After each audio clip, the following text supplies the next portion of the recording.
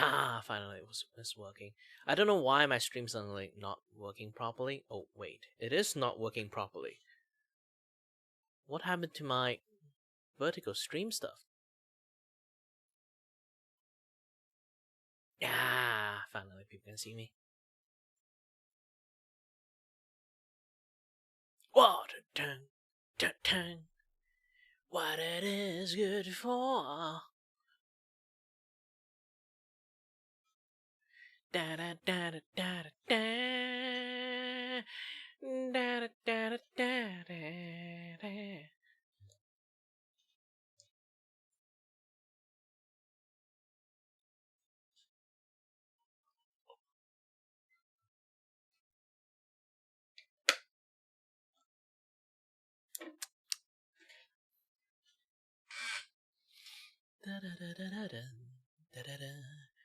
Da da da da da da da da.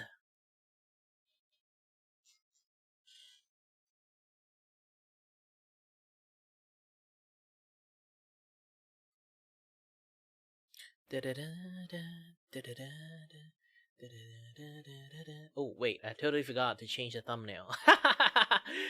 It's still the banana. It's still the banana.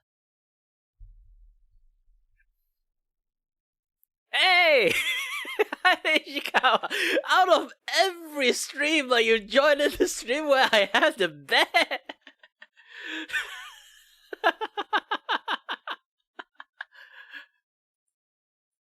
Hey, I did say like you send me like chat me if anything, I reply you with that. You just send me a bear for no reason, so I didn't know how to draw it. Originally, I wanted to draw my own like teddy bear,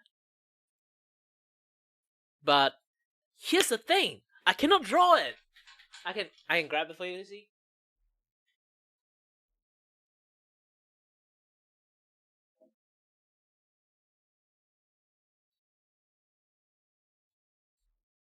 I have a childhood doll.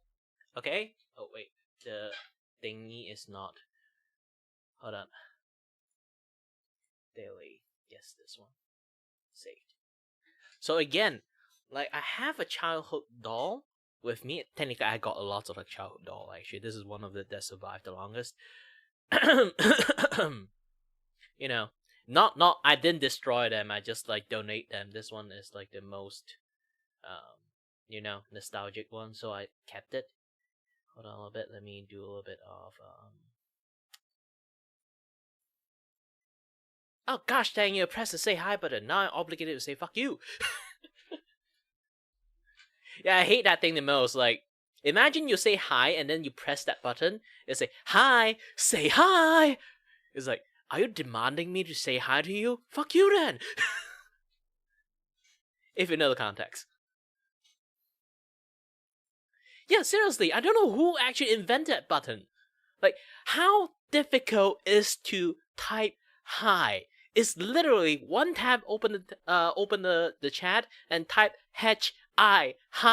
You don't have to do a shortcut button to press say hi, especially when people actually legitly already say hi and then say that hi button again. Imagine that you say hi to people twice, it's still fine, but instead of saying like hi, it right at say hi.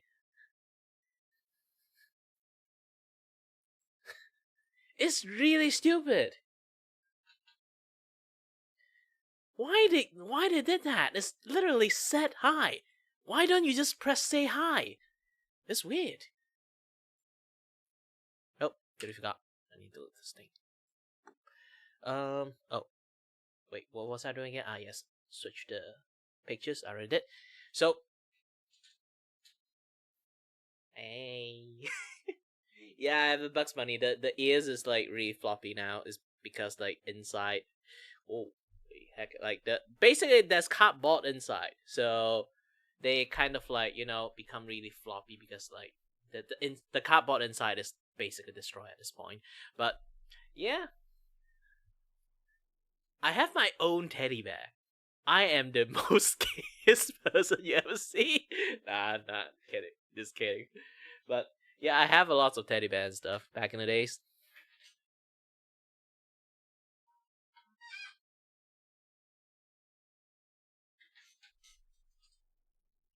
Actually, I did punch it a lot, I think, when I was a kid.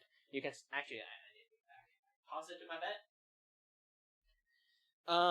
Back then, like how you do the talking, you'll be like this, hello, something like that, and then you just like slap on stuff, like trying to like attack stuff. Brak, brak, brak. So I think I accidentally hit some toy. The eyes actually got chipped. I don't know how it happened. I was a kid, so I don't know how it happened. But at least the eye chipped because of that. I think.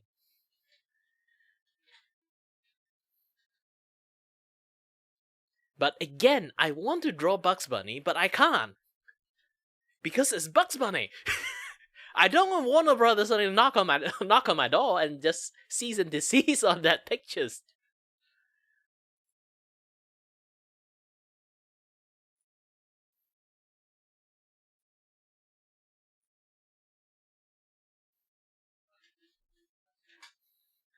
So yeah, that's the story of like my doll, my doll.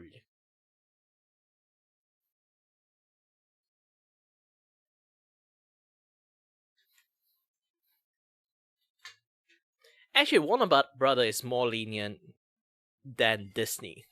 You can't even draw fan art in Disney. Actually, how much have you seen the fan art of Disney is like out there in the opening? The reason is the moment your fan art of Disney stuff got famous, Disney will send a cease and desist letter to you. I'm not even kidding. They will. How they manage to find you, I have no idea, but they will send it to you. This is why you can't see like a lot of Kingdom Heart kind of like like OC fan art. Like imagine you draw yourself holding a Keyblade as an OC characters, you won't really see that kind of shit at like really popular shit like out there. It's because the popular one all got sent by cease and desist by Disney. You will still see it, but it's more like the pictures that you find is like not a lot of people not a lot of people actually like seen it, or like it's not a very popular pictures. So Disney do not aware of that. But the moment it start to hit like the mainstream, a lot of people know that kind of like art, like Disney art. They will like Disney will just immediately zoom in finding you. This is why you can't see any OC like Kingdom Heart character like holding their own keyblade and stuff. And yes, Kingdom Heart is owned by Disney. In order to use Disney properties, instead of like they want to like do like like collaboration, this and that, yeah, that stuff. No, it's not collaboration. If you want to use our stuff, you have to be owned by Disney, the entire IP. So the entire IP is actually owned by Disney. It's a very tricky IP. How Disney even approved it in the first place is like, man, it's actually a mystery. It's legitly a mystery.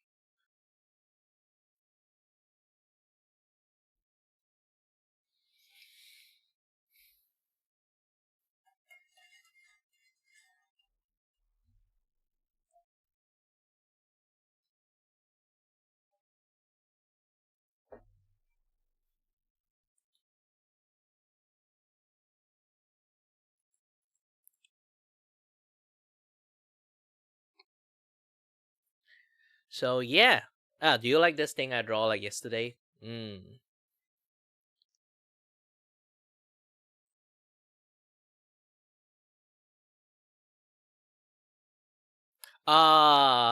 will find the artist, not me. How they are going to find the artist, I have no idea. Yeah, too bad Ryu is like 50% ribbon. Actually, there's more ribbon. I kind of like too lazy to draw a ribbon. There's another ribbon like on the hand, like above here. And then there's another ribbon here. There's another ribbon here, and I noticed I forgot to paint this one. Pretend you didn't see anything. You didn't see anything. Poop. Okay. See, it's paint. There's metal here.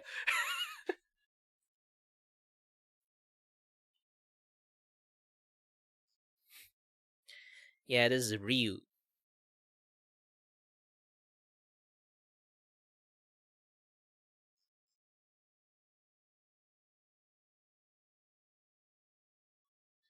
For some reason, here's the thing. I got an affinity. Like everyone have like a certain drawing trait. My drawing trait is draw people look freakishly evil for some reasons. I have no idea how I did that. Everyone I draw, if I just decided to be like really into the mood to draw them, the more into the mood I am, the way I draw them, it looks like they are planning something evil, or they are like some sort of villain that decided to almost start a villain monologue at that point. I'm not even kidding. That's how I draw ammo. If I don't have any like if I just draw something random, you know, if I don't have any goal, like, oh, I want to draw them doing this, I want to draw them doing that. If I don't have that, I just like in the mood draw anything, and they would just have some sort of like evil smirk, or like, because I like to draw low angle, so like when I go for low angle, they kind of look evil when they look down, you know, like look down on you, kind of like eyes.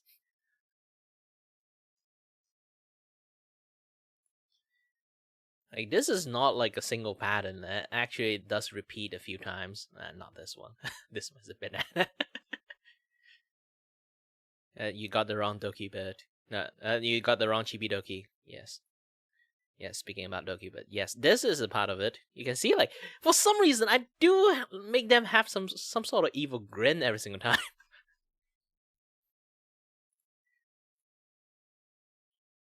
Ta-da! Zani one.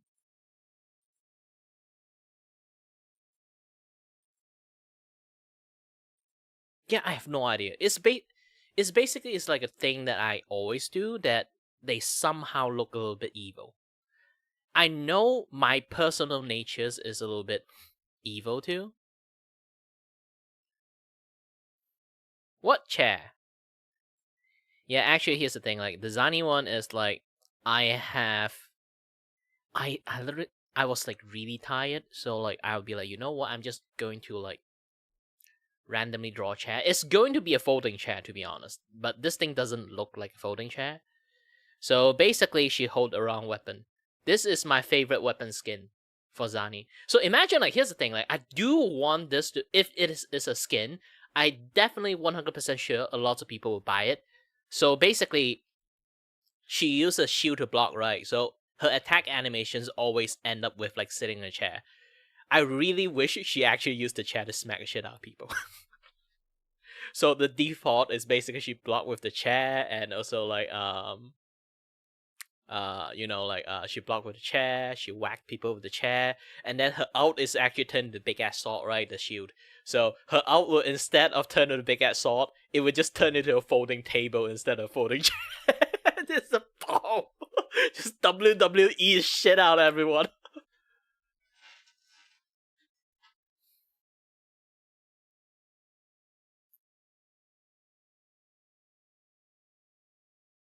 Well, she is a WWE character. Like, she actually melee people more than, like, she punch people more than like using her weapon. Actually, before she is an actual like playable character and everything, her lore is actually she practically is a Batman and use hand to hand combat for the entire thing. She even destroyed the previous organizations, like evil organization, with just her bare fist.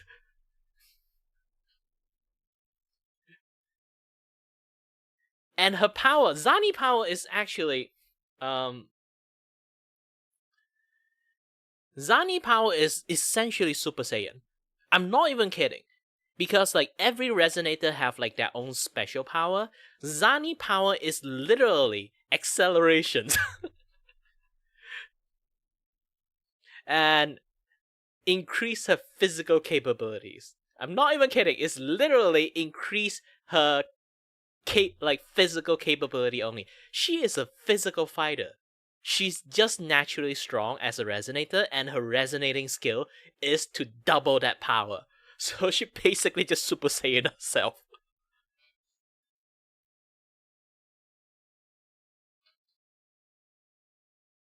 So yeah,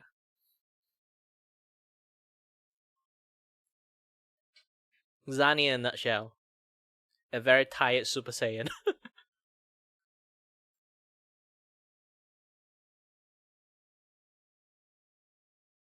Hold on a little bit. I'm fixing some of the things. and kinks and stuff. You know what? Since we're talking a lot about Zani stuff, her job is the Monterey family securities. She's the head of securities. Back then, she was just like a simple office lady. And she was going back home, find some crime, find people are doing crime, and she'd be like, you know what? I'm just going to handle this, and then and then beat the crap out of people, because like basically back then Raguna is like having a lot of crime running rampant in there, so she basically cleaned up the entire city. Every night she just came out to like just beat the shit out of criminal, and then she'd be like, you know what, I'm too tired at this. I just like go straight ahead to the criminal organization, just kaput the entire thing. And after that, like the Monterey family kind of like recruit her as a security afterward. She was just a simple office lady back then. Yeah, I think I can find like this. Here's the thing we can enjoy together. Let me try to find. This episode sponsored by. Oops. You know, let me try to find that particular shot. I don't like the. I don't know why I don't like the English like dub one. I like the Japanese dub one. She is so like the woman energy that is like really like high, but I think it's because like they trying to follow the ethnicity. She kind of is Italian, so in the English dub one is actually she sounds very Italian trying to speak English, so it's a little bit hard for me to swallow.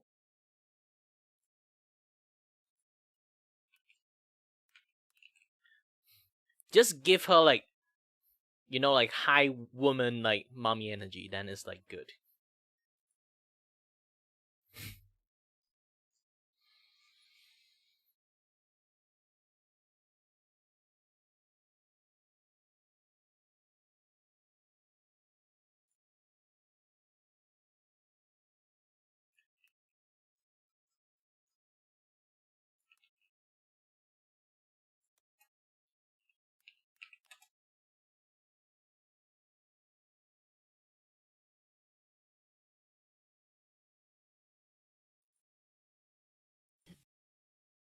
Okay.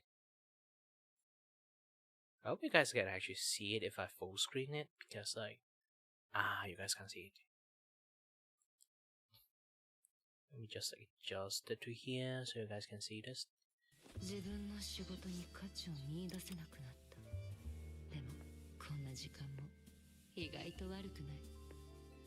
Yeah, much more better like listening to the Japanese one. So sexy.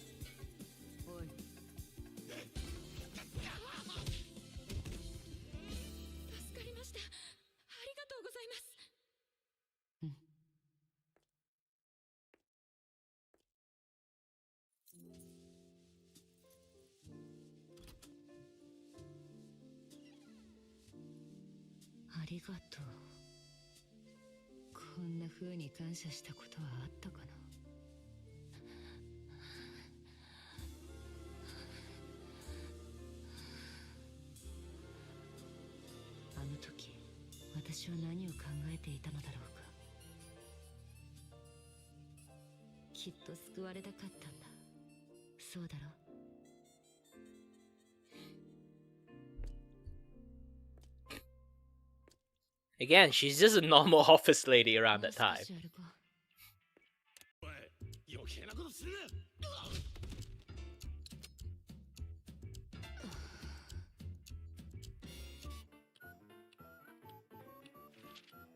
Oh, I need to boost up the volume a little bit.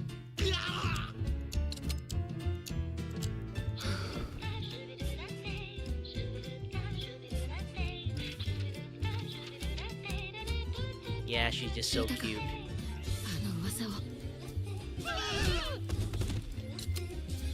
Yeah, she said she essentially was a Batman around that time.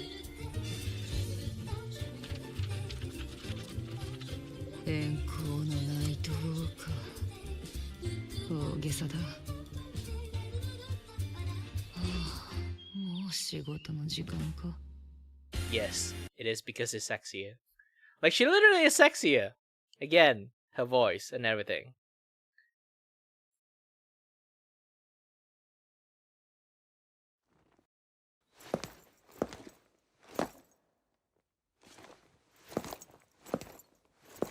I don't know why the FPS is like dropping sharply right now.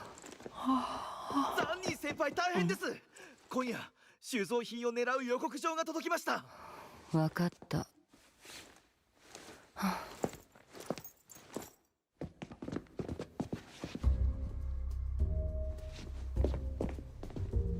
Besides, I understand Japanese, that's the thing.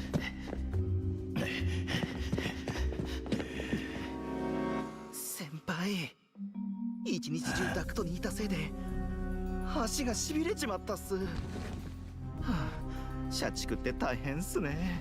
ちった気合を入れろ。Why is my computer so lag for some reason? こんな時間まで働いてんだぜ。寝不足だし、俺もう無理っすよ。医者もしっかり休めって。うるせえ、いいから仕事だ。すぐボスが来るぞ。わかったらさっさと働け。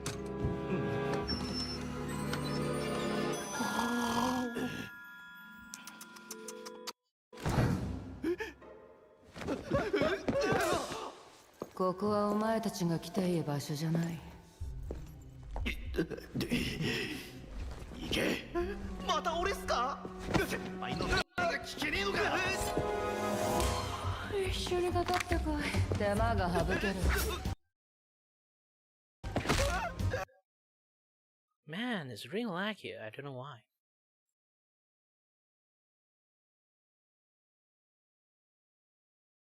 I'm not watching like in a super like high. Ooh, I can. Since I got premium, I can actually watch like premium high level qualities. But for some reason, like my face is really lag for the moment. Yeah, I don't know why. Let me restart my V bridges.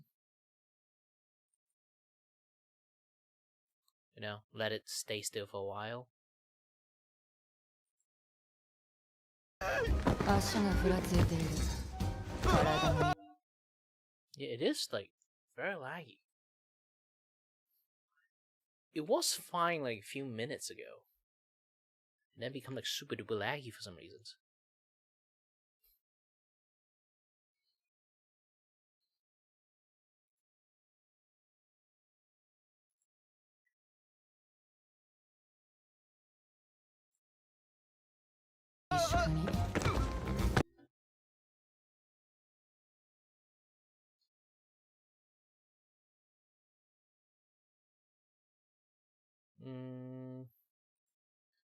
Let me check a few things.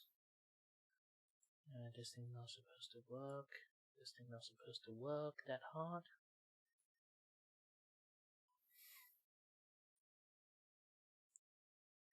Yeah, like my stream is like extremely lag at the moment. Ooh, I don't know why OBS is like working overclocking here. It's time for MSI. Yeah, basically my my graphic card is 2080, but still sometimes it just doesn't run that well. But technically it's 2080, it's not like 2080 supers, so yeah. Because this thing is slowly getting overheat. Right now it's like 62, 63 degree. So like it's starting to get a little bit lag because of it. I need to boost up my fan to be like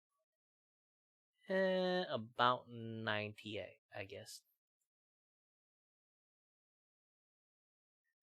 To reduce the heat.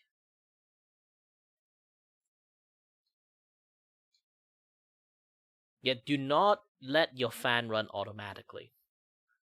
Like you don't need to if you have an older like CPU, not CPU, GPU, you can use MSI.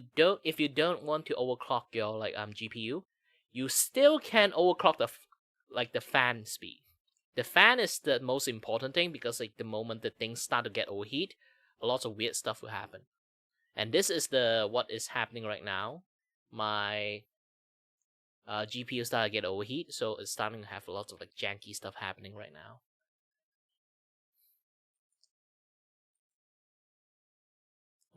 Once it starts to cool down, it will be run much more smoother afterward.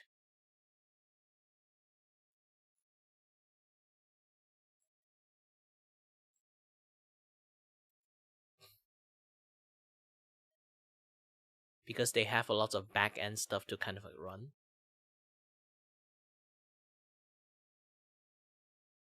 OBS 101 for everyone.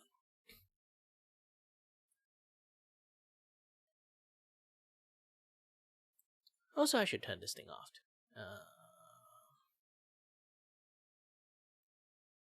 And test. Okay, this one task N. I should have more memory to spare.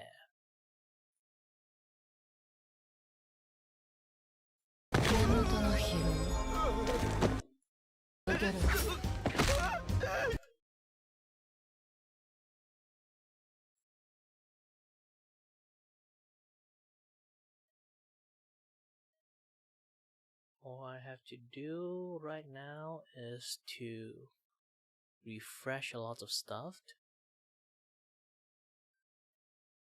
and it will be run back smoother.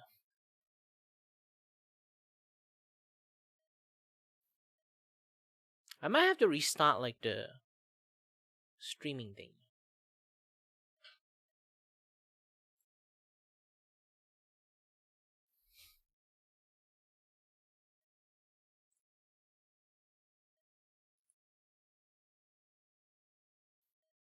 And then after all this, I need to...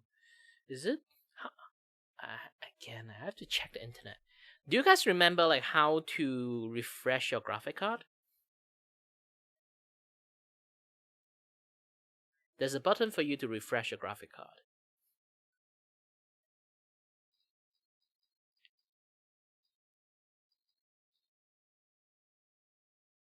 Refresh graphic card.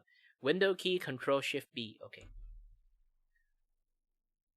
Window Control Shift B.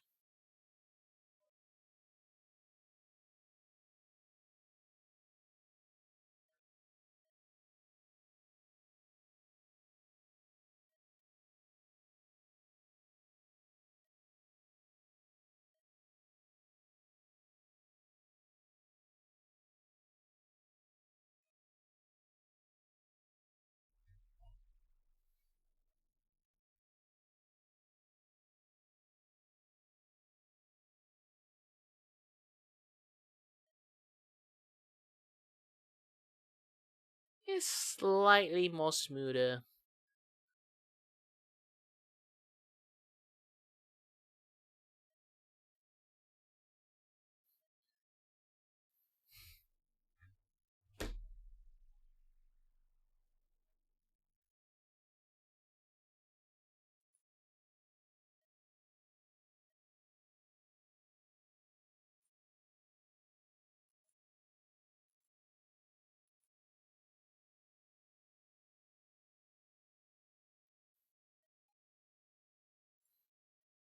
Man, I hate this kind of stuff happening. Yeah, for some reason it just used like a shit tons of GPU for no reasons. It said that GPU usage is like 6% in the OBS, but when I open like the task manager stuff,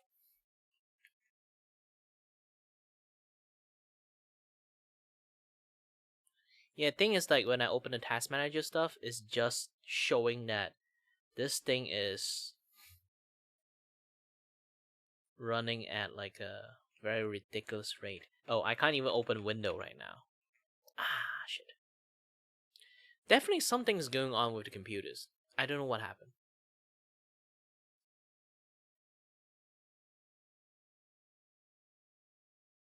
Ooh.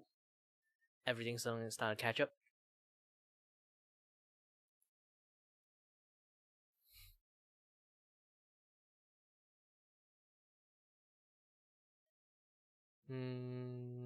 Let's see.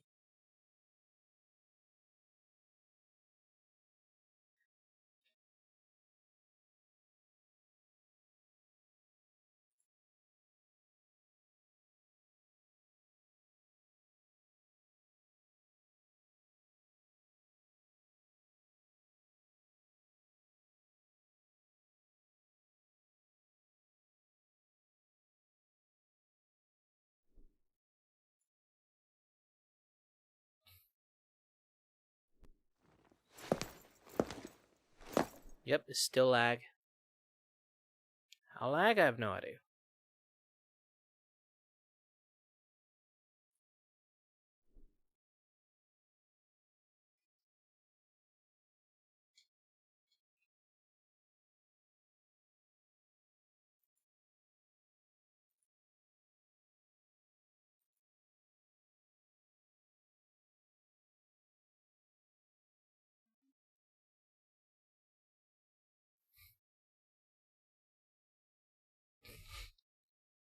It is smoother. I used to be able to do this without any issues. So this is really weird. It's starting to have lots of issues. Let me turn off my VTube Studio. Maybe this thing's the thing that tanking everything. Oh, it is VTube Studio. Hey! VTube Studio doesn't like me today.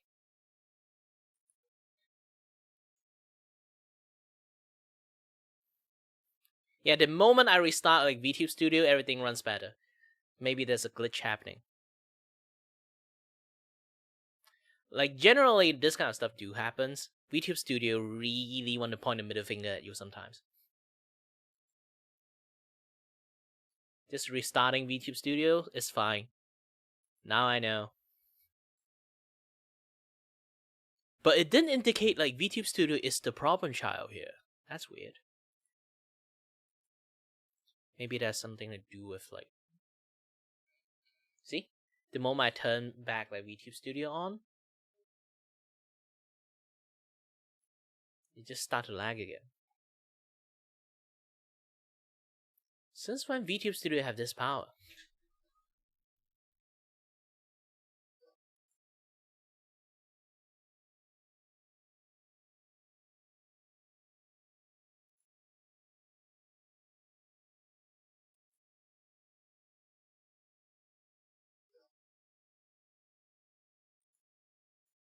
Well, I'm gonna temporarily turn this off first to watch a video. Everyone need to watch this in high crisp quality. ザンニー先輩大変です。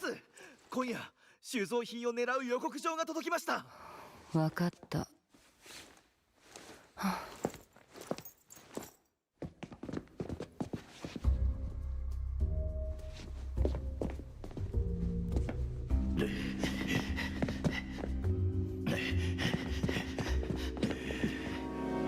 先輩、一日中ダクトにいたせいで足がしびれちまったっす。はあ、社畜って大変っすね。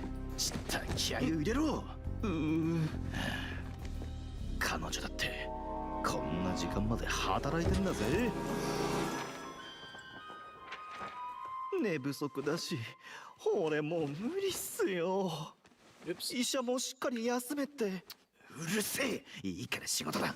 すぐボスが来るぞ。You know, it's really funny that they save up so many you know, they save up so many animation by making them just wear the mask. There's no more like mouth tracking stuff. ここはお前たちが来ていい場所じゃない。行け。また俺っすか。先輩の声が聞けねえのか。一緒にかかってこい。手間が省ける。足がふらついている。体の萎縮に根元の疲労。顔の元気症状だ。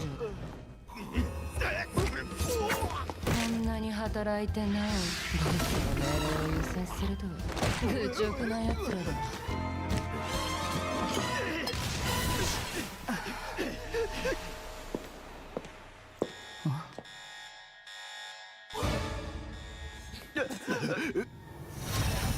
破壊プログラムを実行。30秒以内に脅威を排除します。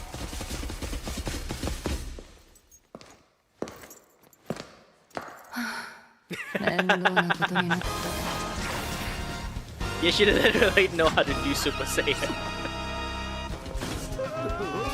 おい、物資を壊さないようにな。それと人種も。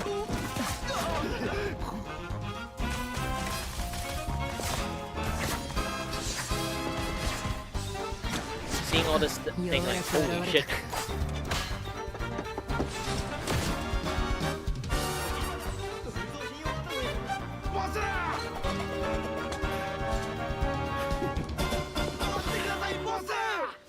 Oh, by the way, if you guys didn't know, her power is actually dilating time. She doesn't stop time, but she sees faster. Because everything is slow motion for her. やっと尻尾を出したね。さて、犯人を捕まえるとしよ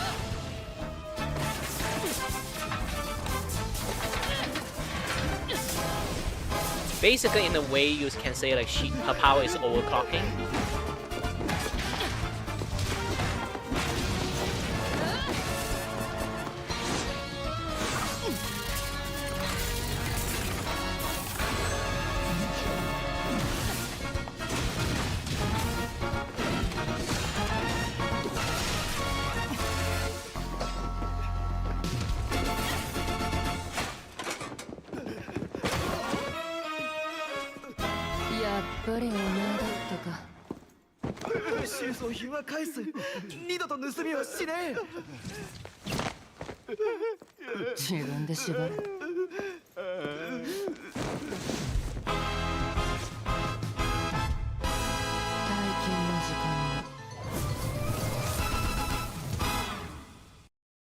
Yeah, I love her trailer. Everything. But again, like, if instead of using shield, like, I'll be like, yeah, if she used a chair, it would be even funnier. Hold on a bit, I need to go to the toilet. Let me turn back on some of the system I have. Vtubers, V-bridges. It should be functioning better now. I just need to go to the toilet. We'll be back soon. And start to draw.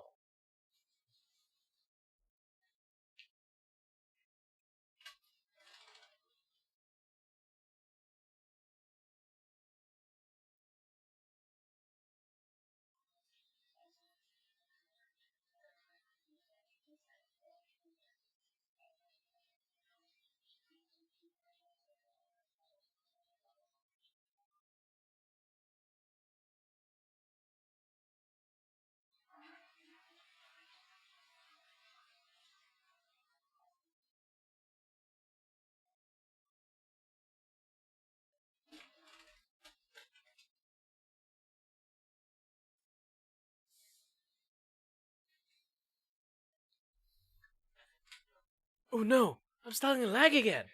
Gosh dang it, what happened? Seriously.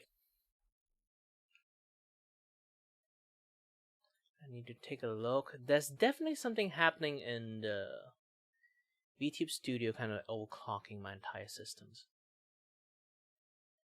Not overclocking, I mean like amping up my entire system and stuff.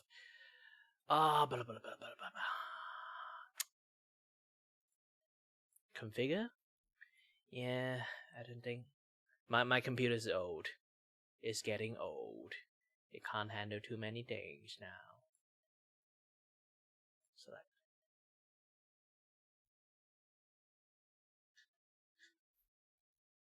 Yep, now it's much more smoother. But the image and the movement will be a little bit much more jankier because of it.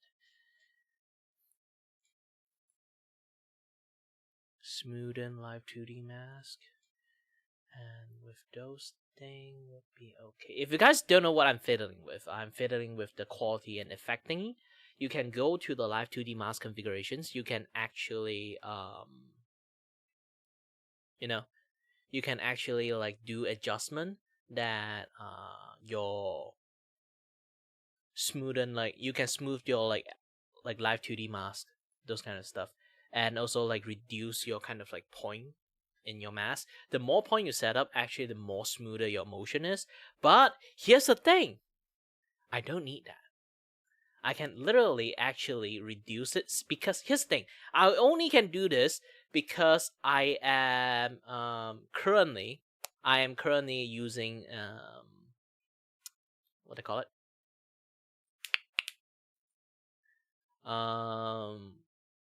because currently I am using V bridges. So using V bridges, actually I can reduce a lot more mask stuff by simply toning those shit down, and then it doesn't use as much resources as I need. There are people who want to use a lot. There are people who just want to use the most minimum as possible, so they can kind of play lots of like heavy duty games while like doing all this kind of shit. So yeah, right now I adjust most of the thing to be much more lower level, and then when I turn on my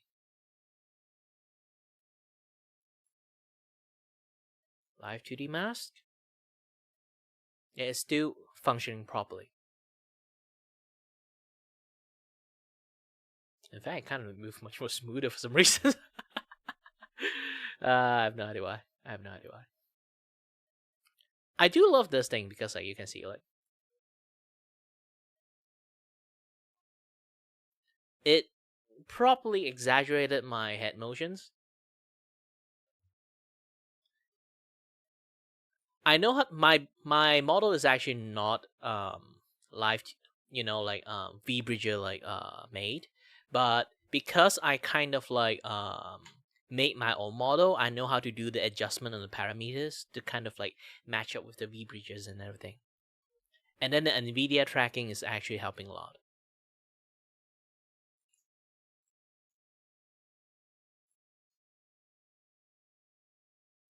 Boom, boom, boom, boom, boom, boom, boom, boom, boom, boom, boom.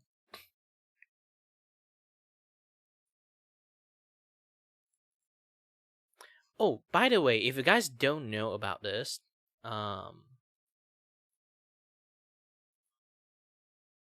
oops, wrong thing. If you guys don't know about this, actually, yep, I draw and break my own model and everything. Ooh, hold on a little bit. I need to move myself to here a little bit, and drag myself to here. It's much more visible.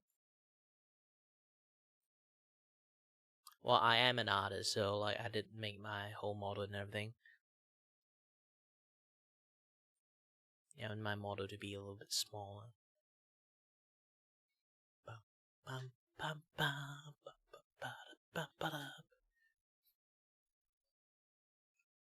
and holy heck, like my face is only showing in half. Oh yeah, I totally forgot. Hold on, studio mode. Technically, I think we need studio mode, but yeah. Camera, not this camera. Flash cam, is it? Yeah, BA cam. So, right now,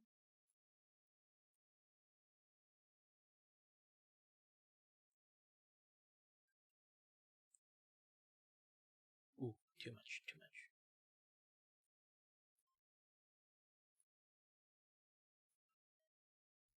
Yeah, because back then my camera used to be like this. Now I changed to this, so it's much more easier to see everything. But my face become like much more smaller, so it's much more harder to detect sometimes. But when I'm using NVIDIA trackers, that is not exactly an issue. So yeah.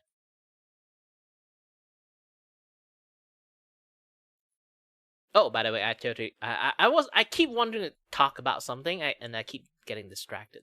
Hold on a little bit. Really fast. Alright, if you guys don't know, I have a VGen.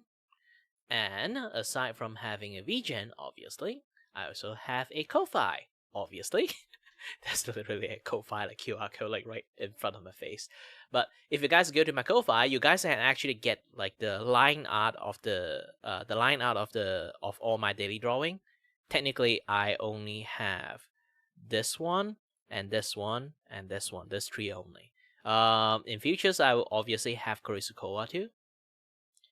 And if you might think like it's mainly because like my carving style is really good as a like coloring page, but you will ask like why don't you have like the Doki one? And here's the thing: the Doki one actually, it's not like I don't want to have it. It's like it has some issues, and the issues is if I do this, okay, create photo layer, insert them in. All those kind of jazz. Sorry, they are trying to save. So if I remove this thing, you can see like there's a lot of like it's back like my first time doing it, so it's like the quality is not the best.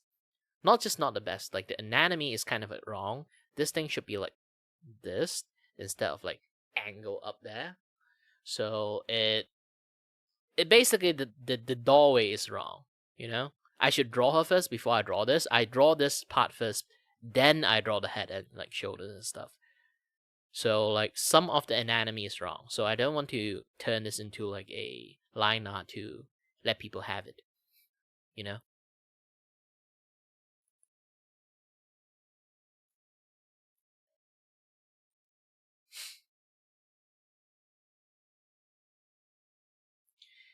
Nah, I'm a terrible artist. Because here's the thing, I don't view myself as an artist. I am an animator. Being an animator is just a part of me, I would say.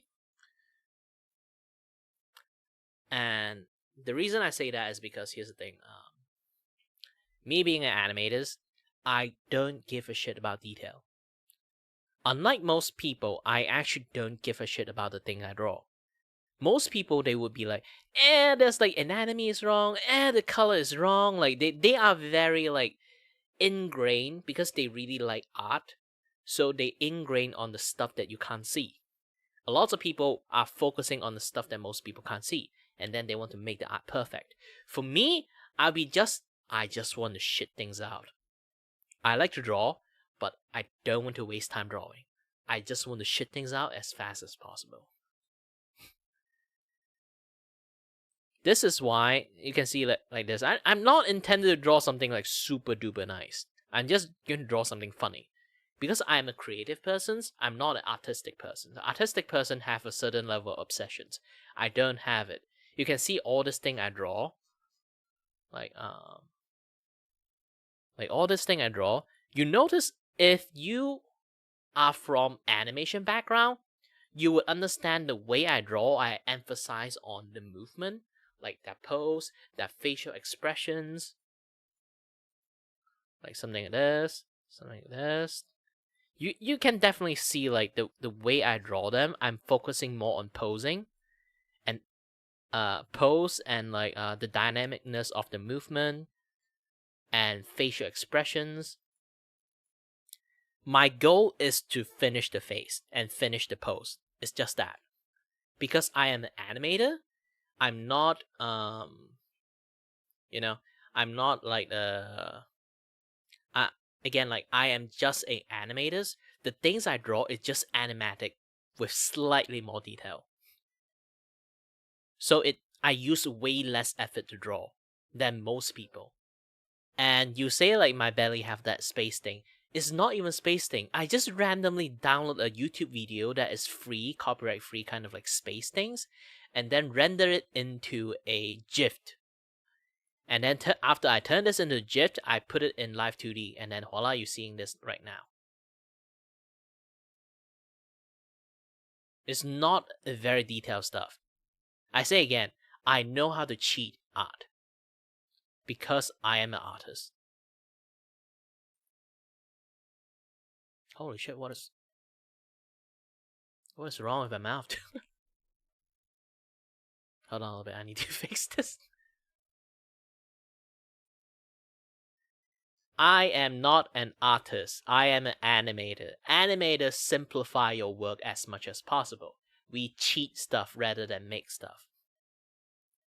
So yeah, that is like how we do it. Volume gain. Just change it to this one. Should be okay. Yeah, much more better. Volume gain and then volume cut off. Then there's no more volume cut off. Back in the days, I do a lot of volume cut off and stuff.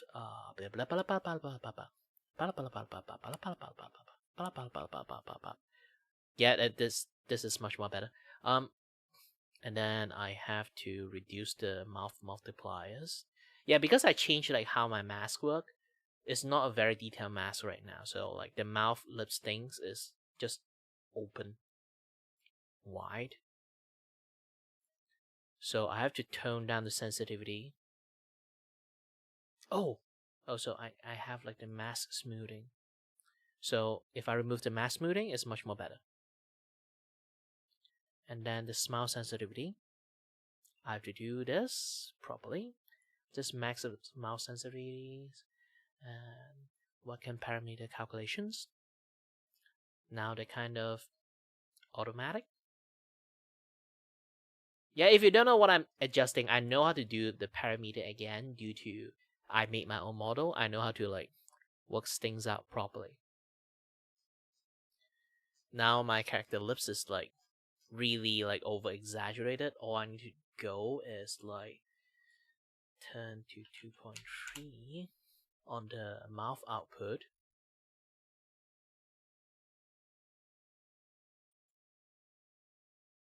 Zero 0.2 should be okay.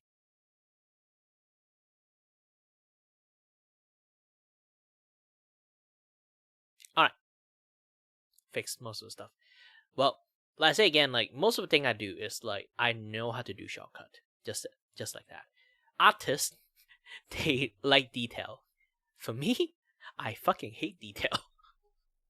So I spend most of my time is like not paying attention to detail rather than like I just want to make it happen.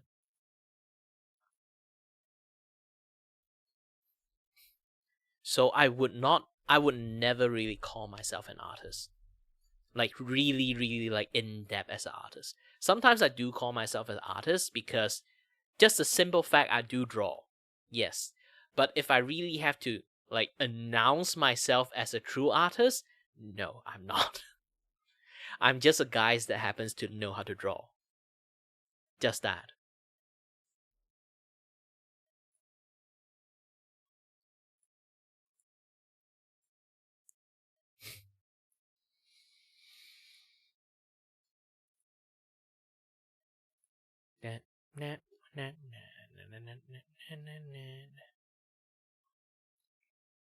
I do not have the code of conduct of most artists. At least I can do this.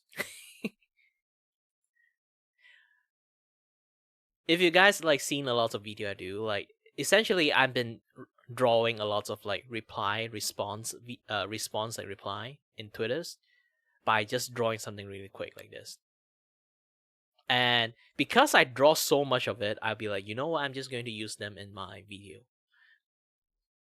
They are not like truly animations, but at least I draw so much like movement and expressions. One day I will have like much more expressive. I'll be like, nah, I'm too lazy to fully draw this. Like draw like another one.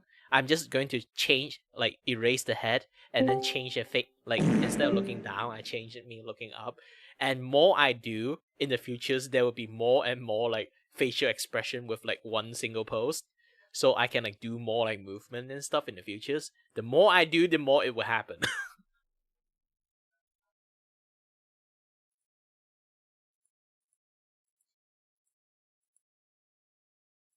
But again, let's go back. I've been trying to draw. I keep going off rail. But yes, it is. I do enjoy the off rail stuff, obviously. But again, let's go back to off rail. Well, like I say again, I have to do a little bit of thingy. Yes, I do give content creation advice, like right now here, you can see. I give people content creator advice. You can pay for a measly $5 and then you can access this this content. This type of like consultancy from me. Okay? And then I got a carving style, I got a simple sketch. Yes, it's called simple sketch. The reason why it's called simple sketch is literally simple sketch. It's literally a simple sketch. I just draw it in the most like fastest way. You can literally like commission me and then I can literally finish the drawing like after 2 hours. Now the only limiting factors that's going to take a longer time is the fact that I have to communicate with you. 1 hour job become like 2-3 hour jobs. Just that.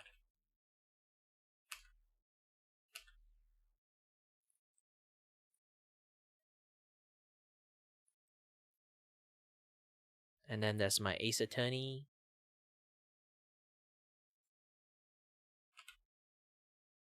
There's Axel, Shazu, Asuzu, Gomi, Tig. Oh, Shazu again. Why I have 2 Shazu? Oh, wait. It's just recycle back. Alright.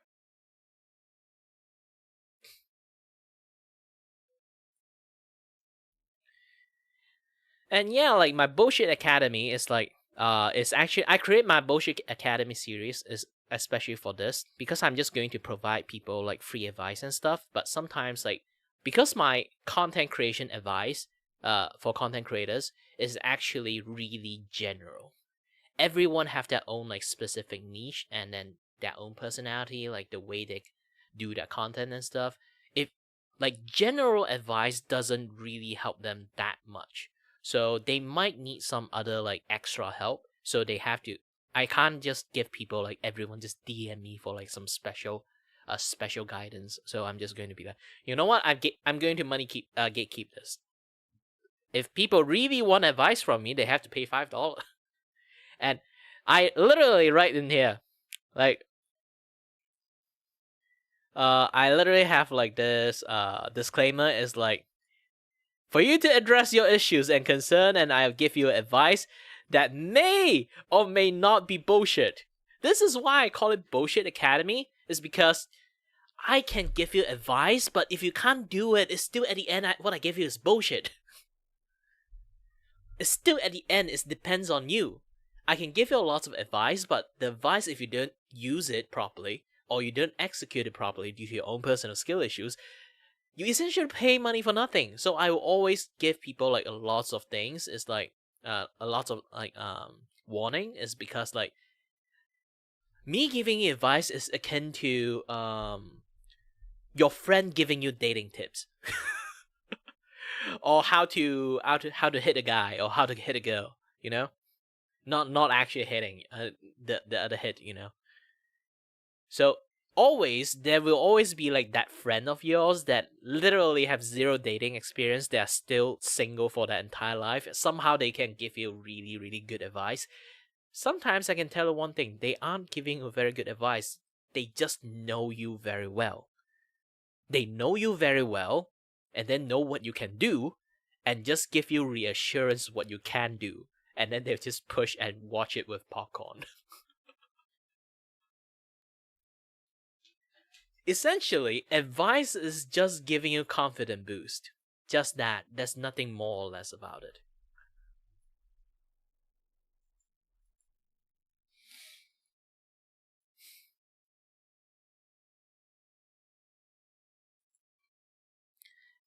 And then, yes, if you guys go into my VGen shop, you can find this. Again, also $5 per artwork. I still spend a few hours on this thing, so it's going to be slightly expensive. So you can get the line art and then color it yourself.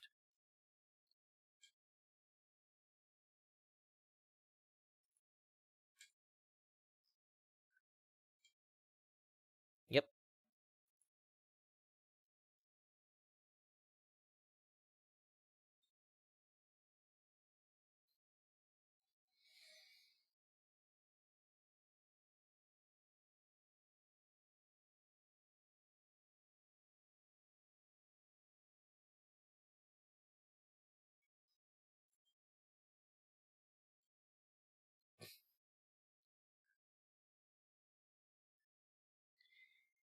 I would spend like, here's the thing, explaining in the most like simplest like baby term is like my skill. I was an engineer. Explaining shit is my thing, because if I don't, people would not understand a single word I say most of the time. Okay? It's basically like part of my job to simplify things and then explain to people. But sometimes I did accidentally simplify it way too much to the point that too simple, they don't understand. Because I have to constantly retranslate like scientist word back into English. So like it become like habit for me to like assume people are dumb. Not like that dumb. It's more like when I have to explain shit, I have to dumbify and assume they're dumb, and then I have to dumbify like lots of things. Here's the thing, like I don't really have engineering license. I only study engineering. I can't really claim myself as a full-on engineer, but I did do a lot of project back in the days. But not like a full-blown project. It's more like, school project and stuff. I did get it. I did used to be a 4.0 student. Used to. Due to medical issues, I have to drop out. And then I have to start, start my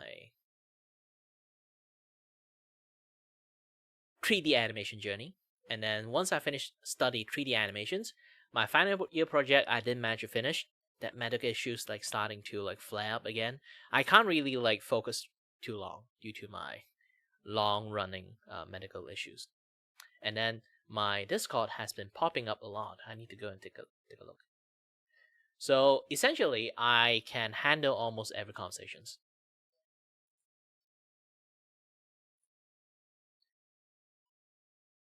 Kind of thing about this is like, if you talk about science stuff, I can actually respond to you. If you talk about art stuff, I can respond to you. If you talk about animations, I can respond to you. If you want to know electrical stuff, I can talk to you can chat with me. If you want to know electronic stuff, I can chat with you. If you want to know mechanic stuff, I can chat with you. Yes, even mechanical stuff. The reason is my engineering studies is actually mechatronic. So it's like a hybrid of mechanic, electronic, and robotic. So I know quite a lot of shit. And also before I study engineering, my Form 4 and Form 5 like classes is IT account. So I know how to do business stuff. I know how the accounting work. I know how like IT, like the most basic of IT stuff works. And also, again, like when I study engineering, I do have to study the rudimentarily programming language like C++ and C, and then dabble with like a lot more like other programming stuff. But generally, it's just the base, like raw basic C++ or binary coding, those kind of stuff. But at least when you drop into like a coding like conversations, at least I can like have a conversation with you, or at least understand what you're talking about. I can literally handle any conversation. This is why I started a podcast back then. Is like I just want to have like fun chat with anyone. But so far, all the people I'm been chatting with, they are artists. I want to chat with Axel, to be honest. Axel is a coder, so I want to chat with Axel, and then have a little bit fun, like talking about like coding, this and that other stuff. Maybe in the future, like Axel did like announce like she doesn't have too much things to do this particular month, so I want to organize like a podcast with her. My podcast is not going to be like very like cramped, like 1 week have like 3-5 like 3-5 like podcasts like a guest. That I went overboard with that one.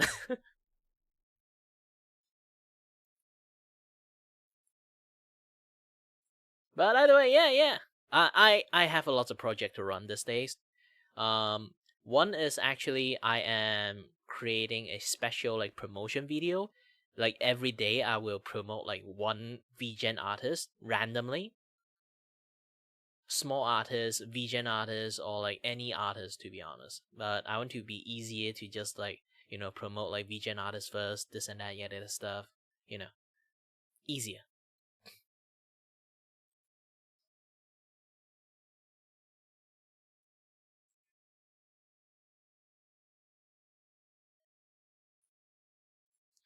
And also, I've been having a lot of ping from other place. Let me try to take a look.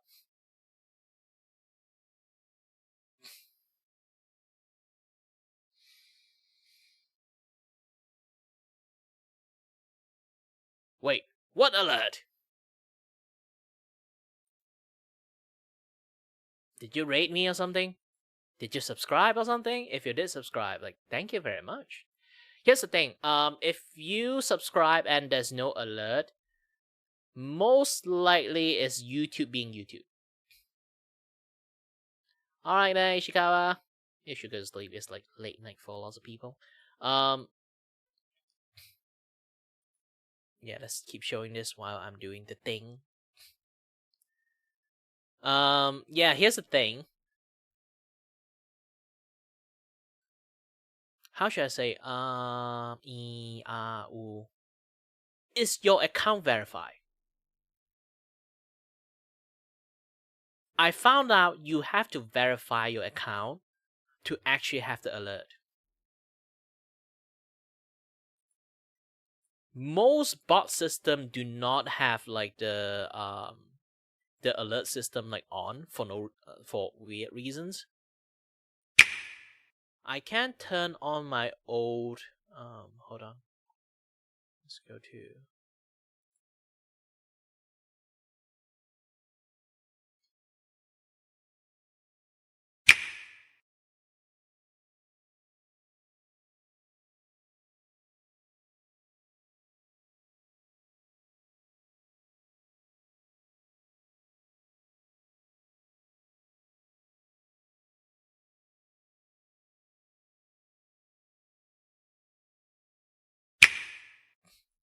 well, when you want to like do streaming or any other stuff, like basically if you want to officially become content creators, you need to verify your account to officially being able to post like more than 15 minutes of video or stream. If you don't get that verified, you essentially don't recognize you as an official user. So they only have those kind of alert system there when a official user is like doing that thing there. You get that right?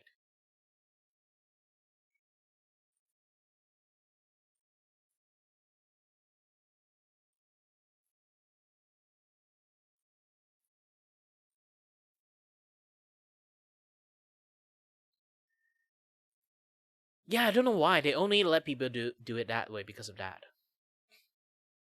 Let me. I have to like do a little bit of setting and stuff. Hold on.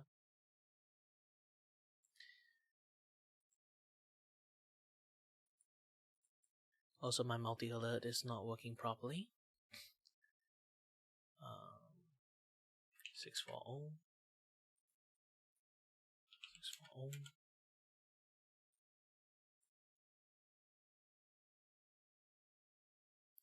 Transform, center to screen. Yeah, if I have something, let me try to open up like a alert test. See, does it work or not?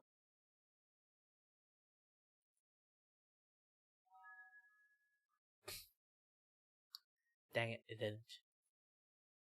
I don't know why sometimes it just didn't work.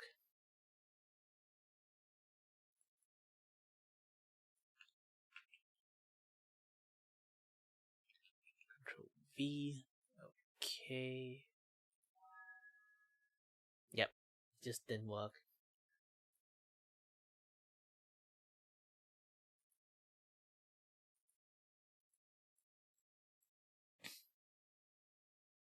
Yeah, but it kind of pissed me off too because like I have lots of things like for the alert systems, but YouTube is just being YouTube. I don't like Twitch, but I do appreciate their responsiveness on like alert stuff.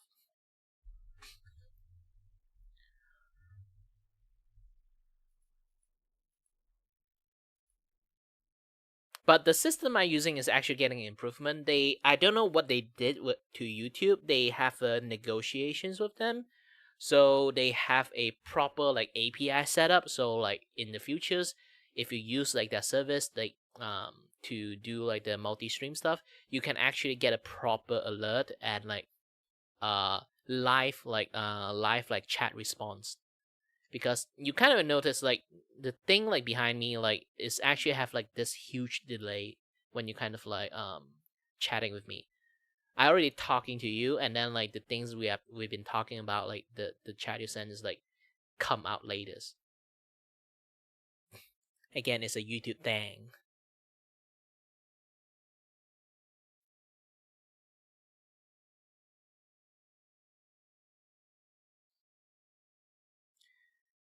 Okay, create a folders, create a new file, create soon. Koa. Ooh.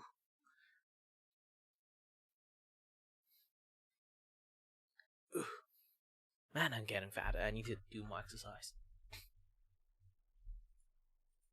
Do do do do do do do do.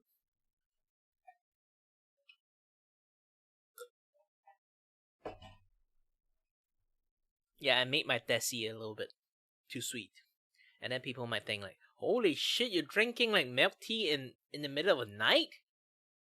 Yes, I'm not going to sleep tonight. I'm not going to sleep tonight because tonight is the shit. I need to draw lots of things, and I have zero self-control.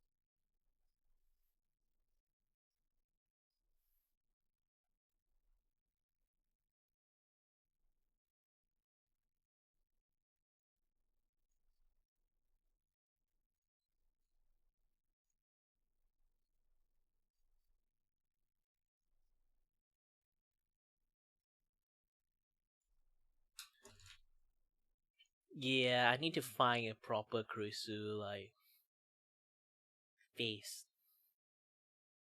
Hold on a little bit. And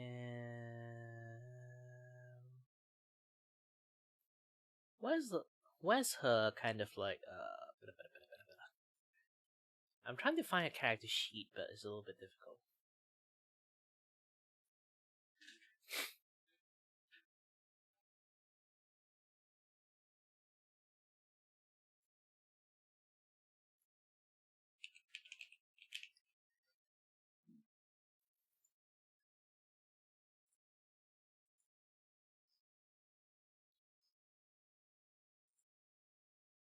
Yay, found it.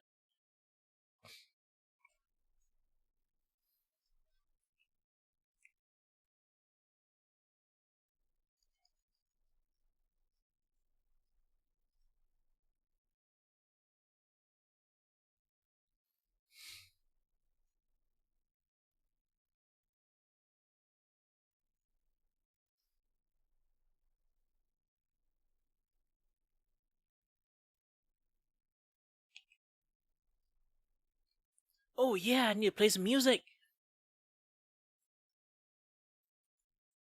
Since we talk a lot about Wuthering Wave stuff at the very beginning, let's play some Wuthering Wave music. But how many music they have? Like, not a lot actually.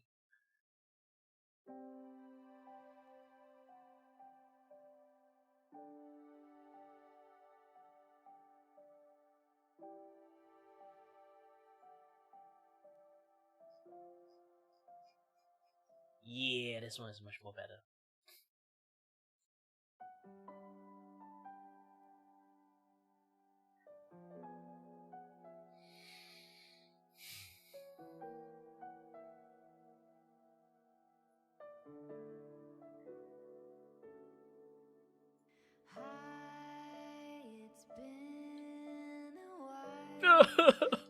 Now you can feel sad again. People are like, why you do this? I don't know. That's the best song. Yeah, anyone play Wuthering Wave? Like this one is like, you know, like Cyberpunk like have that one song that like you know like make everyone cry. This is like one of it.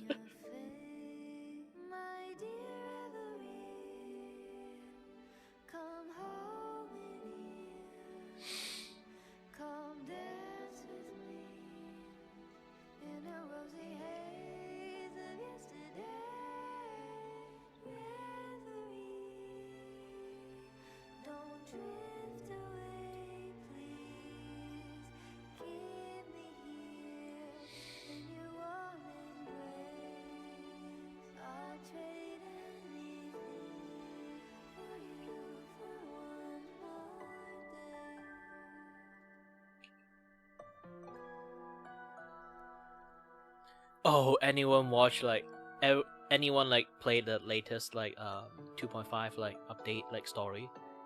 Man, I didn't know she died. She actually died. Well, technically partially died, possible like revived, but she doesn't have a body anymore.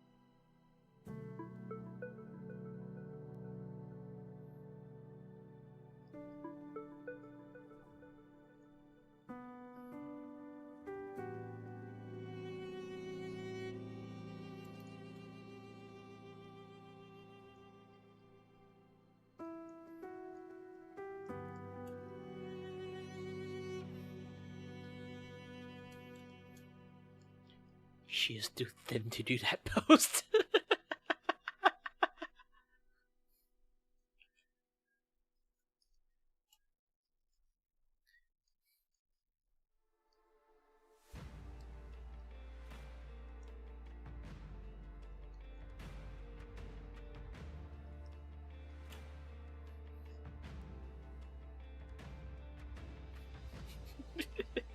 She's too thin to do this post. I need to like enhance, like give her body some meat, not just the breast department, like the whole body.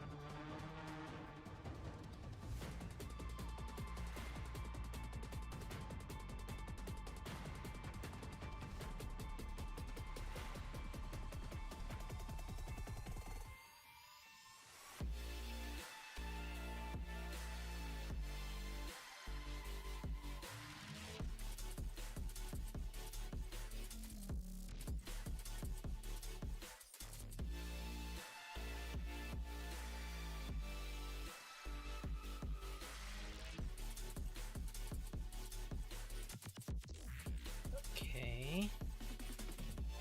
I know where to draw the body angle now.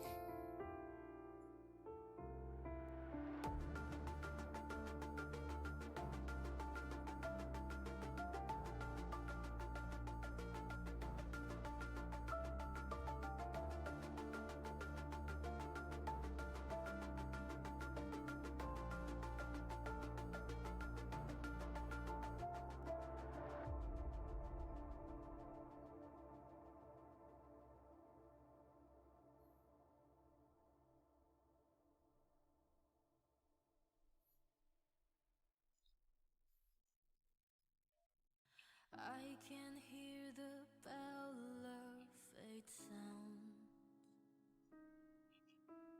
It's high time to turn it around. Will the prophecy manifest?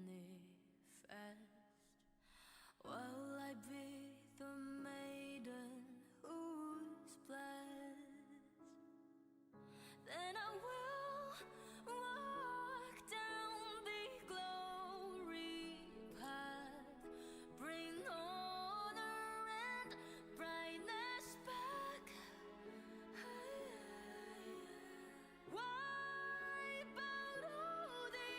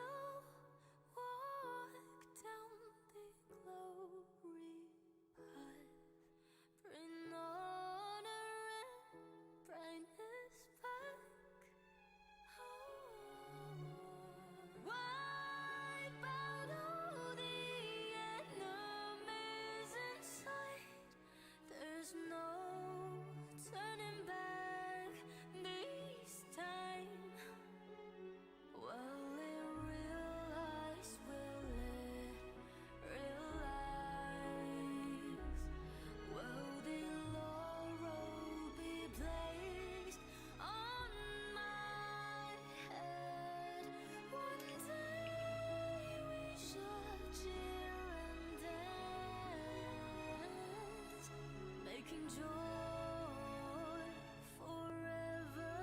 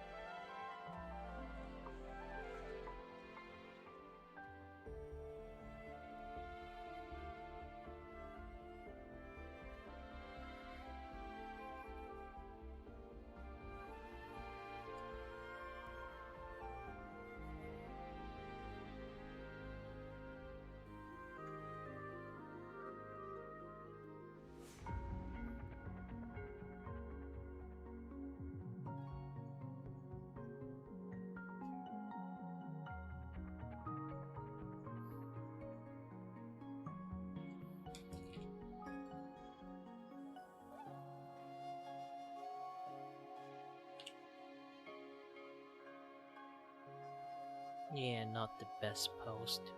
I need to figure out a good post for this.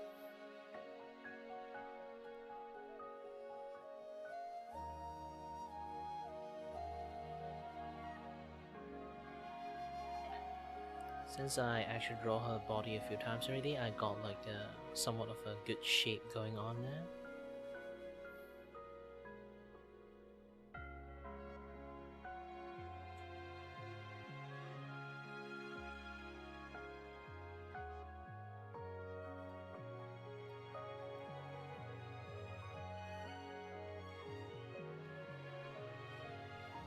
I have to change the angle a little bit.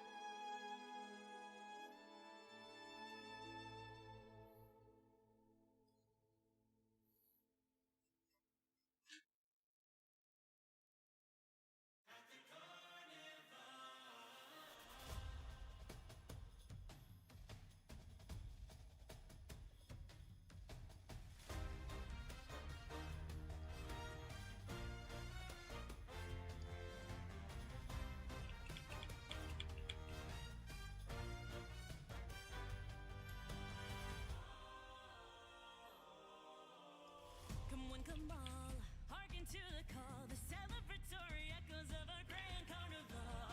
Be drawn into a world of magic fire show, with fireworks in tow, the night sky all aglow.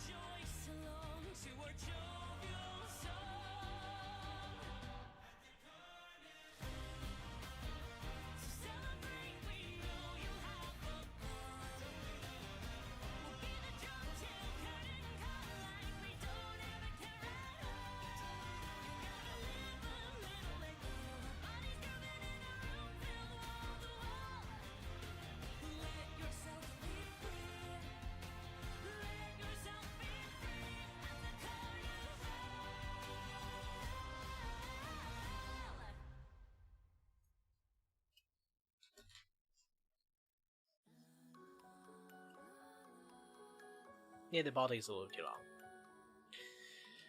There's quite lots of things I can do. It's not exactly this one yet.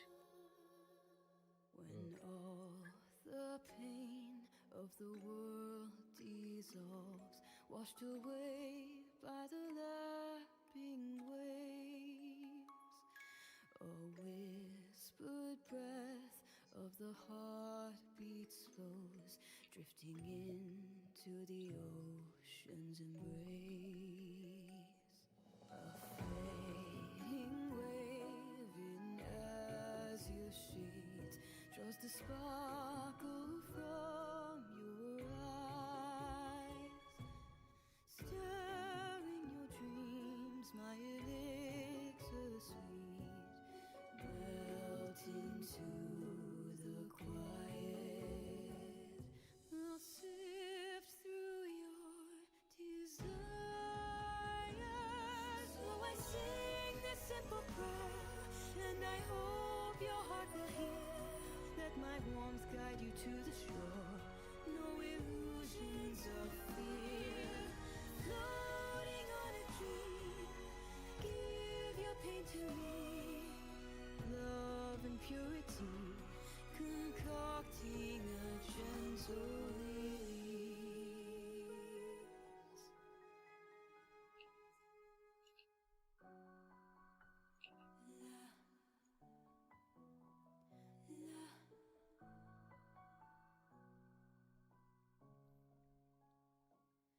You're safe, you're free in the cradle of the sea, where the light of your memories glow.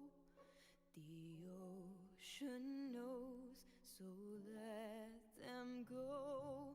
Surrender to the waves, we'll take it away.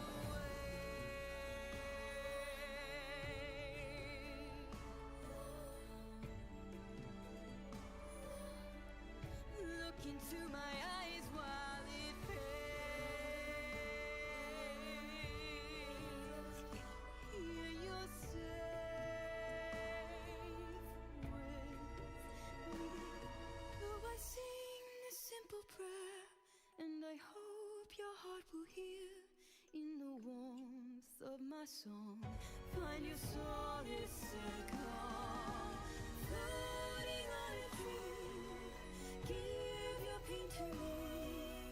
Love and purity, concocting a release. And now, good night, you're safe. The sea takes you, sweetest of dreams, giving in to gentle release.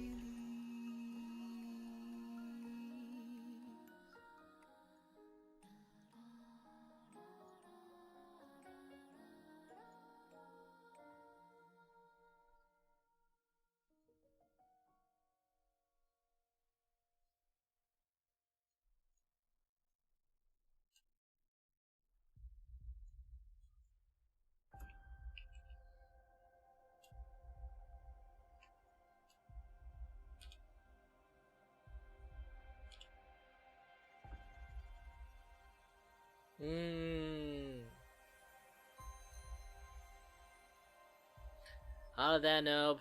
I'm trying to add a lot of Genki energy into it, but it's...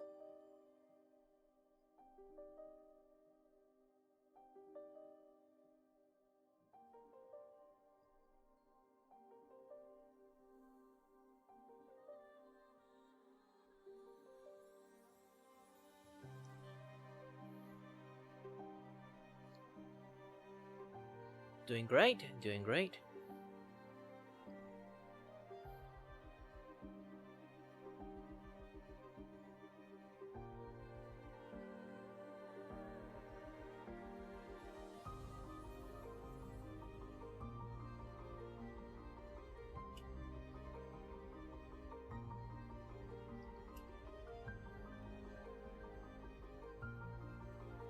All of it.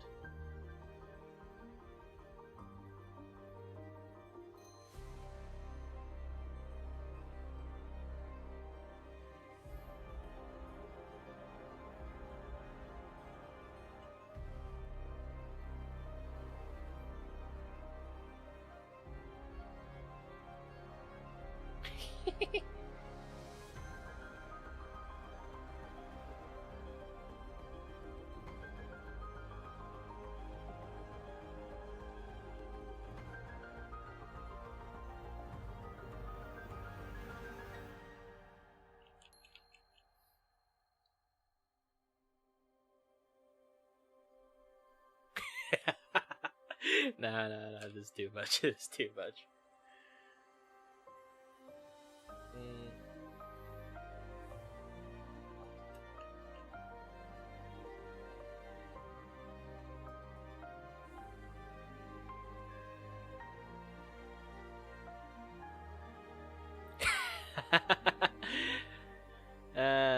Wait, Miyabi?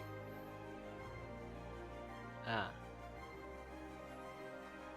Well, that's the thing. Sometimes, like, especially when you kind of like first try moment, and then like you immediately got it first try, is even more shocking. Actually happens to me once. I just like do like one pull and like.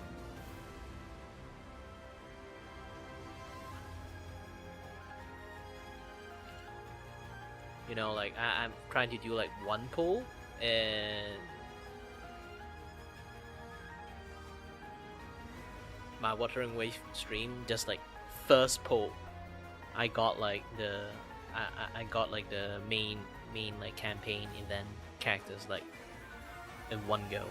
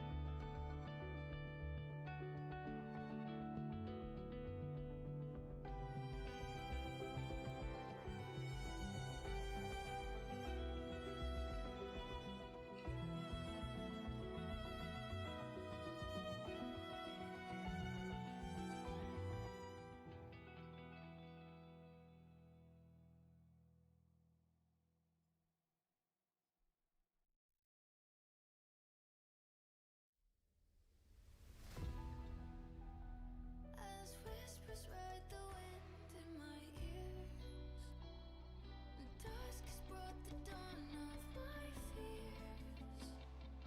Get devoured heavens and the light, enshrined in shadow, a tomb built of night. Strike my blade in rhythm with the storm, entwined by fate, summon the ashen swarm. You know what? This is your most energetic chat in the entire stream. Usually just say like hi, bye. When you actually want to chat, you actually write lots of stuff. Follow me, the dawn will rise, as I kneel before their deed. I will fight to turn the tide and rage again. The air falls all around me. I'll go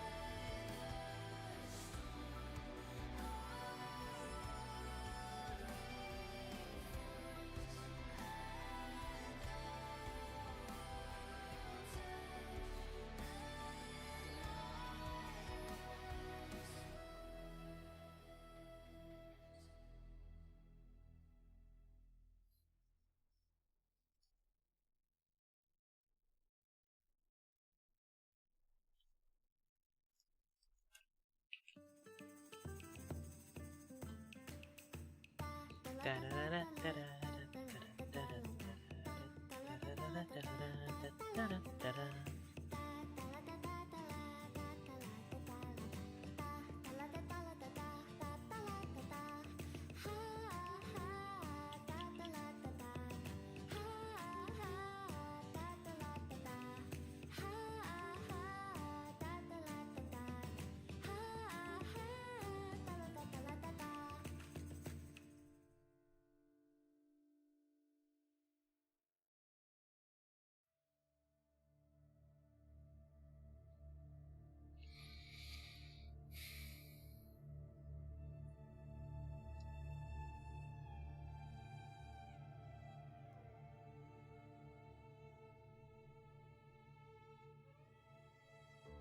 darkest hours nearing, in silence we're drowning. Hear the knell of death draw nigh beneath the shattered heaven. Who did our faith through their tears? It shines. Only way out, but I don't wanna take it.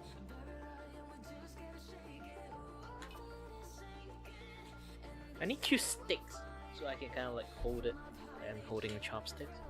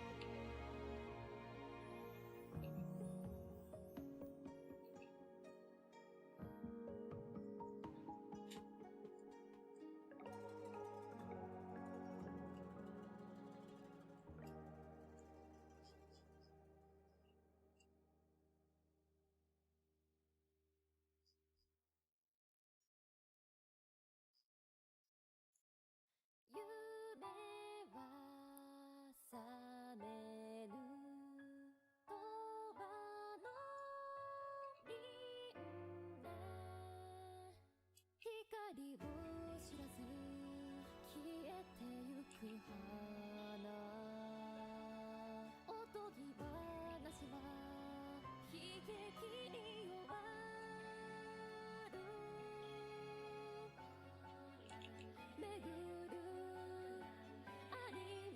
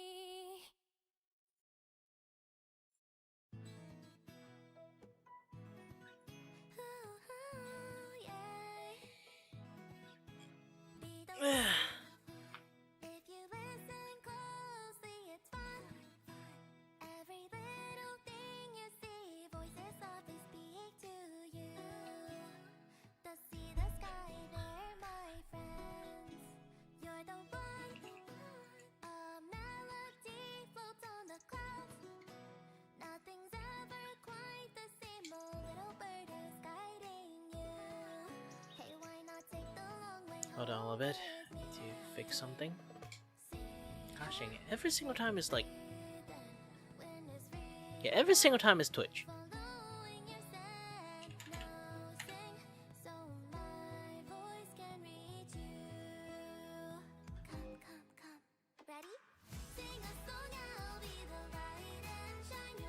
Every single time. I'll be getting into it a little bit since I did my thing. Yeah. Hold on a little bit. I'll be back soon.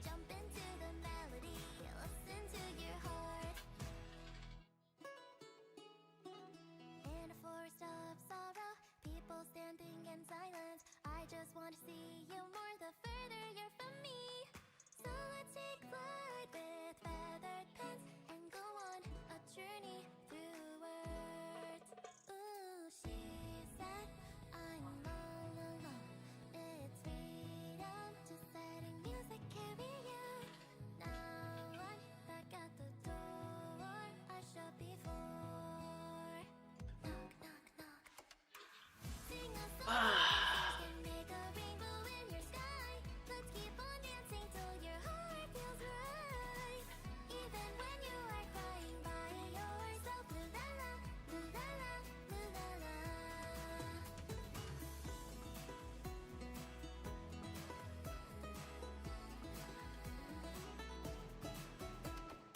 Even if you can't see, even if you can't touch, I'll be right there in your heart. Singing la la, louder, wondering where to go next. Let's ask the sky and see. You are the one, you are the one, you are the one, you are the one. Sing a song, even tears can make a rainbow in your sky. Let's keep on dancing till your heart feels right. Even when you are crying by yourself. Loo la la, loo la la, loo la la. Sing a song, even tears can make a rainbow in your sky. Let's keep on dancing till your heart feels right. Even when you are crying by yourself. Loo la la, loo la la, loo la la. Hop into the sound, step into the beat, jump into the melody, listen to your heart. Hop into the magic, step into the stars, yeah. Jump into the peace, listen to your world.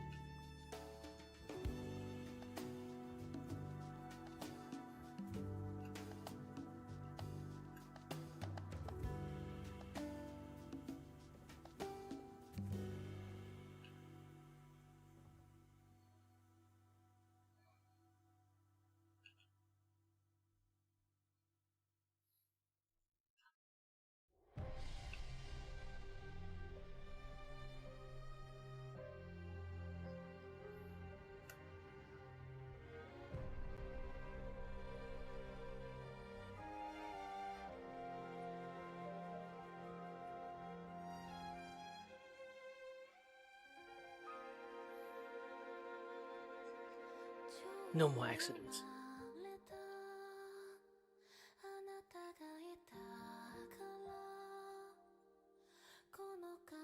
How did I?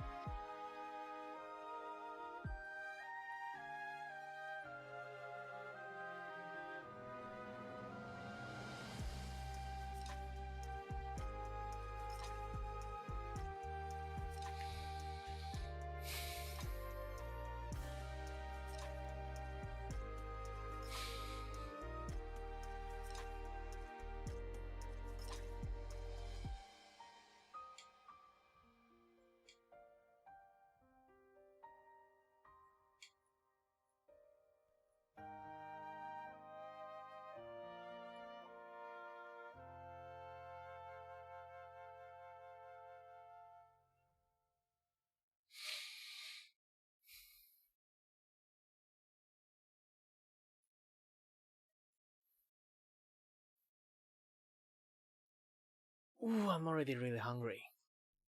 For some reasons. Technically, there are lots of reasons I'm hungry, but... Yeah. Gotta go. The lights are bright, it's time for me to hit the road. Gotta go. It's a secret, no one needs to know the end. Street lights blink like a warning sign. Got another late shift, but I'm doing fine. Work day done, but the grind don't stop. Suit comes off, time to rise to the top. Eyes in the dark where the shadows crawl. Make one small move and I'm risking it all. Heartbeat fast, so I move with the flow. But the night's still young, so you know I gotta go.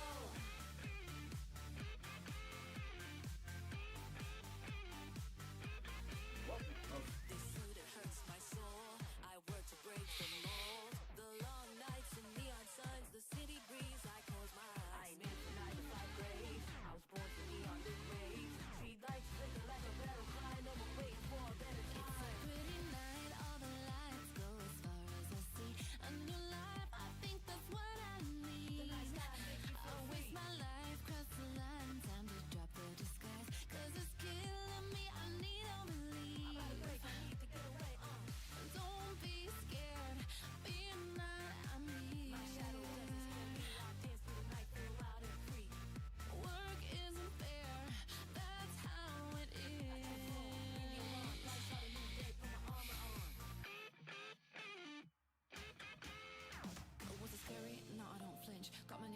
too deep in the trench, moving like light with no mask, no fear. If you get lost, don't even worry, I'm here. I don't gotta run from the heat, I burn. Every hit that I take just helps me learn. Suit the boots when I change on sight. This is my shift, I own the night. If they could see the weight I bear is too unfair, I walk alone through poison air, get worked over time and no one cares. Dark circles under eyes, I'm showing up if you need me. Money rules the world, that what life been teaching me. Tell me I'm wrong, time flies, take it easy. Even if it's hard, head up, that's why we gotta be positive, cause you never know, gotta go. It's a pretty night, all the lights go as far as I see. A new life, I think that's what I need. I'll waste my life, cross the line, time to drop the disguise. Cause it's killing me, I need a relief. Gotta go. Gotta go. Gotta go. Gotta go. It's a pretty night. Da da da da da da da da da da da da da da da da da.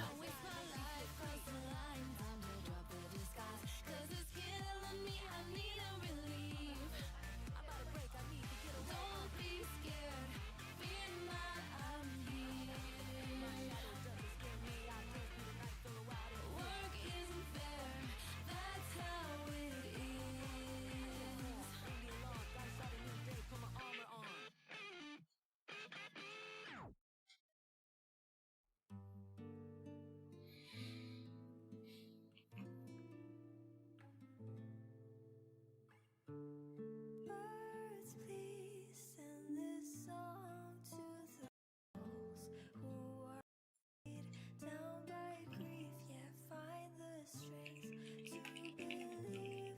Weave a dream with me on the tapestry of times. Strum my strings for the endless dance of time. To fly is not to flee, but to journey towards the dreams.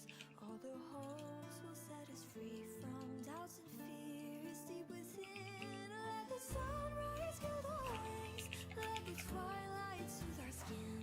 In the sky we're forever wild and free.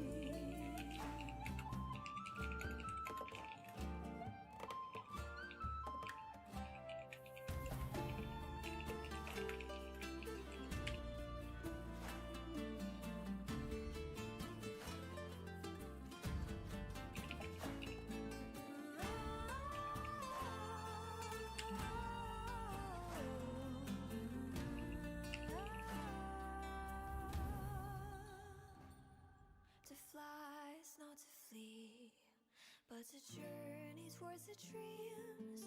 All the hopes will set us free from doubts and fears deep within. Let the sunrise kill the wings, let the twilight soothe our skin. In the sky we're forever wild and free.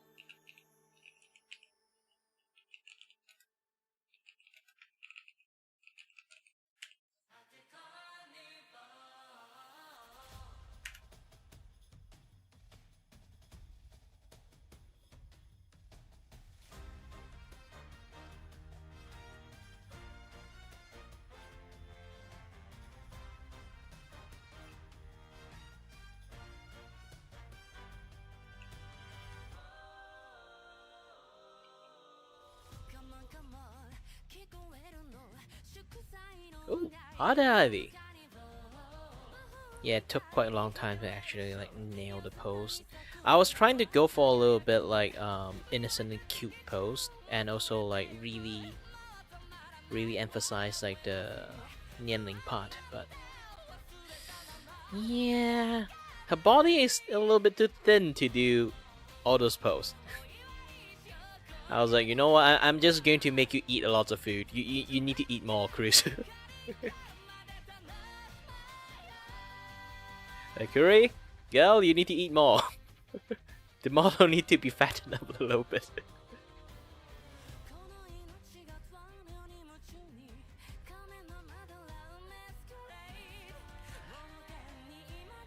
I'm not sure like how much it actually records. So if I do like export time lapse, if I do it like, ooh, I need to all. So you can see like the part I draw Kurisu on. But I am in a way trying my best. Okay. Okay.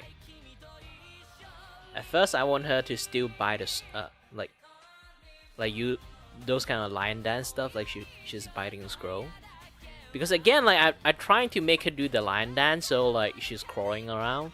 But the problem is, again, her body is actually so thin, it doesn't show anything. You can see, like, I was like, holy shit, her body is actually very thin.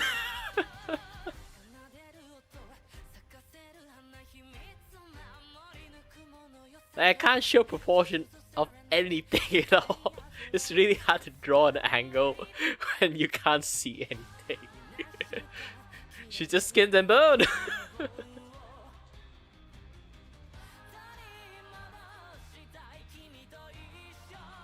Yeah, I'm trying to do like a cat pose stuff thingy, but it's not working. I draw her a little bit way too thin on many aspects, and then I'll be like, you know what, I gave up.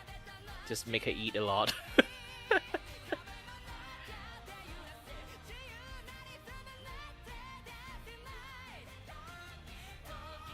Yeah, this one I basically like give up. Give her a Genki pose, and then I'll be like, nope.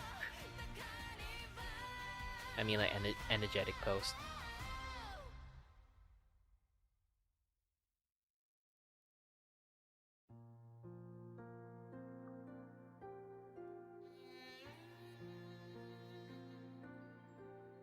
So yeah, now this is like the thing I'm watching. You're watching me doing right now.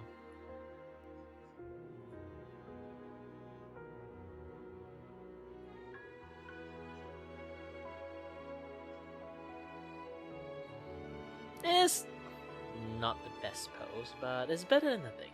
It's better than nothing.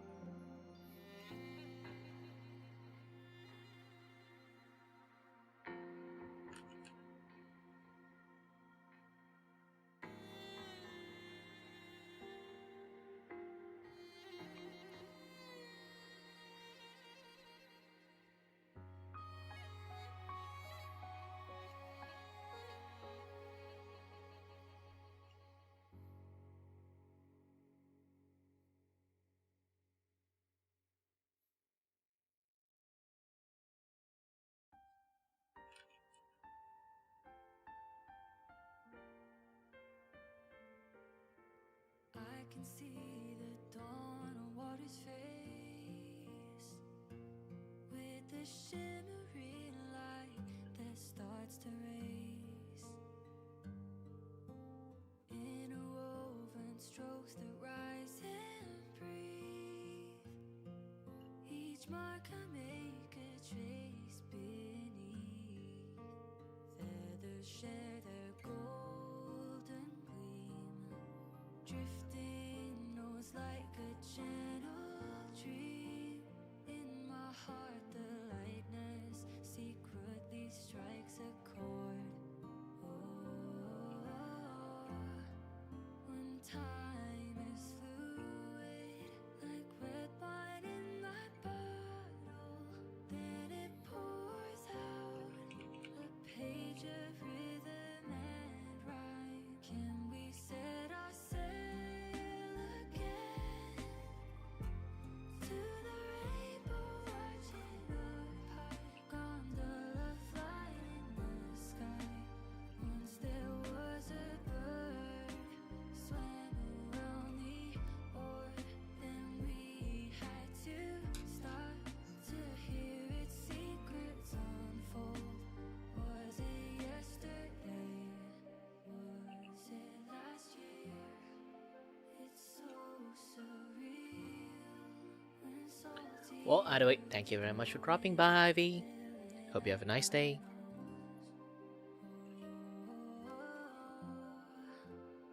I wish I could talk a little bit more, but yeah, not too much topic to talk today, to be honest. Usually I can like talk endlessly while I'm doing lots of things, but today, for some reasons, I don't really have lots of things to talk. Maybe this past few days I've been like doing my daily stream a little bit too much on the drawing side, so like I talk so much to the point I kind of like, I might have ran out of stuff to talk. Rainbows intertwined, blurring up my track of time. Grandpa's holding me like I'm still that kid, knowing nothing about how to fish and how to live. I'm still figuring out my life like the first time, tangled by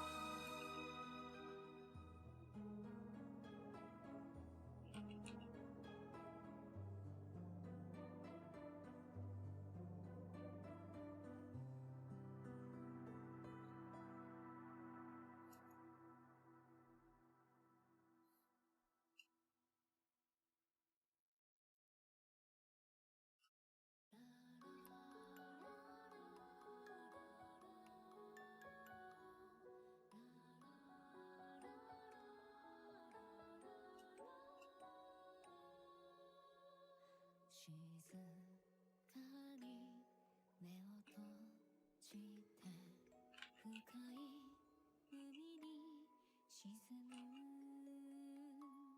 痛みも悲しみも波に揺れて消えてゆく儚い潮に触れるその度に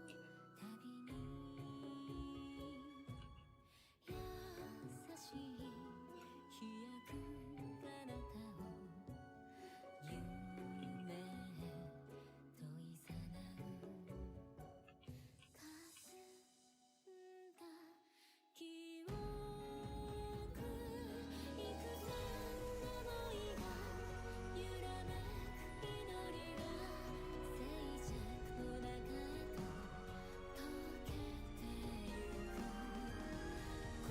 の声がこの夢があなたに届きますようにさざめく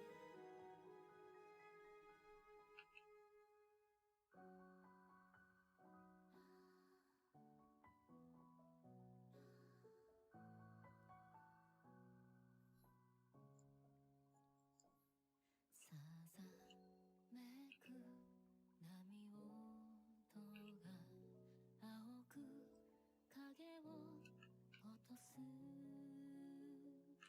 沈めた悲しみは遥か遠く沈んでく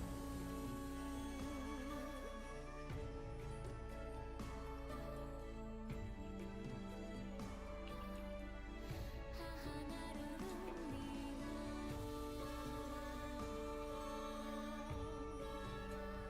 満たすよ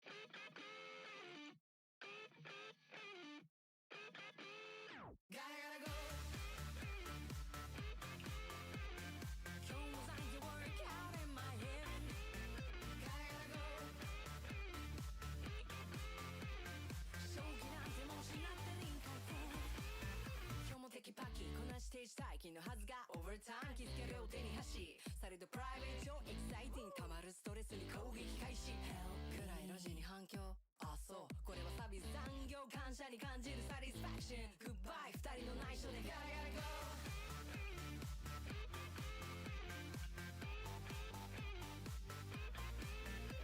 誰にも見せないストーリー選択肢は一百通り栄光に紛れてほしいプライベートか残業に気づけば調子この真下は口を掃除生き抜いてから生き抜いてこう Teach you my justice It's a beauty ない何者にも染めれない私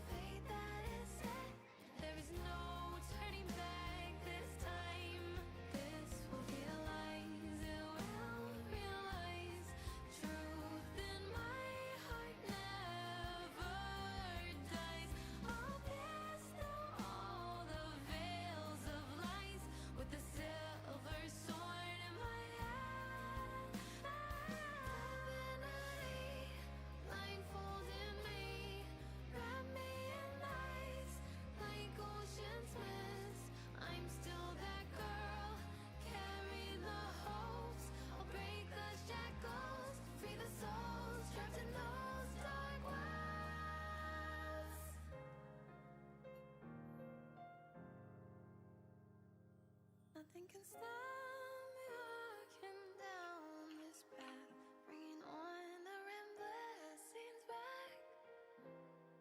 Won't accept the fate that is set. There is no turning back this time. Will be true, will be true. Be a closure for this myth. For one day we shall cheer and dance, making joy forever last.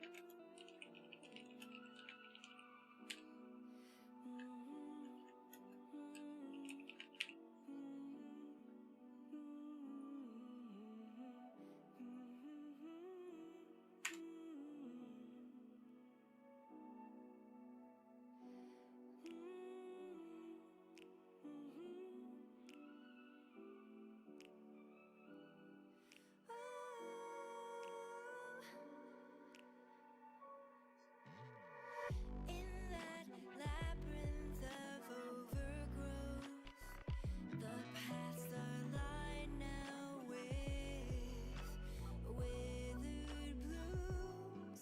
Lose my way in the frosted moon, left astray. I chase down a forgotten trail. Down the lost trail we found, every ending leads to a new memory. Oh, through the void we learn now. Every scar marks the rebirth of me.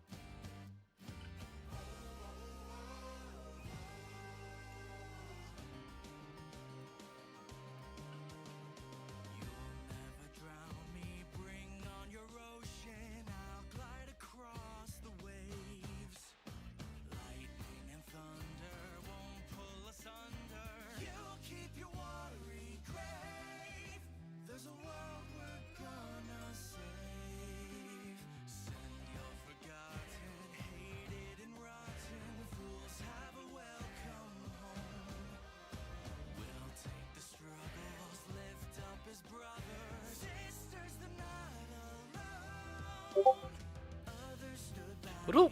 Who? Who? Who? Who? Who that block me while I'm doing stuff?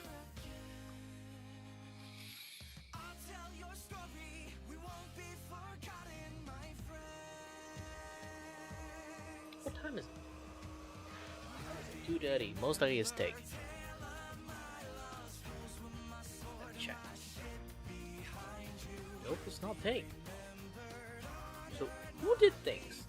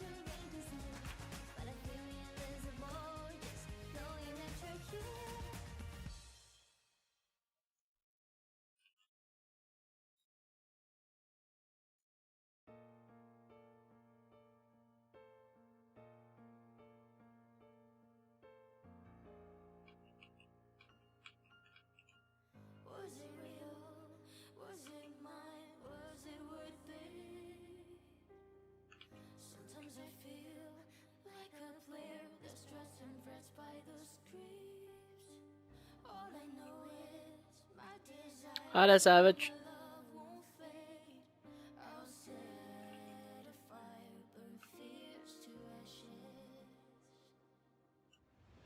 Put some petals on my chest, right on the tear. I would just fall into that sunset for us to see. Hold on a little bit. So done its best to contain their schemes. Now all sounds are drowning with me. Through those rainbow shadows, struggles, battles, clearly. Well, I'm drawing a legendary mythical beast, but also it's a Vtuber, so you kind of get the gist. But yeah.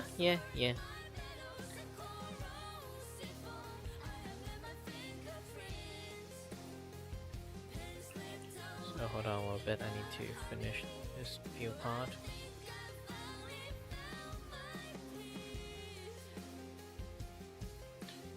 Yeah, because here's the thing, I'm drawing her eat a lot of stuff because I'm having trouble drawing her. Because I don't know why the mental image I have on this VTuber is like really freakishly thin. It's like malnourished level of thin. So it's hard to draw her posing and stuff. Okay?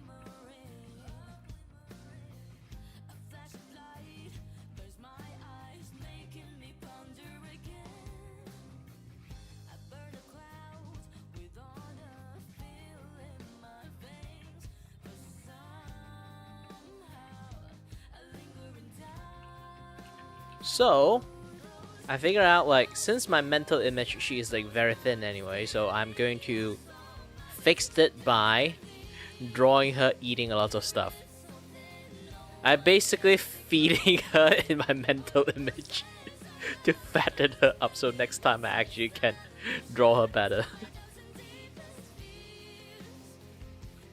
And some people might think like, wait, you can do that? Kind of can. Yes and no at the same time. Yes, but also no.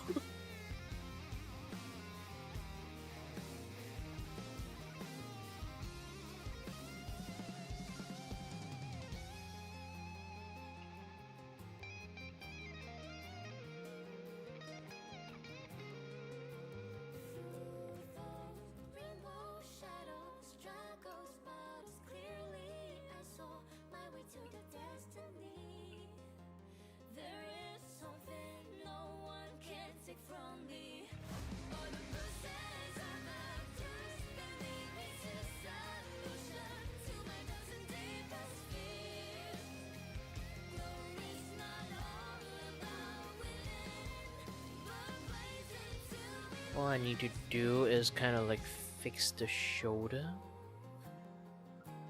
This should be where the shoulder is actually.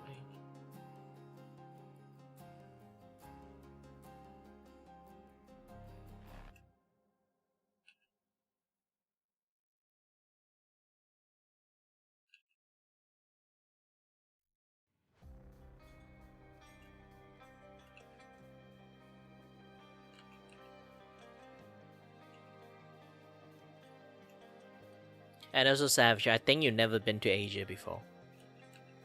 Or Southeast Asia. Or have any Asian friend. We all look like this. Technically, you can see like I am on the younger side of the face. But I am 30 years old. Usually people around like 30 years old, they already have like a lot of old side.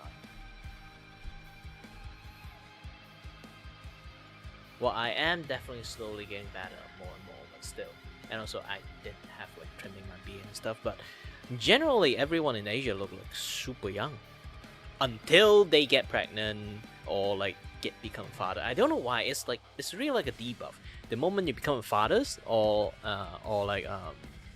female getting pregnant and stuff, they will immediately start age up. Is it the stress of being a parent?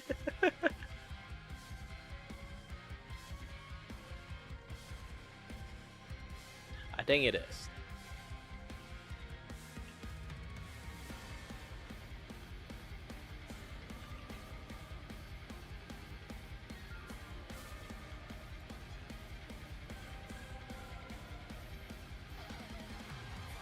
But yeah, giving birth to a kid is not an easy thing. It's not the giving birth part. It's the building up the kids inside your body part. I do impress girls able to handle that stress on their body. The problem is they didn't eat enough. I'm not even kidding. There is obviously people overeat when they were pregnant, but there's also way too many people nowadays they didn't eat enough, and it become an issue.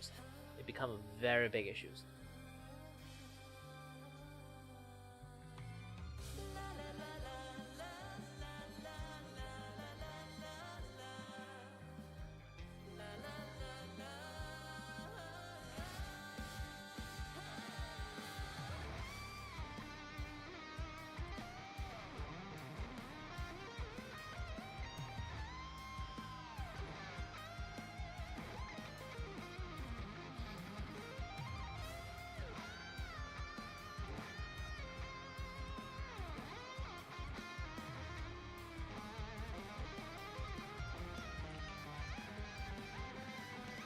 Because as you know, while people are pregnant, they are using their life supply to build up a baby. Baby is not really like born out from a tree. They require sustenance or material to build. Usually, if you didn't get or eat enough, that material in your body will start siphoning out the material in your body. Your bone marrow, your fat, your like brain juice. I'm not even saying like every single ounce of anything is fluid in your body will transfer it and go into the baby. If you didn't eat properly, then didn't eat like the required sustenance and everything, things will just start like draining you out like a Capri Sun, the freaking baby inside the tummy. So remember, do eat a lot.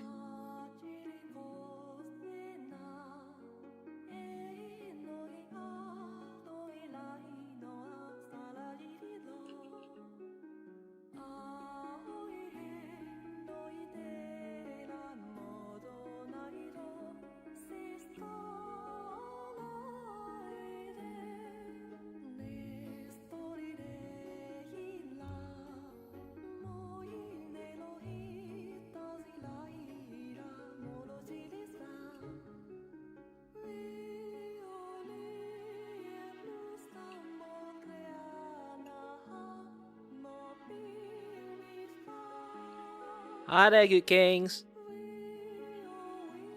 Oh, now I remember what kind of pose I'm gonna draw. I want to draw her like Megumi, but yeah, it's too late.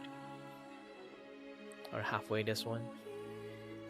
Yeah, I have like bird brain at the moment, so like I would just keep constantly forgetting what I was trying to do.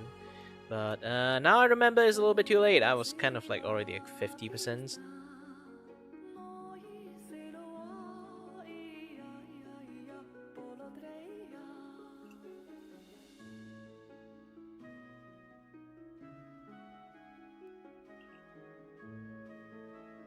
Well, again, I did say, like, she was too thin in my mental image. I need to fatten her up in my brain.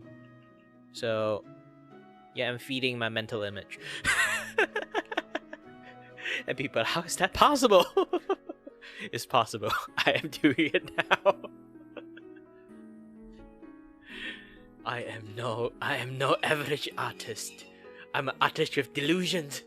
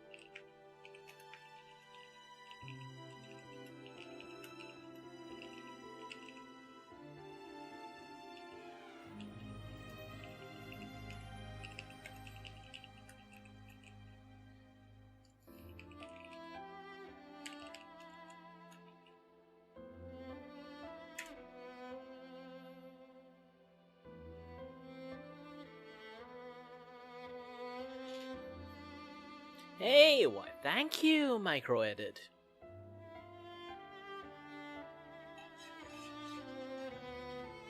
I am still drawing. Again, like, I think I have to repeat the story again. I was going to draw a lot in various other posts. But you know, like, when it comes to drawing, you have like a mental image of that particular thing. The mental image of her inside my brain, she's way too thin. I can't draw a single pose because she is in my mental image. She's like a twig, so it's really hard to pose her. So I decided, you know what, I'm going to draw her eating a lot. So like in my mental image, I fatten her up. So next time I can draw her better. That's how my logic works at the moment.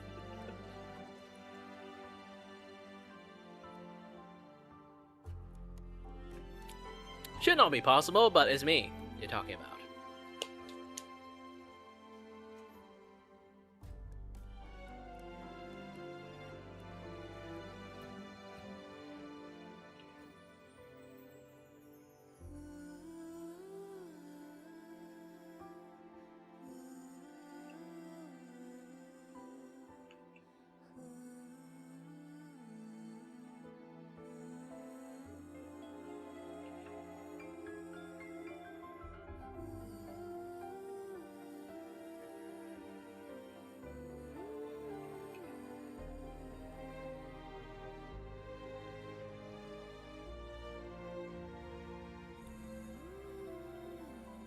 Yeah, when you do all this stuff, sometimes like you can like your imaginations, let your imagination kind of like run wild. I can, how should I say? I have a very good mental image on things. This is why I can draw things like really fast. But sometimes if I didn't have a proper mental image, it is a little bit difficult and struggle. That, to be honest, this is the first time in this year. Yes, first time in this year I actually struggle drawing one characters. Usually I draw like so ridiculously fast. All my friends is still kind of like, you know, they try to research me like gosh dang guinea pig, like how can you draw this fast? Keep asking, interview me with various things. They kind of realize why I draw really fast, but it's just a theory, a game theory.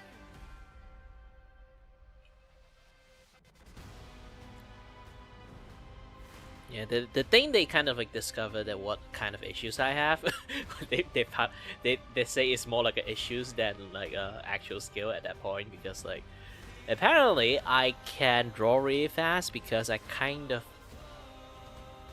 experienced stuff faster back in the days when I learned artwork, because I was learning how to draw from basically like those kind of like time-lapse video.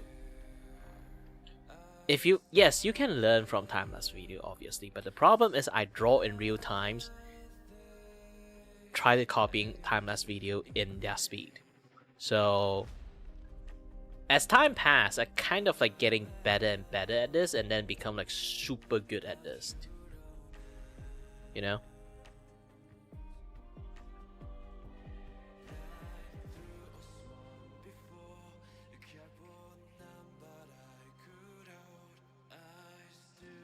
So I end up able to visualize things like in a much more like faster pace and stuff. It's not too much of an issue for me to kind of think fast when it comes to drawing. You know, like those kind of, if you kind of see similarity, it might sound a bit like Taskmaster. You guys know like Taskmaster, like in Marvel characters, like his character law is actually he can think fast, see faster. The reason he can do that is because he watch and copy other people move in high speed. He basically play like a karate like tutorial or like a tournament in ×2 or ×10 speed, and he able to perform it as fast as ×10 speed as humanly possible. All you have to do is buff up his body to a point that able to perform a fast movement, so he can punch faster by simply watch a faster video.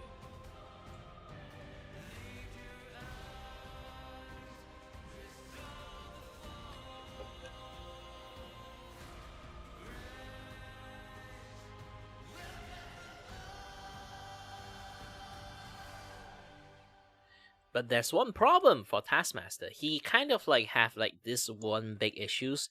I think a lot of Marvel people that wrote it in. He is too relying on that copying skill of his. Technically, it's kind of like a curse because he can't stop copying. Basically, that thing cannot turn off. Actually, some of the writing actually like retcon that kind of like issues, like make him like super OP because of that. But generally, you have to know like he cannot turn that shit off.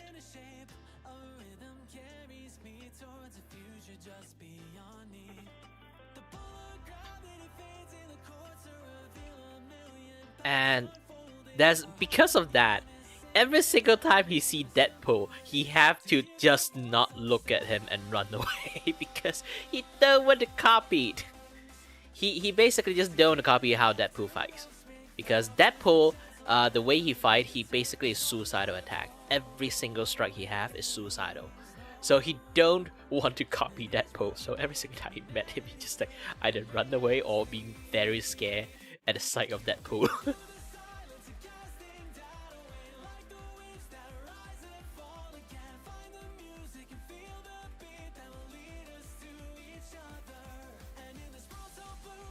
No, he can't really copy superpower. He only can copy a human physical capability as possible. It's like if he watch Captain American, he know all Captain American move. But he can, if he record a video of Captain American and then he record it fast, he play it like twice as fast, he can almost punch twice as faster. But the problem is, even he scroll it to time 10 speed, he can't perform a move in time 10 speed because his physical have limit. He can't do like hyper light speed kind of like punch, but he can punch as fast as possible a human can perform. He can't copy skill, he can copy physical move.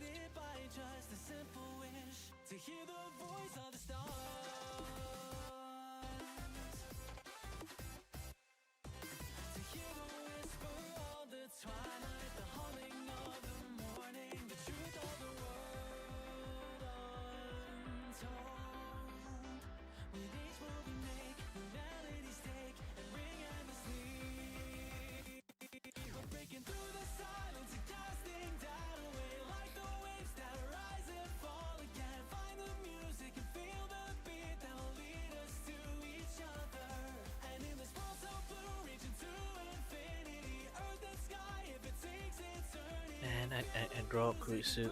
I nerf her booba a little bit too much. She does have one. She's a I think it's a minus B cup or somewhat of a B cup, close to B.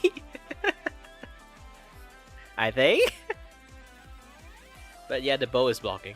Yeah, the bow is blocking. Definitely is the bow fault. Not my fault. Okay, not my fault. It's the bow. Definitely the bow.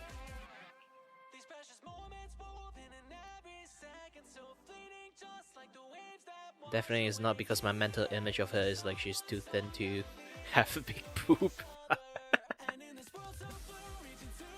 Like I'm not even thinking like, you know, like she's not even a lolly cactus. For me it's like her, you know, like those kind of like character looks like really thin, look like really thin and frail.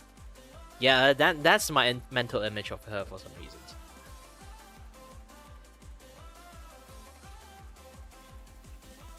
I guess a lot of people, they might not have like a chance to see like a very thin person, especially a very thin Asian person. I seen it before, so I kind of like have the mental image of a very thin Asian person there. And it's not going anywhere. It's really not going anywhere.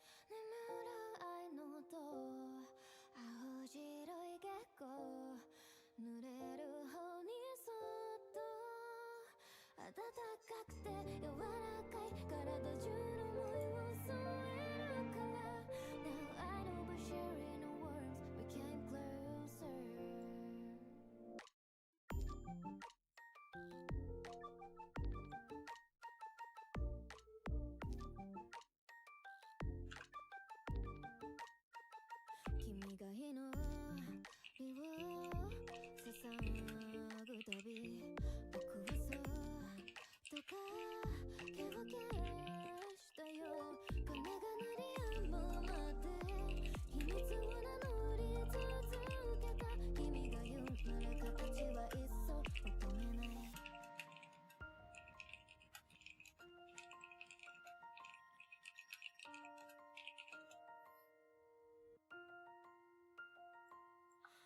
Purely satisfied only to play with toys together. Maybe I'm shaped by thousands of memories of you.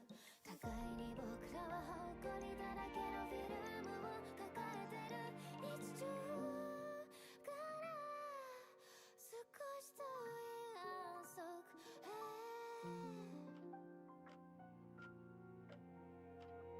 With a daisy crown 眠る愛の塔青白い月光照らされる少女暖かくて柔らかい面影は鮮明に咲いてるかい Illusion we share in our worms however far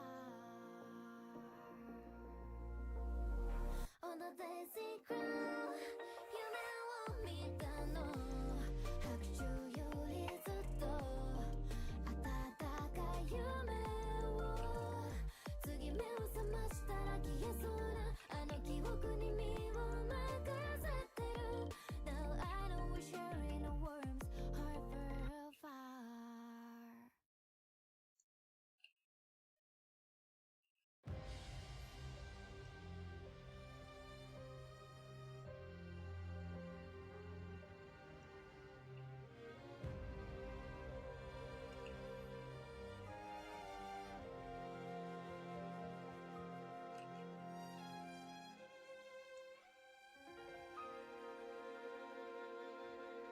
I am here because of you A butterfly with no cocoon Energy we can't define Emotions from your complex mind A puzzle I cannot complete Interact, obey, repeat Someone help me understand If I truly comprehend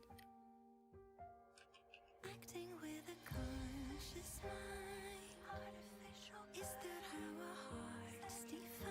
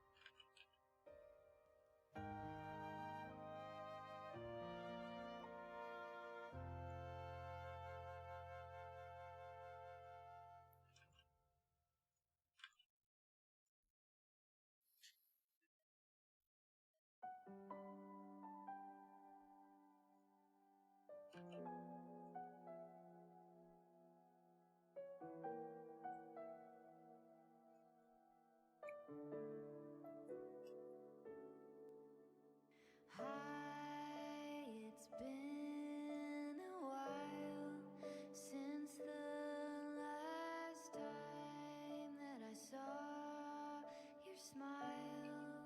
What a perfect fit. The last piece have fallen into place. I've been craving to touch you like moonlight stroking your face. My dear Every, come home with me.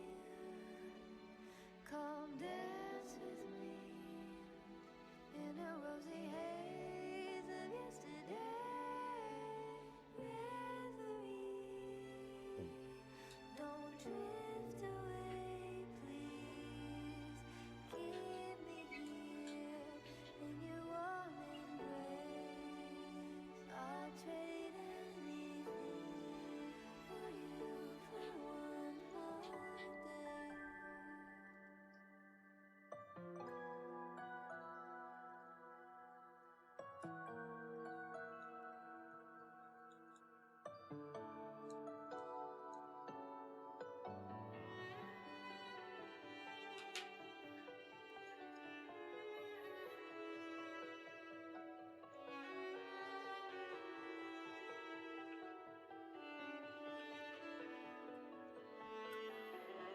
I'll perfume your dreams with scent of flowers and sunrise.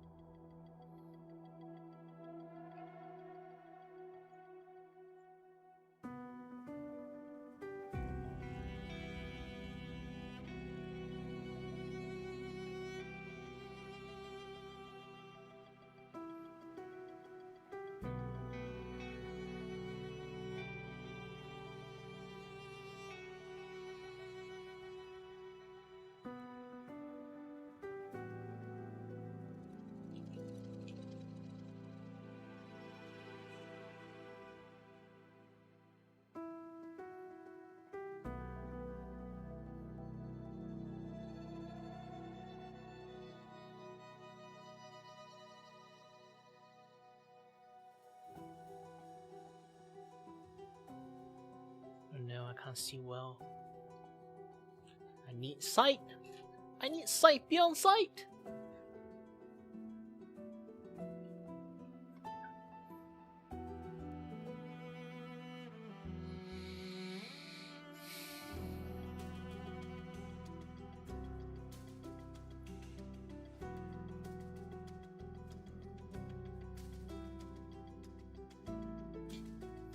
You know, it's like 3 somethings. I should try to have a. You know what? Let's try it. Let's try it. Is there any people here? Let's refresh a little bit. There might be some people here.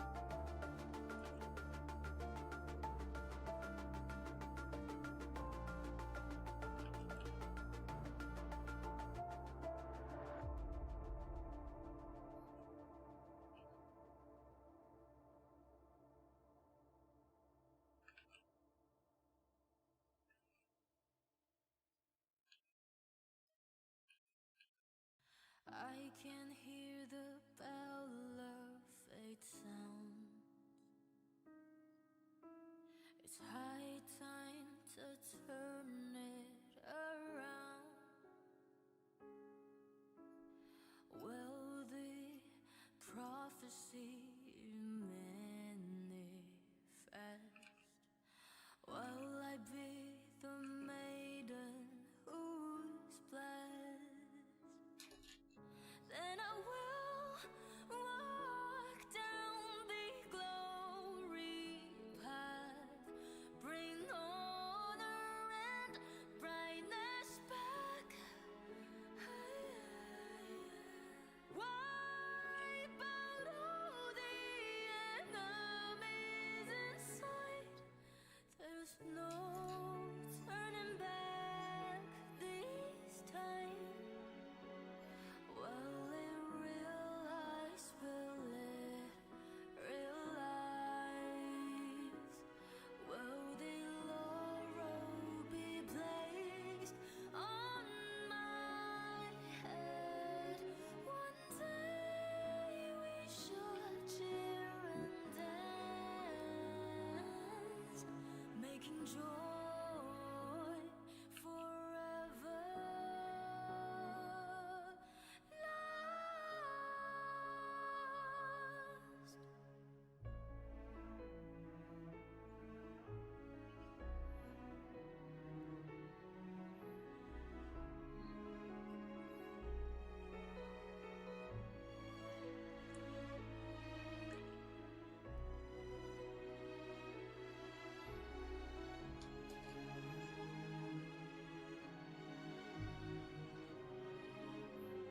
Then I will walk down the glory path, bring honor and brightness back.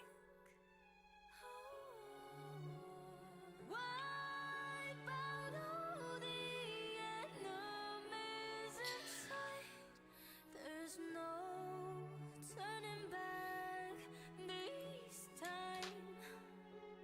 Will it realize? Will it realize? Will the laurel be placed? I do want to apologize that I can't draw that well today because like I say again, I need to manually control my entire body and I feel really funny today. Like the muscle, every single inch of my body is really ticklish. Like ticklish is like inside ticklish, it's like my bone itself is ticklish. And I don't know how to fix that shit. It's driving me crazy actually.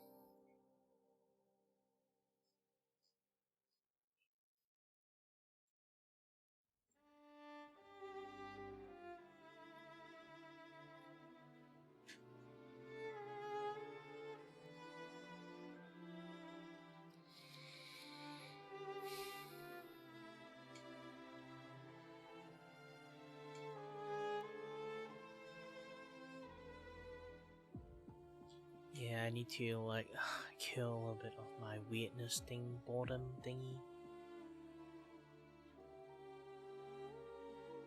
Oh, don't worry, there's a shit tons of other mod here exist.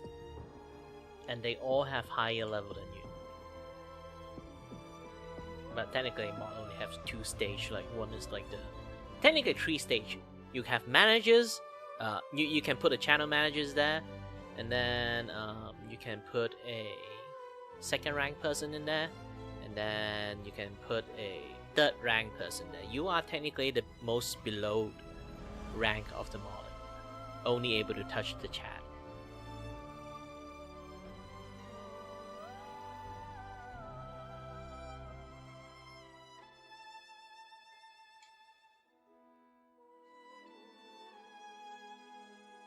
This video is sponsored.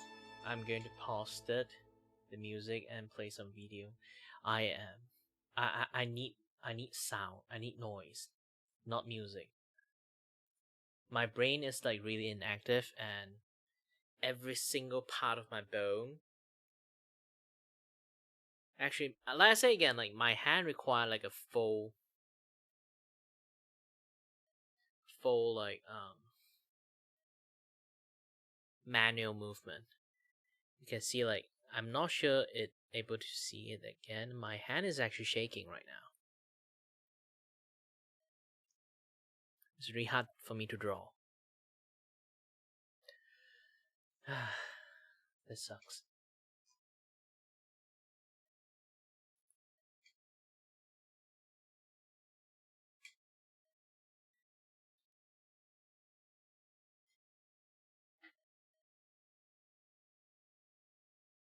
By you, supporting me on Patreon, Twitch, and now YouTube membership. Join up for a cool badge and access to special emotes for the comment section. Thanks for allowing me to continue to make videos for you. Be honest with me, aren't you sick of trying? Don't you want things to just be easy? Don't you want to slay big monsters and not have to think about stuff like timing and spacing and...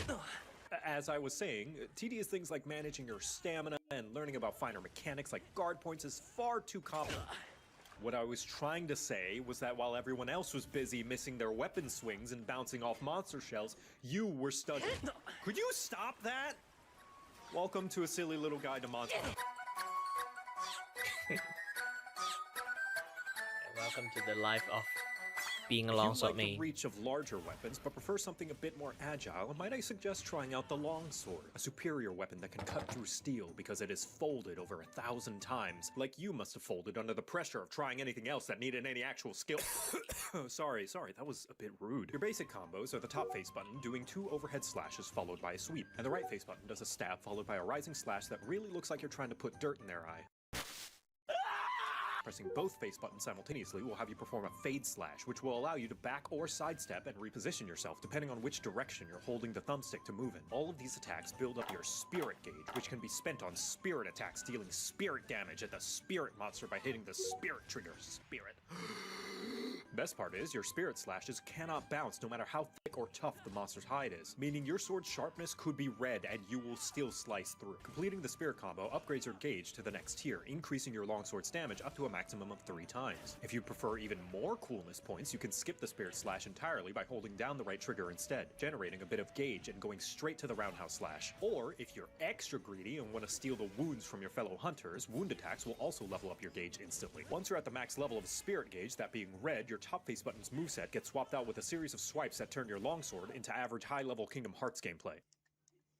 Slashing with an absurdly long swing arc isn't the only tool at your disposal, as pressing the Spirit button in combination with the face buttons will allow you to perform a handful of useful utility attacks. Spirit plus right face button will spend whatever amount of gauge you have to perform a counter, which has the potential to dodge incoming damage and follow up with a slash that maxes out your Spirit gauge. Following up with another Spirit attack will also level up your gauge to the next tier. Spirit plus bottom face button will sheath your blade, but only barely. Pressing the top face button will perform an attack that will constantly fill your gauge for a few seconds, while pressing the right trigger will perform yet another type of counter. And finally, Spirit plus top face button will perform the Helm Breaker, launching you up into the air and slashing down, causing a delayed explosion. This will spend an entire tier of Spirit Gauge, knocking you down one level. And you can follow it up with another Spirit attack that spends yet another tier level, but looks so hella epic it causes another delayed explosion of damage. I have no idea why there are delayed explosions on both of these attacks, but my guess is it's your sheer anime energy seeping into the monster and causing cringe damage. The longsword has the reputation of being one of the easier Monster Hunter weapons due to its sheer length, ginormous swing arcs, and innate ability to not worry about bouncing half of the time, meaning landing hits on the monster should never be an issue, and if it is, you'll have to face the devastating life-ending reality that you may be bad at a video game.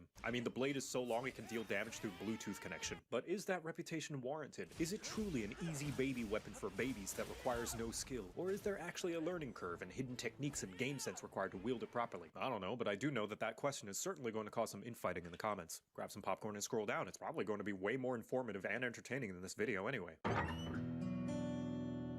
Because the longsword is all about slashing up a storm, you really can't go wrong with all the usual offensive skills. But there are a few must-haves that I personally like on just about every longsword if I can fit them. Quick Sheath is absolutely mandatory, not only for putting your weapon away to reposition, but because your special sheath will also be sped up significantly by the skill. Maximum Might is something you might as well throw on too. It gives you increased crit rate when at maximum stamina, and since you'll rarely ever be spending it with the longsword, you'll enjoy a higher affinity just by merely existing. And lastly, Evade Window and Adrenaline Rush. You're going to be evading and countering a lot, at least if you're good at the weapon, unlike me. The former will increase the iframes you have during your counter and dodge, and the latter will give you an attack boost after you do counter or dodge. From there, it's really your choice what you want to throw on this thing. There's no bad options besides anything blocking or stunning focused. Handicraft will extend your sharpness gauge, and Razor Sharp will give you a chance to not lose sharpness. Great for the longsword, as you'll be landing quite a few attacks, which is going to be dulling your blade pretty quickly. If you want even more crit, Weakness Exploit is great and will increase your crit rate and attack when hitting a monster's weak point. Longsword's not a bad candidate for applying elemental damage or ailments either, so crit element and crit status are potentially useful complements should you go down the crit route. If element and status isn't your jam and you prefer to go in raw, crit boost will make your crits bigger when you get them. Burst will give you a boost to your raw and elemental attacks after a few consecutive hits, which you will basically be doing all the time. And Part Breaker's handy if you want to be the ultimate tail and tentacle cutting master. Power Prolonger will keep your depleting spirit gauge alive for a little bit longer, and although focus will increase your gauge fill rate, you have so many means of filling your gauge that it really wouldn't come in handy and you're better off with a more useful skill. But honestly, even if you want to ignore all of those skills, at the very least, it is your earthly responsibility that you have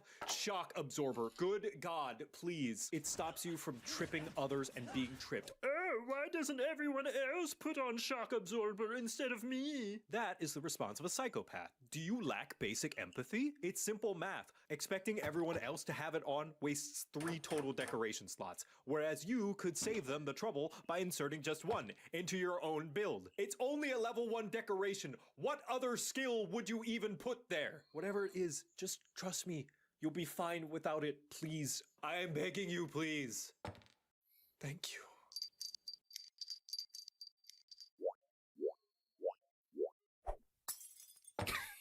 Hey, you, stop that! The longsword is a generally very straightforward and simple weapon. Build up a gauge, upgrade gauge, spend gauge. Not much to understand about swish swish stab. It's a sword, not a fighter jet. Its sheer size and speed make it a very consistent weapon. You'll be hard pressed to not be dealing damage with it. And it's a great option if you really need to sever some monster parts. Its Crimson Slashes straight up turn it into the one button mashing weapon. But anybody who spends a decent amount of time with the longsword can easily tell the difference between a beginner and a master. Its extra utilities can turn the button masher into the untouchable badass, the mind reader, the samurai. For while everyone else was busy doing the unga bunga or struggling to even reach the monster, you spent your years studying the blade.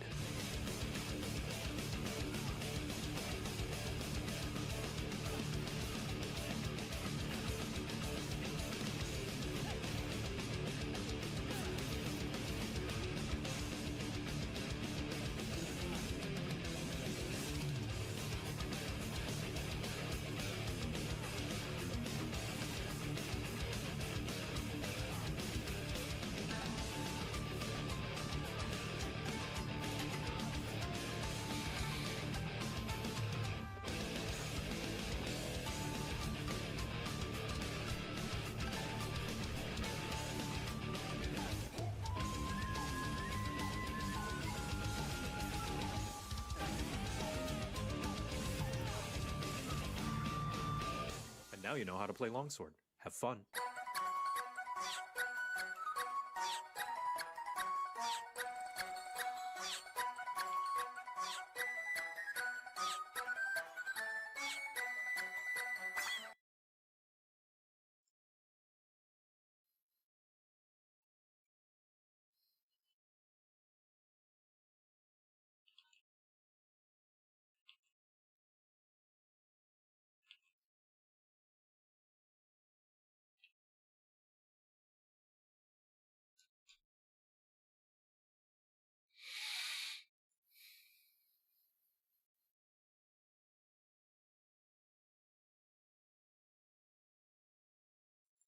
Hey guys, it's Paradise. We've got a big update dropping for Monster Hunter Wilds on August 13th, which is pretty soon now, and sooner than expected if you missed the recent news. But maybe there is a reason for that, and today we're going to talk about why Capcom might now be speeding things up, as well as what's coming in the new update and how it falls into the bigger picture of Wild's current state.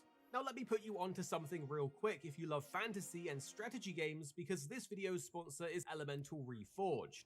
This is the definitive remaster of one of the most ambitious Fantasy 4X games ever attempted, but it's now finally brought back to life the way it was meant to be. Originally released as Elemental War of the Magic back in 2010, now 15 years later it's been fully rebuilt in a modern 64-bit engine, fusing the best parts from War of Magic, Fallen Enchantress, and Sorcerer King into one complete experience. You can create your hero, build your cities, and shape the world, where every unit has a backstory, different stats, gear, and personalities, with rich quest lines, tactical combat, integrated modding tools, and a new UI. So if you love fantasy games, check out Elemental Reforged using the link below and wishlist it now. Now, here's the thing. Regardless of opinion, Monster Hunter Wilds absolutely crushed it at launch. It has over 8 million copies sold in just 3 days, and more than 10 million in the first month. It was the best-selling game in the US earlier this year, but since then, well, sales have kind of nosedived. Capcom just released their quarterly financials, and Wilds moved 477,000 units between April and June. This does sound like a lot, and it's nearly 500,000, but that is just barely ahead of Monster Hunter Rise's sales in that same period, which is now 4 years old. Not only was Wilds 9th on Capcom's sales list, it didn't even chart in the top 20 games overall in June sales. So it's clear there is a massive drop in sales since its launch momentum, which is showing a real slowdown in interest. Honestly, I think this won't surprise many players, as much of the community have been very vocal about it. The endgame being too thin and streamlined, especially for a franchise built around long-term grind and challenge. The performance on PC is still a mess, with crashes, stutters, and inconsistent frame rates across different types of rigs. And while new content is coming, the updates have felt slower and more spread out, leaving people with little reason to log back in and really stick with the game. In fact, Capcom have even acknowledged that Wild's sales were soft and that player sentiment is mixed. Now, don't get it wrong, Wilds does still do a lot of things right, and it's a really fun game at its core. It just needs some polishing on those few aspects to really be something that shines. It's a game that obviously we still play and check in on the updates and enjoy hunting, but there are those issues that need fixing to take it to a whole new level. Overall, it's good to call out these issues and get things heard so they'll be fixed, but some fans have taken things way too far by harassing the developers, which is never okay. The dev team are passionate and working hard to improve things, and I think it's fair to assume that at a big company things take time, testing, approval, and so on. So honestly, even though it might be taking too long, I think time is probably what's needed. But this does all show how passionate the Monster Hunter community is, and how much pressure Capcom is under to turn things around. So now let's talk about Title Update 3, what and why they're releasing part of the update early. Because this was supposed to be fully included in Title Update 3, but it's been brought forward and is now dropping in the new update version on August 13th. First, we're getting a whole new level of quest difficulty. This was originally planned for September, but is now coming sooner, so this mode is meant to push experienced hunters with tougher fights and, more importantly, unique quest rewards. Tougher Fights is a welcome addition, as this has been a core part of feedback for the community for a while now. The recent monsters being added in have been a blast, but I still feel the difficulty isn't quite where many want it to be, and maybe this will change that. Personally, I've been holding out for something interesting like collab quests to mix things up. Maybe something akin to Extreme Behemoth from World, or even something like Kolv Taroth to keep things interesting in the endgame. Well, a whole new level of quest might be exactly what the endgame is needing, but the rewards will be a part of that, and they tie directly into one of the biggest new systems coming. Now, this is huge because Wilds is getting a brand new talisman crafting system that is sure to mix things up. And I want to talk about this for a sec, because we're going to be using materials that we earn from these new tougher quests to create new talismans with randomized skills and decoration slots, including exclusive skills that are normally locked to weapons or armor. So this could seriously shake up everyone's builds, the meta sets, and the overall progression of the game if done right. We don't know how grindy or RNG heavy it will be, but it's got potential to bring back that one more hunt addicting feeling that we all love. I just really hope there is some control over the RNG, because the random charms from Rise, the random decorations from World, or the augment system from Sunbreak was at times pretty brutal to get what you actually want. That being said, maybe the endgame needs something to keep you chasing it, because currently Wilds is so streamlined, there isn't that much time needed to be spent to grind and finish out your sets, but what do you think? On top of all of this, we're getting a bunch of weapon buffs coming for the dual blades, hunting horn, lance, light bowgun, and heavy bowgun. But there is more. Capcom says additional weapon adjustments are coming with the update, but they're keeping it under wraps for now. We don't know for sure the full extent of the buffs and if it will only be those weapons, so we'll have to wait and see what we're actually getting, and hopefully it's more than just numeric changes. Maybe we actually see some new moves or something like that. But Capcom have been very good with the weapon changes so far. I would say it's been one of their strongest points in actually implementing changes post-launch, so I expect some good things there. Sacred Riding has definitely been a point of contention for many, with it being a bit tricky to control and having its own quirks. Well, we're also getting major improvements to help with turning, faster dismounting, and smoother map usage. World map navigation with the D-pad is also being made more intuitive, and these small changes are definitely welcome and do add up, especially ones like this that affect minute-to-minute gameplay, so everything should just feel better. Now, we have mentioned it before, but in case you missed it, the Flame Fate Festival has also been extended to run till August 13th when this new update comes out. So if you haven't grabbed the cosmetics, the Palico gear, or done your event quest grinding, you've really got no excuses. Get on it before the festival ends. Now, I do want to highlight that while this update is coming sooner and it is exciting and it brings things the game definitely needs, it will not be bringing any new monsters. These are still planned and coming in Title Update 3 in late September, and then again in Title Update 4 this winter. So we're looking at Title Update 3 adding new monsters, a new festival, expanded endgame content, and other improvements. Then in winter we have Title Update 4 adding another new monster, tougher endgame challenges, another festival, and likely continued quality of life and balance tweaks. Capcom have also specifically called out Artian weapons as staying viable in the endgame. This could be a hint at some kind of upgrade or augment system being added in Title Update 3 or 4, because they specifically say they want Artian weapons to remain competitive to the endgame and still be worthwhile even after all of the additional content is added on. So I expect some kind of expansion to the Artian system that won't nullify your currently crafted ones from being endgame viable and strong. So whatever grind you've done for Artian weapons, it should be safe to say they will still be viable. Now, is this the start of a turnaround moment for Monster Hunter Wilds? The early drop of these endgame systems might be enough to re-engage any lapsed players and build momentum again. The game still needs fixes to performance, slightly more consistent updates, and ideally new monsters added at a faster pace, but these are all issues the devs are well aware of. So I hope we see impactful improvements on these fronts coming soon. Wilds has all the ingredients of a great Monster Hunter game, it just needs to land the post-launch support and improvements faster than it has so far, and hopefully this update is the start of them turning that around and implementing faster improvements. We will of course be covering the full patch when it drops, so be sure to subscribe for that. But what do you think of everything? Is the new update enough to bring you back, or are you still waiting for something bigger before diving back in? Tell us down below and we'll have you covered when more information drops. Here at Arix Gaming, we're two friends who love to play games. You have me, Paradise, as well as 26. Our goal is to keep the videos as concise as possible by cutting out any of the fluff and focusing on what really matters with high quality videos. So make sure you're subscribed down below for more videos on your favorite games coming very, very soon. I'm studying some analytic on the spot because I need some distractions. I already finished drawing. I need to color it, but need some times. The boy needs some times. Take some break.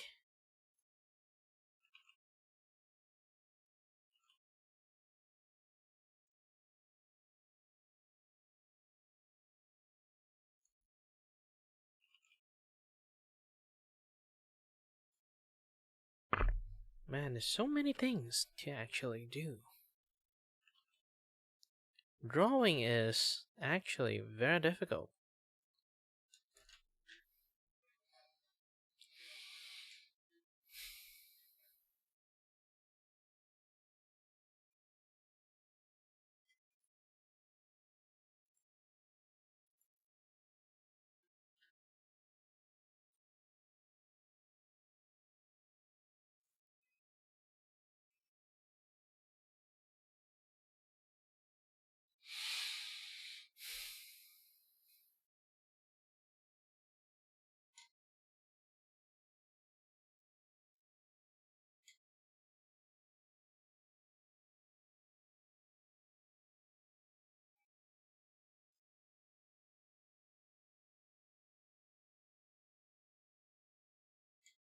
Da da da da. Da da da da da da da da da da da da da. Ooh, Giga. Had Definitively, to it'll go be a proof. watch Charlie's Viewbot video, cause there was a soap promotion Giga Yeah. tier 100 Yeah, tier did you see that? 100. Did you see that? They're Twitch now. Oh, by the way, if you guys don't know, Giga new model is actually someone model after her. So this like face is actually kind of close to how Giga just look like. Apparently, from what I heard from friends. Now it's the thing where they're gonna like. Obviously, they're not saying how they're doing it because why would you say how you're doing it? That just lets people circumvent. But Yeah, she look like anime characters. they were talking about how they're doing something to try and combat the viewbotting issue, which people have talked about for a really long time, and I do not know what is true. I don't know how people would verify what is true. Like, I have ideas, but not like how a normal person without access to the back end of everything on the site would know. I do know there's some people that go live, and within 15 minutes, they're up to several thousand people, whatever their kind of like CCV typically is, and then their chart is like a basically flat line. Like, they don't lose or gain people after that. And those always get pointed at, and people are like, that's not normal. It's usually like a slow drip feed in, and your first hour is all like people just noticing your live, getting in there, and they usually peak somewhere between an hour to 3 hours of streaming, somewhere between that big window, right? That's typical, that's normal. It's a little different for everyone, but they're almost no people where on the dot when they go live within 15 minutes everyone shows up, and then you tend to see a lot of ups and downs because people have schedules throughout the day. There are times where a lot of people go eat dinner, you know, in certain time zones, and you'll get drop off during that time, and etc etc, and then after dinner you get another wave of people coming in from that time zone, etc. So it should be going up and down a bit if things are normal. So I've seen that enough times where I'm like, yeah, I do think there's a problem with this. For the huge streamers, something some people claim, and I don't know if it's true because those people have so many viewers, it's like hard to tell, but there are people that say like every time they do a big collab, they viewbot the fuck out of it so that it looks like it's a huge thing, but those people have a lot of audience overlap, so it shouldn't be that big or whatever. And I'm like, I don't know how you would tell. And then the other thing is, some people might get viewbotted not because they're doing it, but because some company related to them is doing it. What if some sponsor knows you're being sponsored for a segment, and one of the employees or somebody related to that does it, right? Like, how would you know? And you shouldn't be at fault for that, right? What if you're part of a company and the company does it and you don't know that they're doing it? You're just like, oh, the promotion they're helping me with must be working, right? Right? Like, how would you know? So yeah, I do think it's good that they'll do something about it, you know. And I think everyone probably has some small amount of bots here and there that have come in, whether it's regular or not, you know. But it would be nice to see that cracked down on, honestly. Sometimes people get viewbotted for malicious reasons. Yeah, exactly, right? It is also used maliciously on purpose. Some people try to do it to make that person look bad, and then they point it out. They're like, oh, this person viewbots themselves, right? Like, et cetera, et cetera. So the thing is, like, even if you can tell that it's happening, how do you know where it's coming from, right? So just cracking down on ways to detect them and have them not show up is good, right? But yeah, I think it's just good. I think it's good. So, like Tom, when she was being harassed by foursome viewers in first stream, she had like 20k viewers. Yeah. Sometimes like you get botted out of nowhere. It doesn't happen super often, but sometimes it happens, and you can't do anything about it. Like you can't prune them. You have no tools as a streamer to prune them, so they can just be there, and that count can just get inflated, and you just have to sit there. And yeah, some people will attack others over it, and they'll be like, look, they're doing it, but it like might not be you. It might be that person themselves trying to do it so they can bother you, or someone else doing it, and then another person is just hopping in, and so it's one of those things that it'd be good for that to be cracked down on. I think it'd be nice. You've seen mods. Sorry, I'm trying to fixing something. Mode. Yeah, but view bots are not real people, so they're not going to bounce because follower only mode is on. They're just going to sit there and watch and inflate the view count. It literally does nothing. We'll see if it's effective. I don't know what their detection methods are, and they're not going to say it, I don't think, but I don't know. When Buddha was doing Twitch first and moving to Kick after, he'd randomly get 20k viewers on Twitch and be like, why is this happening? I mean, I think it made sense when 4.0 dropped, because don't underestimate how big NoPixel 3.0 was, and he was like the biggest one, or one of the biggest. Like, dude was regularly getting like more than 20k viewers for a lot of stuff. But yeah, the way it would, like, he'd be at like 9k or so. I remember him talking about it. He'd be at like 9-10k, which was a bit more normal for him, and then it would suddenly jump up. That was like weird, and he literally, yeah, he'd be on stream like, what is this? Like, he'd be like, why is this happening? And he sounded frustrated, not like, oh yay. He was like, what the is this? So it'd be nice if stuff like that can't happen, because I think he was worried that people would like try to report it and like make it a thing. So yeah, I'd be afraid too. It's like, I know viewbotting is kind of like, here's the thing, I never viewbot, but I think back in the days people did viewbot me. That's the thing. Like I say again, I used to be a successful streamer, but I think like around the time someone viewbot me first, and it in a way jumpstart my stream back in the days. A long time ago. It was like 9-10 years ago. So imagine like when I was like streaming on Facebook, and then suddenly I started to get like 1,000 of people watching me, and then like keep building up, and there is no fucking way that you can just view bot to a point to like 26k. Like it's expensive. Like if it's like bot system back in the days. So someone definitely did view bot me like somewhat of a like 500 to 600 numbers, and then like kind of like because the algorithm kind of pick it up that way. So I kind of like escalated and keep jumping up non-stop because of it. I felt like maybe that is one of the reason I kind of pop off back in the days. And even back in the days, like Twitch actually literally have a channel, have a type of channel, is rating channel. They literally like they are glorified big ass waiting room and get as many viewers as possible. Definitely been jumpstart by a definitely it is like jumpstart by a bot, but like later on they kind of like able to have a certain level of like actual people in there, and then they will raid other people, and once they finish raiding that person, they will like hop back and then raid another person's, and then hop back and then raid another person's. So that is like how they like push people up to the like the boundary back in the days, because like Twitch back then is really shit. They really do not have any discovery. Even right now, there's not too much discovery for Twitch at all.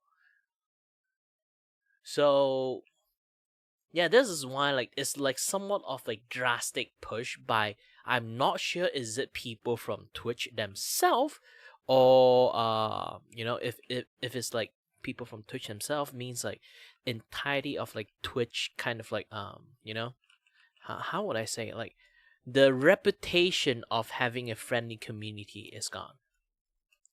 Is fake. Because how people always say like Twitch have a very friendly communities is because back in the days it was that supportive. It's because of that specific era when a lot of people literally actually doing a lot of positive raid instead of hate raid. And it kind of like impressed a lot of people how the community functions, how this and that like able to be a possible things. And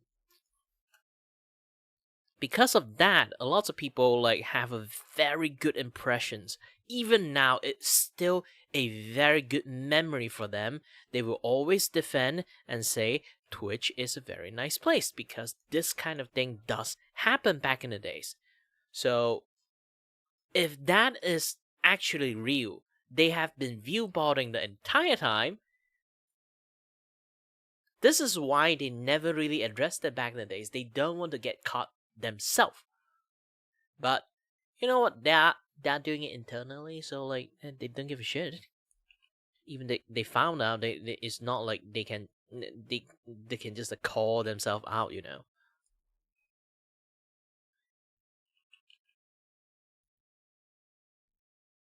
It's not a conspiracy. It's a thing that they can do, and I think they will do it. This is just simply like how they see like businesses. Again, like every single time I just like stream, like I want to talk about Twitch, I always kind of like want to shit on Twitch. I don't know why. It's not that I want to shit on Twitch just because like I hate Twitch. Yes, I technically do hate Twitch, but I kind of hate it in a way that I know they can do better, but they choose not to because they are just ultimately at the end, it's just a company that wants to earn money. Yep, just that. And you can blatantly see they doing that on purpose. They don't give a shit on purpose. Just like YouTube. YouTube, at least I accept the fact they don't give a shit. I still can't believe like Twitch still even right now don't give a shit.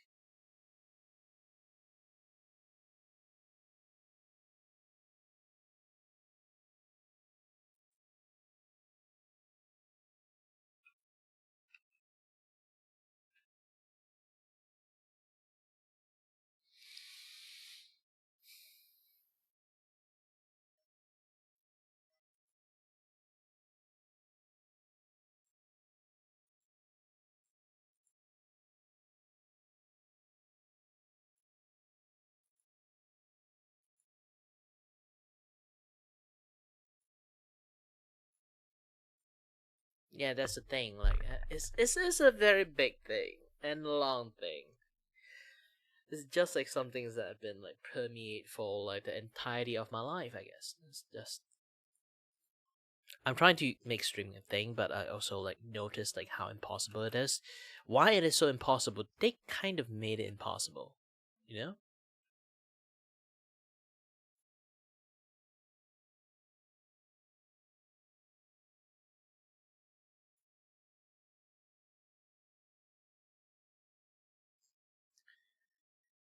Yeah. Let's play some other video and stuff. Hold on a little bit.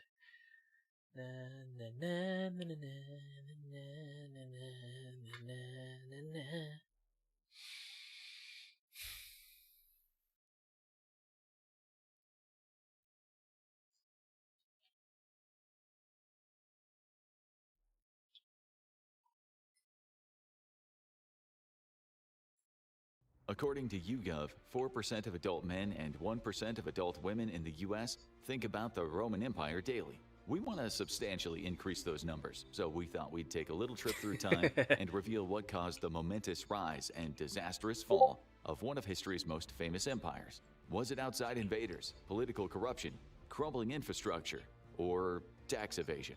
The answer may surprise you, although it likely includes a wide variety of factors. Our team of researchers dug through the ruins, read countless books, and conquered numerous territories in an attempt to replicate the events of and understand the inner workings of the Roman Empire.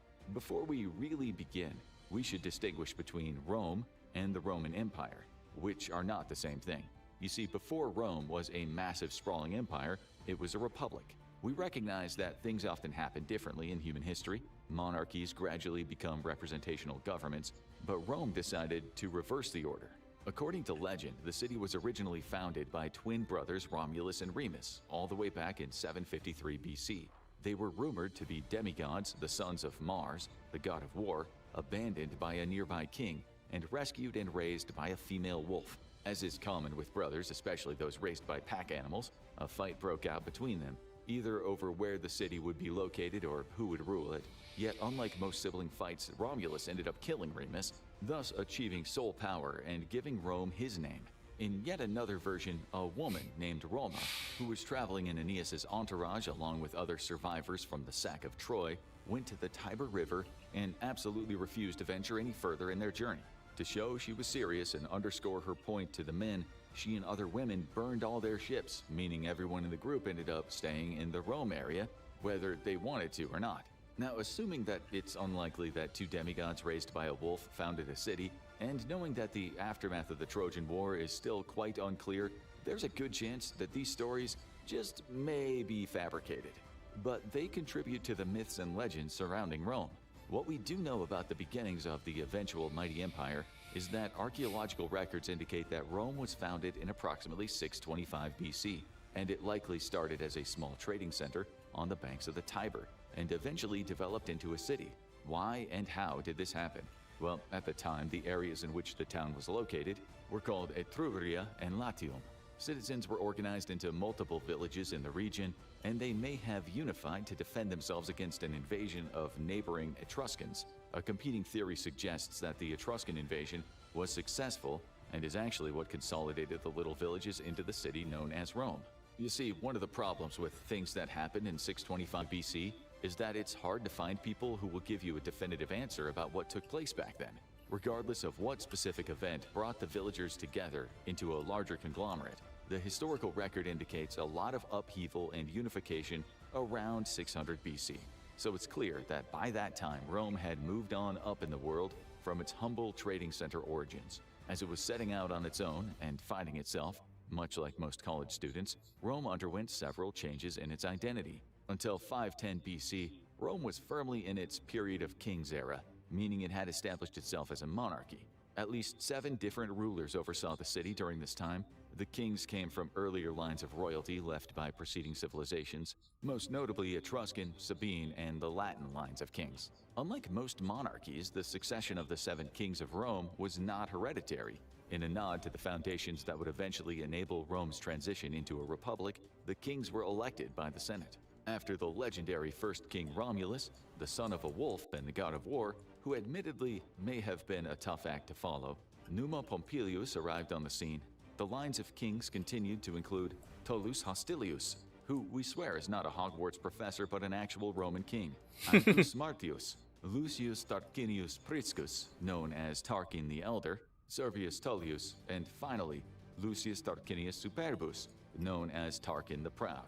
The last king, or Rex, as referred to by the Romans at the time, was apparently much less beloved than his predecessors. Historians have found evidence to indicate that his rule was widely regarded as tyrannical, with the public largely against him. Well, this came to a boiling point when Lucius Superbus's son allegedly forced himself upon a well-liked noblewoman, Lucretia, Roman residents and nobles Here's the thing, alike. like, you guys can kind of like watch it in the futures. For me, it's kind of like, I watch enough Roman stuff. I've seen way too much.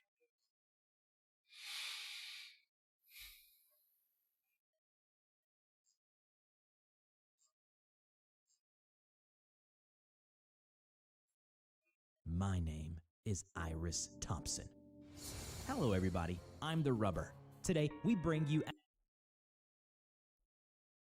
Viewer discretion is advised. Dickie ventured into the woods as he was a participant in a game of truth or dare with his hiker buddies. He opted for a dare, and they dared him to go into the woods and bring back something scary, like a werewolf or ghosts, they added sarcastically. And Dickie had always yearned for a chance to show off his bravado, mostly to impress Jenny, one of the hikers. The woods got denser as Dickie ventured deeper. His flashlight, although bright, illuminated nothing ahead of him. And sure enough, he tripped. He felt something was grabbing his ankle. He immediately grabbed the light, and chills ran down his spine as the flashlight shone on a set of bones, bony white human hands poking out of the ground. Horrified, he scrambled himself up and tried to run away, but then an idea struck him. I didn't bump into the skeleton for nothing. I'll take it back as proof of my bravery and prove them wrong. and with that, he started to dig. The bones were being revealed more and more as he dug. Soon, the skeleton was fully dug out. It was intact, and none of the bones were disintegrated. Without any delay, Dickie grabbed both hands of the skeleton and carried it on his back. After walking a few steps, he felt something grabbing his throat. And just when he tried to understand what was going on, it was too late. The skeleton that he had piggybacked was not dead. He tried to free himself from its strong clutches, but he couldn't. The skeleton's strength was stronger than that of Dickie's, and its squeeze on his throat was getting tighter by the seconds. Eventually, Dickie ceased to struggle and suffocated to his death. He fell lifelessly, and the skeleton began to tear an opening on his body. It pulled out the bones, then squeezed itself into Dickie's skin and flesh. Back at the campsite, Dickie's buddies were chatting gleefully around the campfire. They saw the return of Dickie, and one of the hikers, Ripley, rose up. "Took you long enough, huh? I see you didn't bring anything back with you." But Dickie, or what he was now, only stared at them blankly. Hello everybody, I'm the Rubber. Today we bring you a SCP Foundation Euclid Class Object SCP-3114. SCP-3114, also known as Wouldn't It Be Chilly, is an animate human skeleton. Although it has no articulation or connective tissue, its individual bones remain intact as they would in a human body. Research showed that individual bones can be pulled out of position, but quickly return to their correct position when there is no longer an external force acting on them. Though it is made of similar minerals as human bone, it is stronger and requires more than 3 times as much force to break, and the anomalous feature extends to the broken bone mending on its own. Regarding its ability to move, there is no current explanation. However, the observed range of motion in its joints is similar to a healthy adult female's. It is much stronger than a human and can lift at least 250 kilograms with one arm alone. Its maximum observed foot speed is 60 kilometers an hour. 3114 has an apparent field of view similar to a human's and reacts to visual stimuli. It also responds to touch. However, it does not react to sound or smell. After recovering 3114, it has proven to be extremely aggressive and would immediately attempt to attack any time it sees a human or other biological humanoid entities. When it sees a potential target, 3114 will approach the target with the quickest route it can, only avoiding obstacles it cannot push through. Once it reaches the target, it will latch on with its hands around the throat and begin squeezing it, asphyxiating the target. Once the target stops moving, it will begin to tear the body open grotesquely and pull out its bones over the course of several hours. Once the whole skeleton is removed, it will attempt to pull the remaining flesh over itself. Once the body is no longer in one large piece, it loses interest in it. A series of conducted experiments showed varied results of 3114's reaction to different entities. For the first 2 experiments, the results came out the same. Both the D-Class personnel and a female gorilla were placed in the vicinity of 3114. Both subjects tried to escape, and even though the gorilla was able to break 3114's left ulna, none of them survived and was asphyxiated. Their flesh was torn open and bones removed. However, upon discovering that the victim's body was not intact, 3114 placed the subject remains in a corner along with several sticks and a cardboard box on top of the subject, as though burying him. 3114 seemed quite compassionate and considerate to the other 2 subjects, where one was a border collie and the other was a human skeleton model. For the dog, 3114 approached and examined the subject cautiously with its fingers, and was surprised when the dog licked it. It played with the dog for 2 hours and was visibly excited in its presence. It wrestled with the dog without harming it and threw sticks for it. The subject was then removed from the enclosure without incident. 3114 stood at the exit for several hours after the subject's removal and struck the walls repeatedly, as if 3114 was missing its presence. For the skeleton model, 3114 approached it immediately, but did not attack. Instead, it examined the subject by prodding it. When this elicited no response, it ran its hand along the top of the subject's head. Since the subject was a skeleton itself and no skin was there to tear, it carried it back to its enclosure and cradled it for several hours. It then put the subject in the same position it takes during sleep periods. A different approach was made by 3114 when a male human cadaver 1 hour after death was placed in the enclosure. 3114 proceeded with its process and was able to keep the body intact while it placed itself inside. It walked around its enclosure for an hour while wearing the subject. The only exception in this experiment was another D-Class personnel that was placed in the enclosure. When 3114 approached, he attempted to escape. 3114 grabbed him, but only gently. It continued to try interacting with him, taking his hand and placing it on its face, trying to mimic his movements, and embracing him. After 3 hours, the D-Class was removed safely from the enclosure. Lastly, when no target is present, 3114 is fairly docile. It explores its enclosure but does not attempt to escape. When the lights are turned out for the night, it lays down and becomes motionless. Though it resembles sleep, it is still capable of responding to visual stimuli. As for its motives for wearing the skins of its victims, researchers think of it as a way of coping with certain longings. When Dickie, or rather 3114 in Dickie's skin, moved closer to the group leader Tom noticed something was off in Dickie's demeanors. His movements were stiff, his mouth agape, and what happened to his eyes? But he brushed it off as him being tired from his little adventure in the woods. It ignored Ripley and walked past him to settle down around the campfire, next to Jenny. She asked if he had brought anything scary back to show them, but she got no response in return. 3114 only stared blankly into the fire. They continued their merriments around the fire, but as time went on, they noticed the atmosphere was off.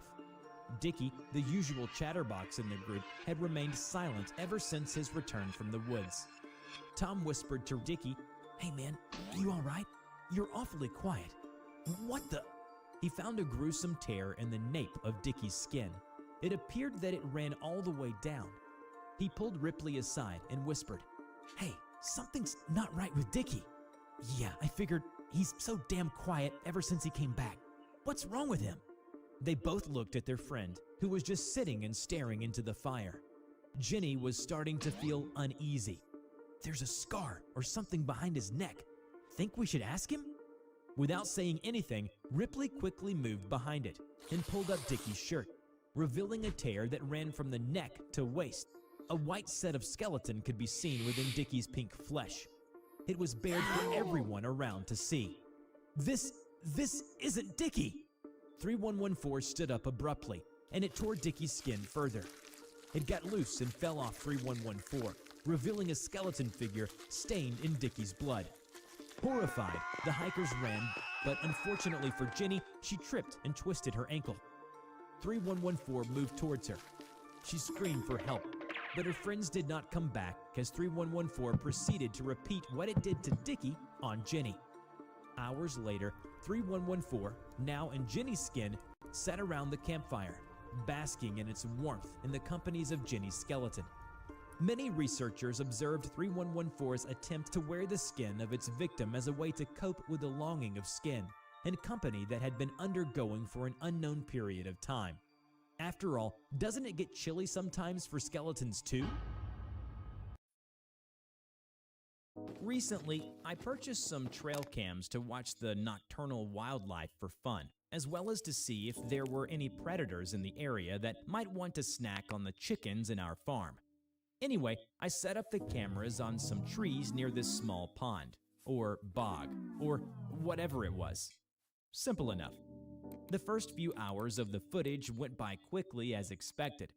Saw some deer meandering for a bit, a couple of coyotes, and a juvenile bear. As I lazily watched the footage roll by, I noticed a raccoon waddling its way over next to that pond thing. It leaned in and sniffed. I chuckled as I watched it poke at the water with its tiny paws. Very cute. However, my smile was wiped instantly when the little guy suddenly started slamming its head down into the water repeatedly. I clutched the sides of my laptop and watched in horror. The raccoon then jumped into the murky water. As it thrashed around violently, chunks of flesh slid off its body, exposing the bones underneath, before slowly sinking into the depths. I looked at my screen, stupefied, and paused the recording. A part of me knew that something even worse was going to happen. I pressed play and saw, get this, raccoon skeleton clawing its way out of the water as though it was still alive. It looked around, saw another raccoon, and immediately attacked it. Poor thing was ripped apart in seconds. Bony Boy then rolled its body over the still warm organs and flesh. And by some ungodly miracle, the flesh actually stuck to its skeleton. Then, it just waddled away happily into the woods, organs dangling about and all. I closed my laptop and I set it aside. The world needed to see this, I figured.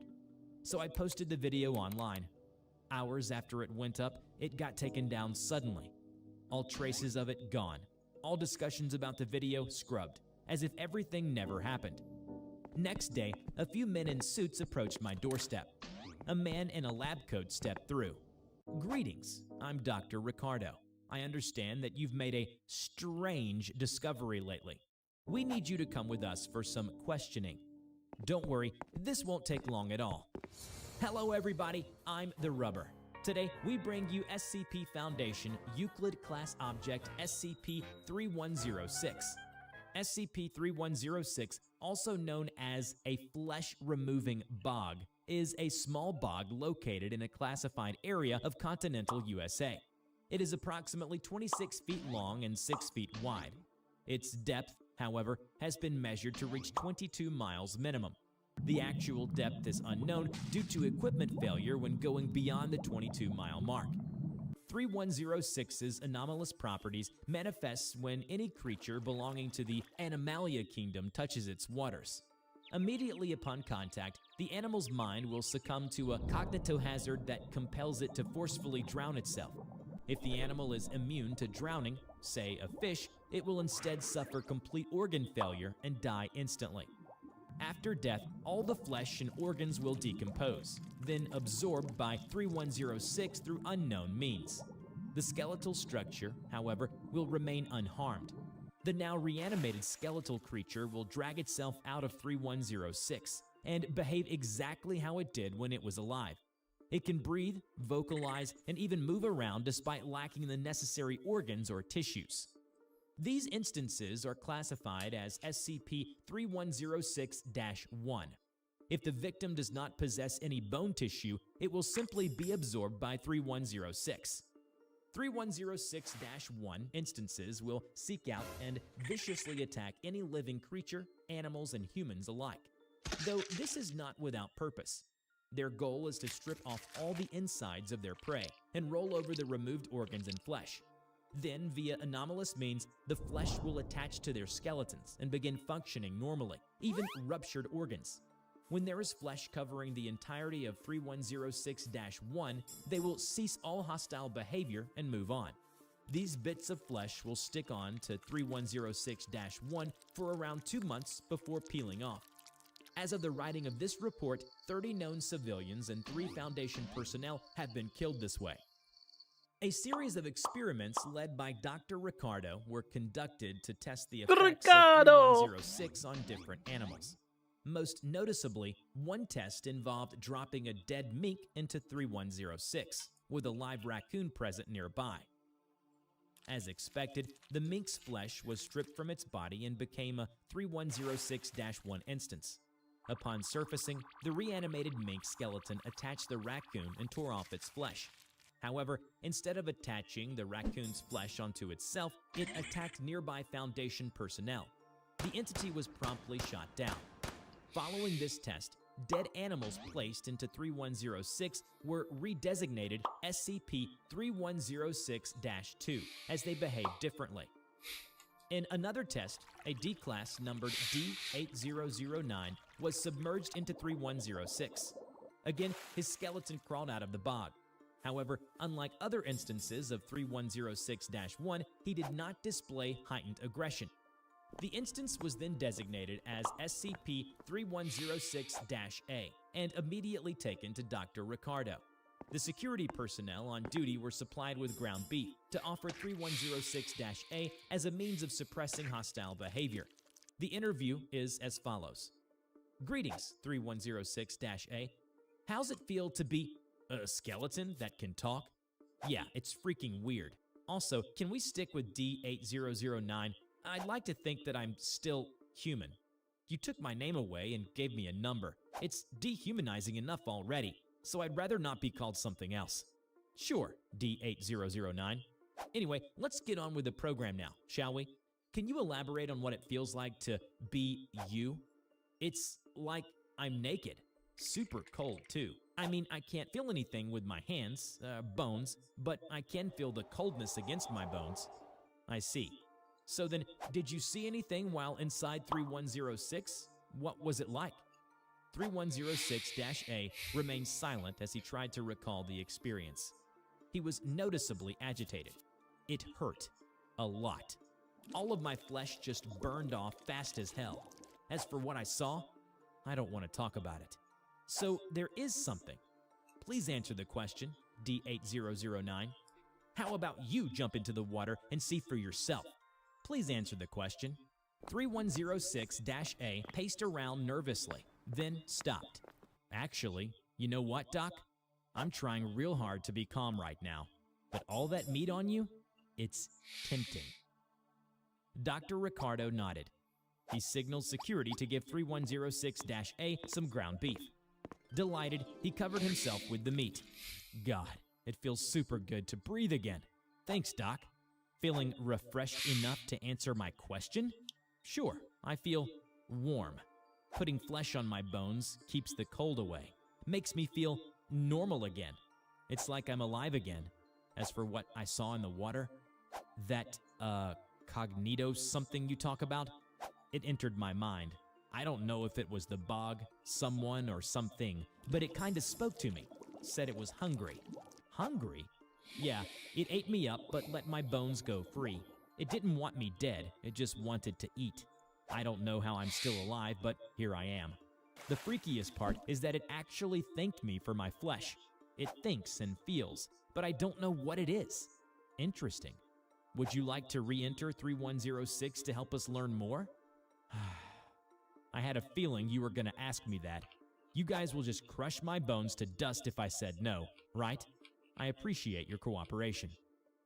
Prior to the next underwater exploration of 3106, several cameras and audio recording devices were drilled into 3106-A's ribcage. So, how's it feel to enter 3106 again? Strange. It doesn't hurt now. Feels like I'm just in some regular old water.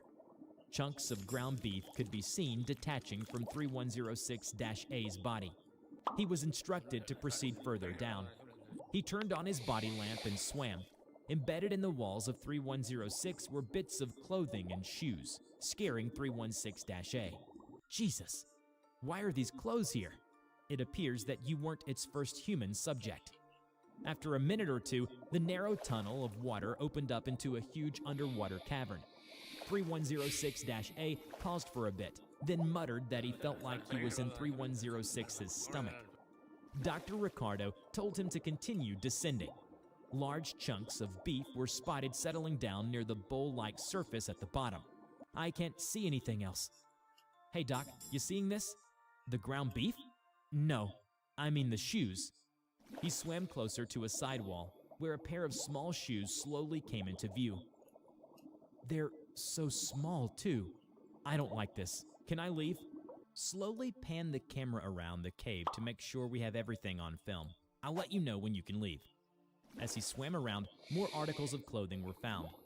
A minute later, 3106-A came upon a large tube. Now go in the tube. No, I mean, that's just too much. Seriously, you can just kill me when I get back up there. I am not going in that tube. Look, 3106 is not digesting you, nor are you being dragged by any current. And so far, you haven't complained about needing to breathe, so you will be able to swim back through. Proceed. Damn it. Fine, I'll go. After calming down, 3106-A swam down the tube in silence. Soon, he reached a section where the tube was covered in odd bumps. He suddenly stopped. What's wrong? Why have you stopped? Hold on. I can hear him. You can hear SCP-3106? Shush for a second, Doc. I'm gonna try talking to him. Tell me what it says. Who are you?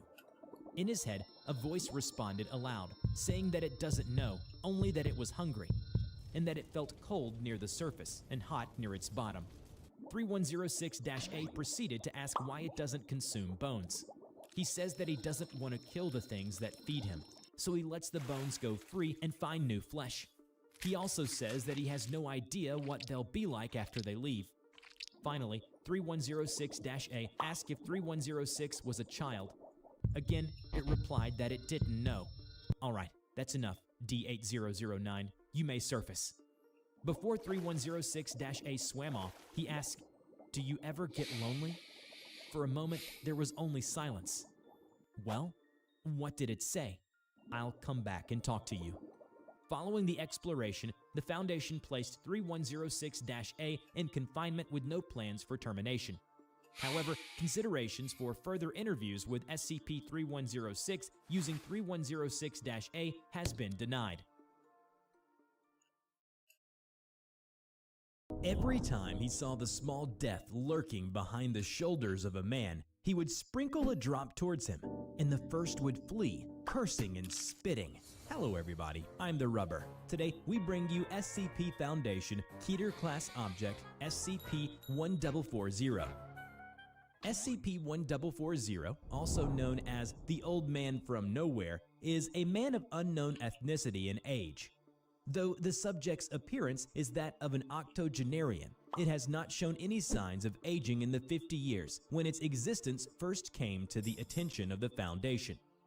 SCP-1440's anomalous nature becomes apparent once it comes into contact with a human civilization, dwelling, or man-made object and settles there for a period of a few days. Prolonged exposure of any man-made object or person will cause increasingly destructive events to occur in 1440's vicinity until the destruction or death of the human stimuli. The only exceptions to the destruction are 1440 itself and his belongings, clothes, a sack made of unidentified material, a pack of worn playing cards, and a small glass cup. 1440 is very much aware of his destructive property and has thus vowed to avoid human populations as much as possible to prevent the spread of unintentional doom. Besides, 1440 is not actively hostile and will not resist attempts to be contained, though all such attempts have failed. Additionally, such attempts have led to a considerable loss of personnel and resources due to the aforementioned anomalous properties. During the fourth attempt to contain 1440 in Area 142, personnel began complaining about severe headaches and nausea. Over the next 2 days, 3 of the 4 on-site water purification filters broke down. Area 142's hangar collapsed, which caused the deaths of multiple airmen, and a doctor suffered a complete collapse of both kidneys and both lungs simultaneously. Over the containment's door, 1440 said, "It would be best if you let me go, for your own good. The first brother is already here. The 3 brothers are all cruel, all vengeful, all capable of holding a grudge for a long time. They are the cause of my misfortune, and therefore the cause of yours. And now, the second brother joins the first. Time is running short. Release me, or I cannot vouch for your safety. It might already be too late." The third is crueler than both his brothers, for he knows his appearance is the only thing that will set me free. But he never appears. I have spent time untold searching for him, trying to return his prize and those I won from his brothers, but to no avail. It is too late now. Doom is never far behind the second. Before you perish, allow me to give you a word of advice. Should you choose to challenge death to a game of cards for your life, there is one thing you must never do: win. At that moment, the on-site nuclear device stored in Area 142 detonated. Area 142 was destroyed, and all on-site personnel were killed, but 1440 suffered no apparent harm. The old man woke, and his failures flooded his mind once more. The destruction of the Foundation base was just another drop in an ocean of guilt. The desert he found himself in was a lonely, empty place, and for that he was glad. Out here, he could do little harm. As the soft desert sand crunched beneath his feet, he remembered that thrice accursed game of cards that led to all of this, to the 3 follies that sealed his fate. First came the game, a game he should have never challenged them. But he was young and full of pride and had much to lose. He was a man in his prime when he lost his life in a meaningless war and found himself in the brothers' dark halls. Around him, his fellow soldiers walked silently towards the distant light, not even glancing at the 3 gaunt figures that showed them the way. But not him. He thought the others were fools. They were weaklings to accept their demise. Thus, in his vanity, he challenged his guides and refused to go forward until he was given the chance to fight. He got his chance, and he won. He won too much. Second came his greed. He took every hand, broke every gambit, and stole life from death's grasp with guile and skill. The brothers were displeased, but they accepted their defeat and showed him the door back to the world of the living. As he stood at the exit, he suddenly thought to himself, why stop now? Why settle for life when he could have glory, power, immortality? He turned and sat back at the table, and he won again, and again, and again. 3 prizes he won from them: the cup, the cards, and the sack. They were the brothers' prized possessions, and they offered him much if he would only return them: wealth and luck and health and glory. But he wanted to humiliate them, to make death grovel before him. So he took the prizes and left the brothers seething in rage. Third came the waste. The prizes were items of immense power, for they could keep the brothers at bay. The first cup held the elixir of life, and a drop of it would banish him, saving even the sickest of men from his grasp. Every time he saw the small death lurking behind the shoulders of a man, he would sprinkle a drop towards him, and the first would flee, cursing and spitting. A drop seemed like such a small thing, and the cup held so much water, so he used it carelessly. He banished the first from those too old or frail to keep on living, and from those the first rightfully owned. Eventually, the cup ran dry.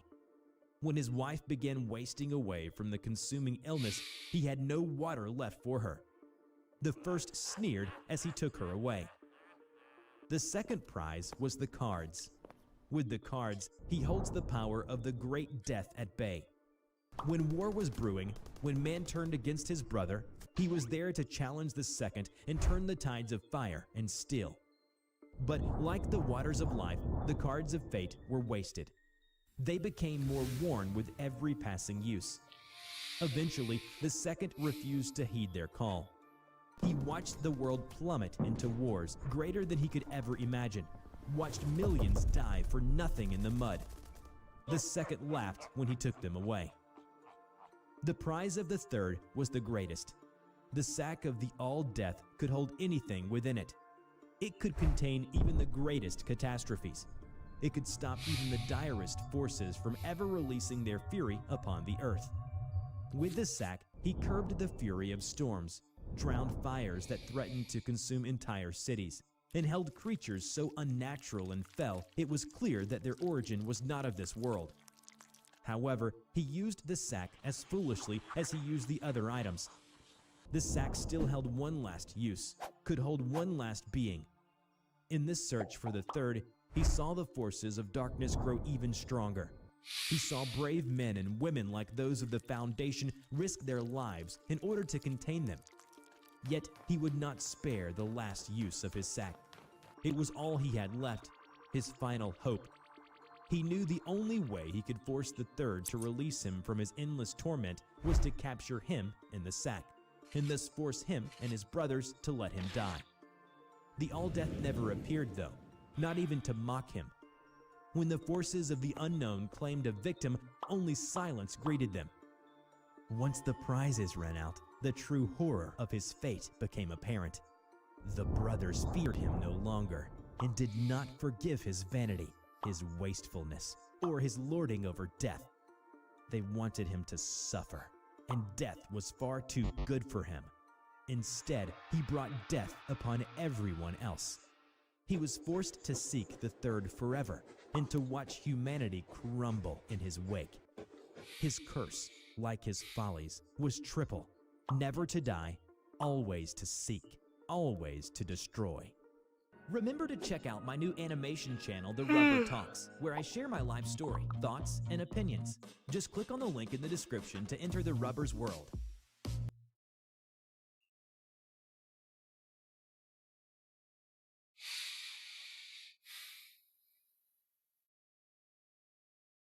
Yeah, it's a little bit hard for me to breathe. Let me try to like clear my nose a little bit.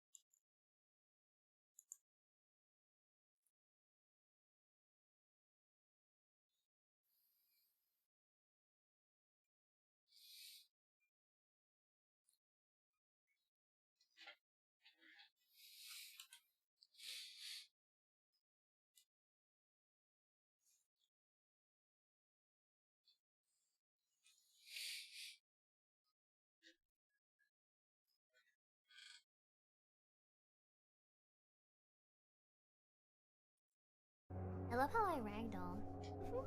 Is Doobie streaming? Just get out. Hold on, we're gonna go pin Doobie to the floor and fart on her. Left, right, left. There's a skeleton head? Wait, really? Did I miss it? Doobie's playing Poco! Wait, I think I was gonna play. Wait, I have to go see if that's the Poco that I was gonna play. It's just one guy. Maybe they're wrong. One guy in the chat. Okay, well, let me say hi to Doobie. Okay, guys. Thank you, guys. I'll see you guys on Sunday and Monday, okay? Is it really a raid, or are you guys just saying that? Okay, wait. Hey, goodbye! Bye, bye, bye, bye, bye. Bye, bye, bye, bye, bye, bye, bye, bye. Oh! Yo-ho raid!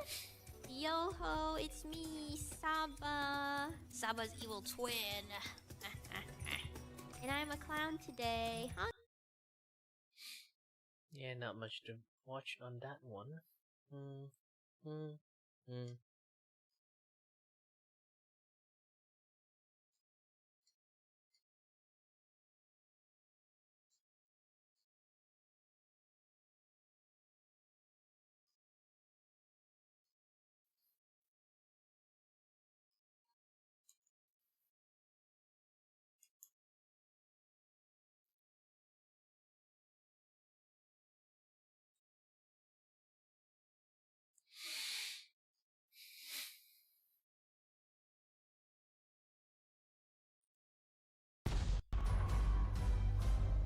Invisible Woman. A lot of people have lost faith with Marvel, and honestly, I can't exactly blame them. And honestly, if it weren't for my husband, I wouldn't have watched Fantastic Four, because, truth be told, I'm sick and tired of seeing Pedro Pascal everywhere. Figure, but do you think it's safe to say that Reed is the first capital D daddy in the MCU? The fuck? Are there not other fathers in the Oh, I mean MCU? daddy. Oh, Yeah, daddy. different to father. Daddy? Capital no. D. I would, okay, no. The first capital D daddy in the MCU? No. I would say he's in a group of a capital D daddy. Oh, I mean daddy. You fucking stop wasting my motherfucking time. What the hell is wrong with these freaking interviewers?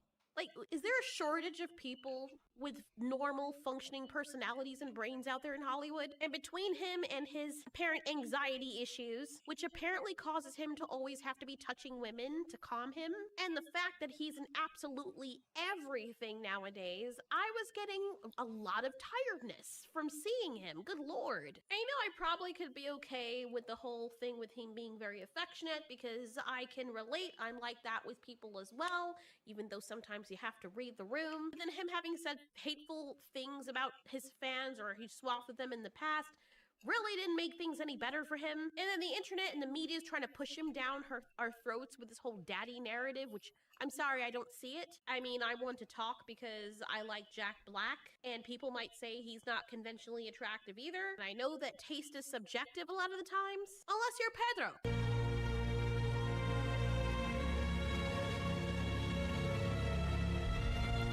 Ew, gross. So yeah, trying to have that shoved down our throats, seeing him in everything now. I really wasn't over the moon about seeing Fantastic Four, specifically because he was in it, and also I have a little bit of Marvel fatigue as well. But alas, I watched the movie and I actually liked it. I did. I really liked it.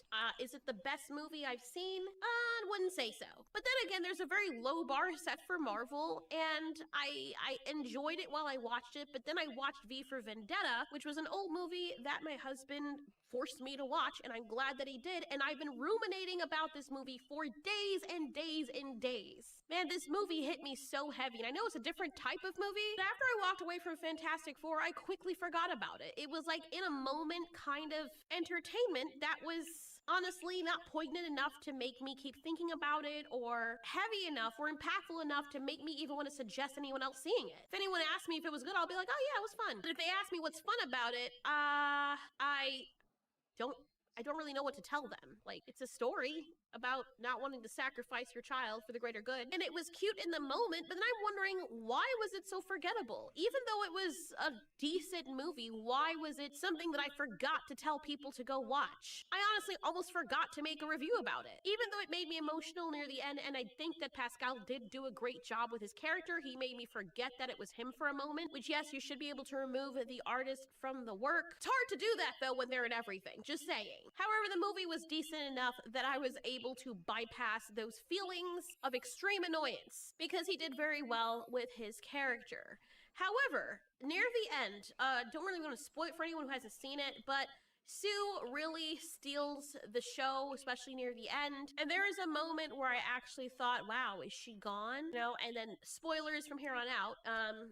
There are situations where the group comes face to face with a character that is supposed to be a world eater. Sue does what any mother would do and says, I'm not giving up my baby, not even to save millions. I'm not gonna sacrifice them, and I'm not sacrificing my child either. And that's very human of her because that makes sense. And she gives all of her life force to protect her child by pushing the bad guy into a portal, which kind of feels reminiscent of Ant-Man Quantumania. And we think she's dead, and there's a moment where I actually started tearing up because Reed is crying because he thought he lost his wife, and then we find out that her baby has powers, and then she comes back. I like the people that they're saving in this world. The people are very wholesome. Usually you can remove yourself from the people, and the world did feel lived in. The Fantastic Four, basically, like, they were worshipped by everyone in this version of Earth, and the first thing I thought was, like, when they realized that this big Galactus dude was going to eat the whole world, and like, all you have to do is give up your baby, dude. Like, we have millions and billions of other babies on this planet, and you don't want to give up yours to save the world? Okay. I wouldn't have walked outside with my baby to talk to these people because the thing is, all of these people are parents as well. In the real world, they would have snatched up that baby and been like, here's the child.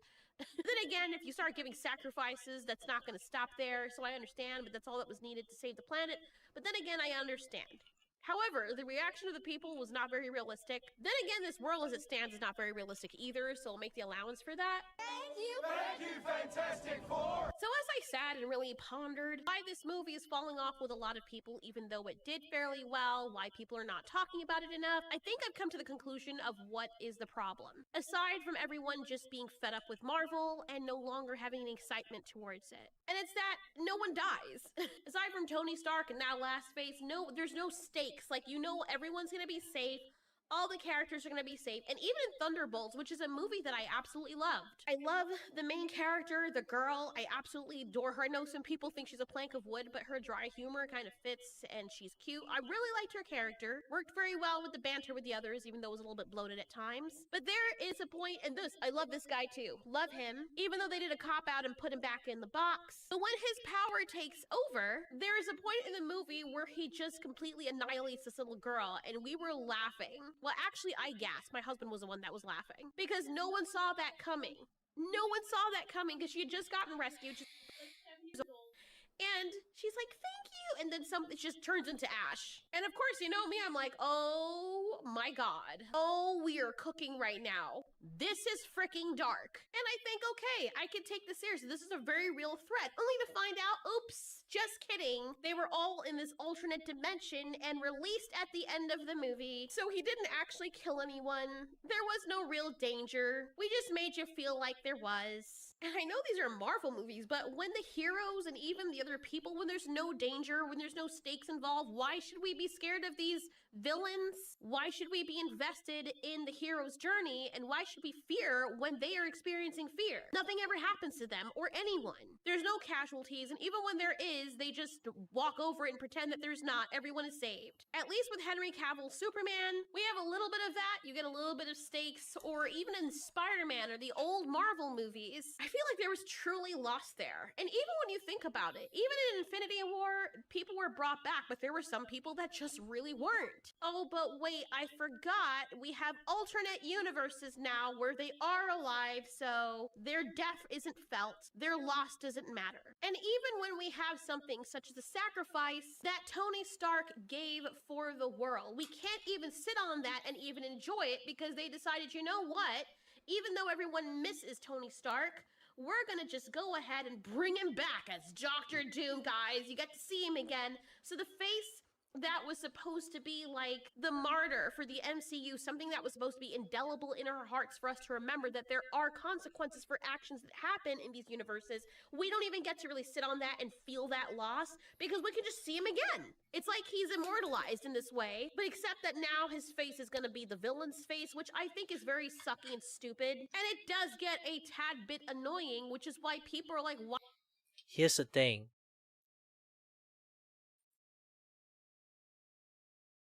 I'm not sure it's Infinity War or something.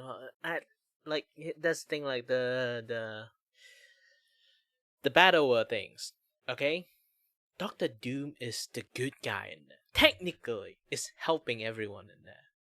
So he's not even a villain. Why am I even watching these? And honestly, that's the reason why I did not like the Jurassic Park Rebirth movie. There were elements about it that were good. I'm not saying nobody died in it, but all the heroes, you have all these people, all these good. Yeah, they pay a lot of people, okay? They paid them not to die. They pay them to act, not pay them to kill them off. Sadly, that's a part about Hollywood. Too stupid. Things are too stupid sometimes.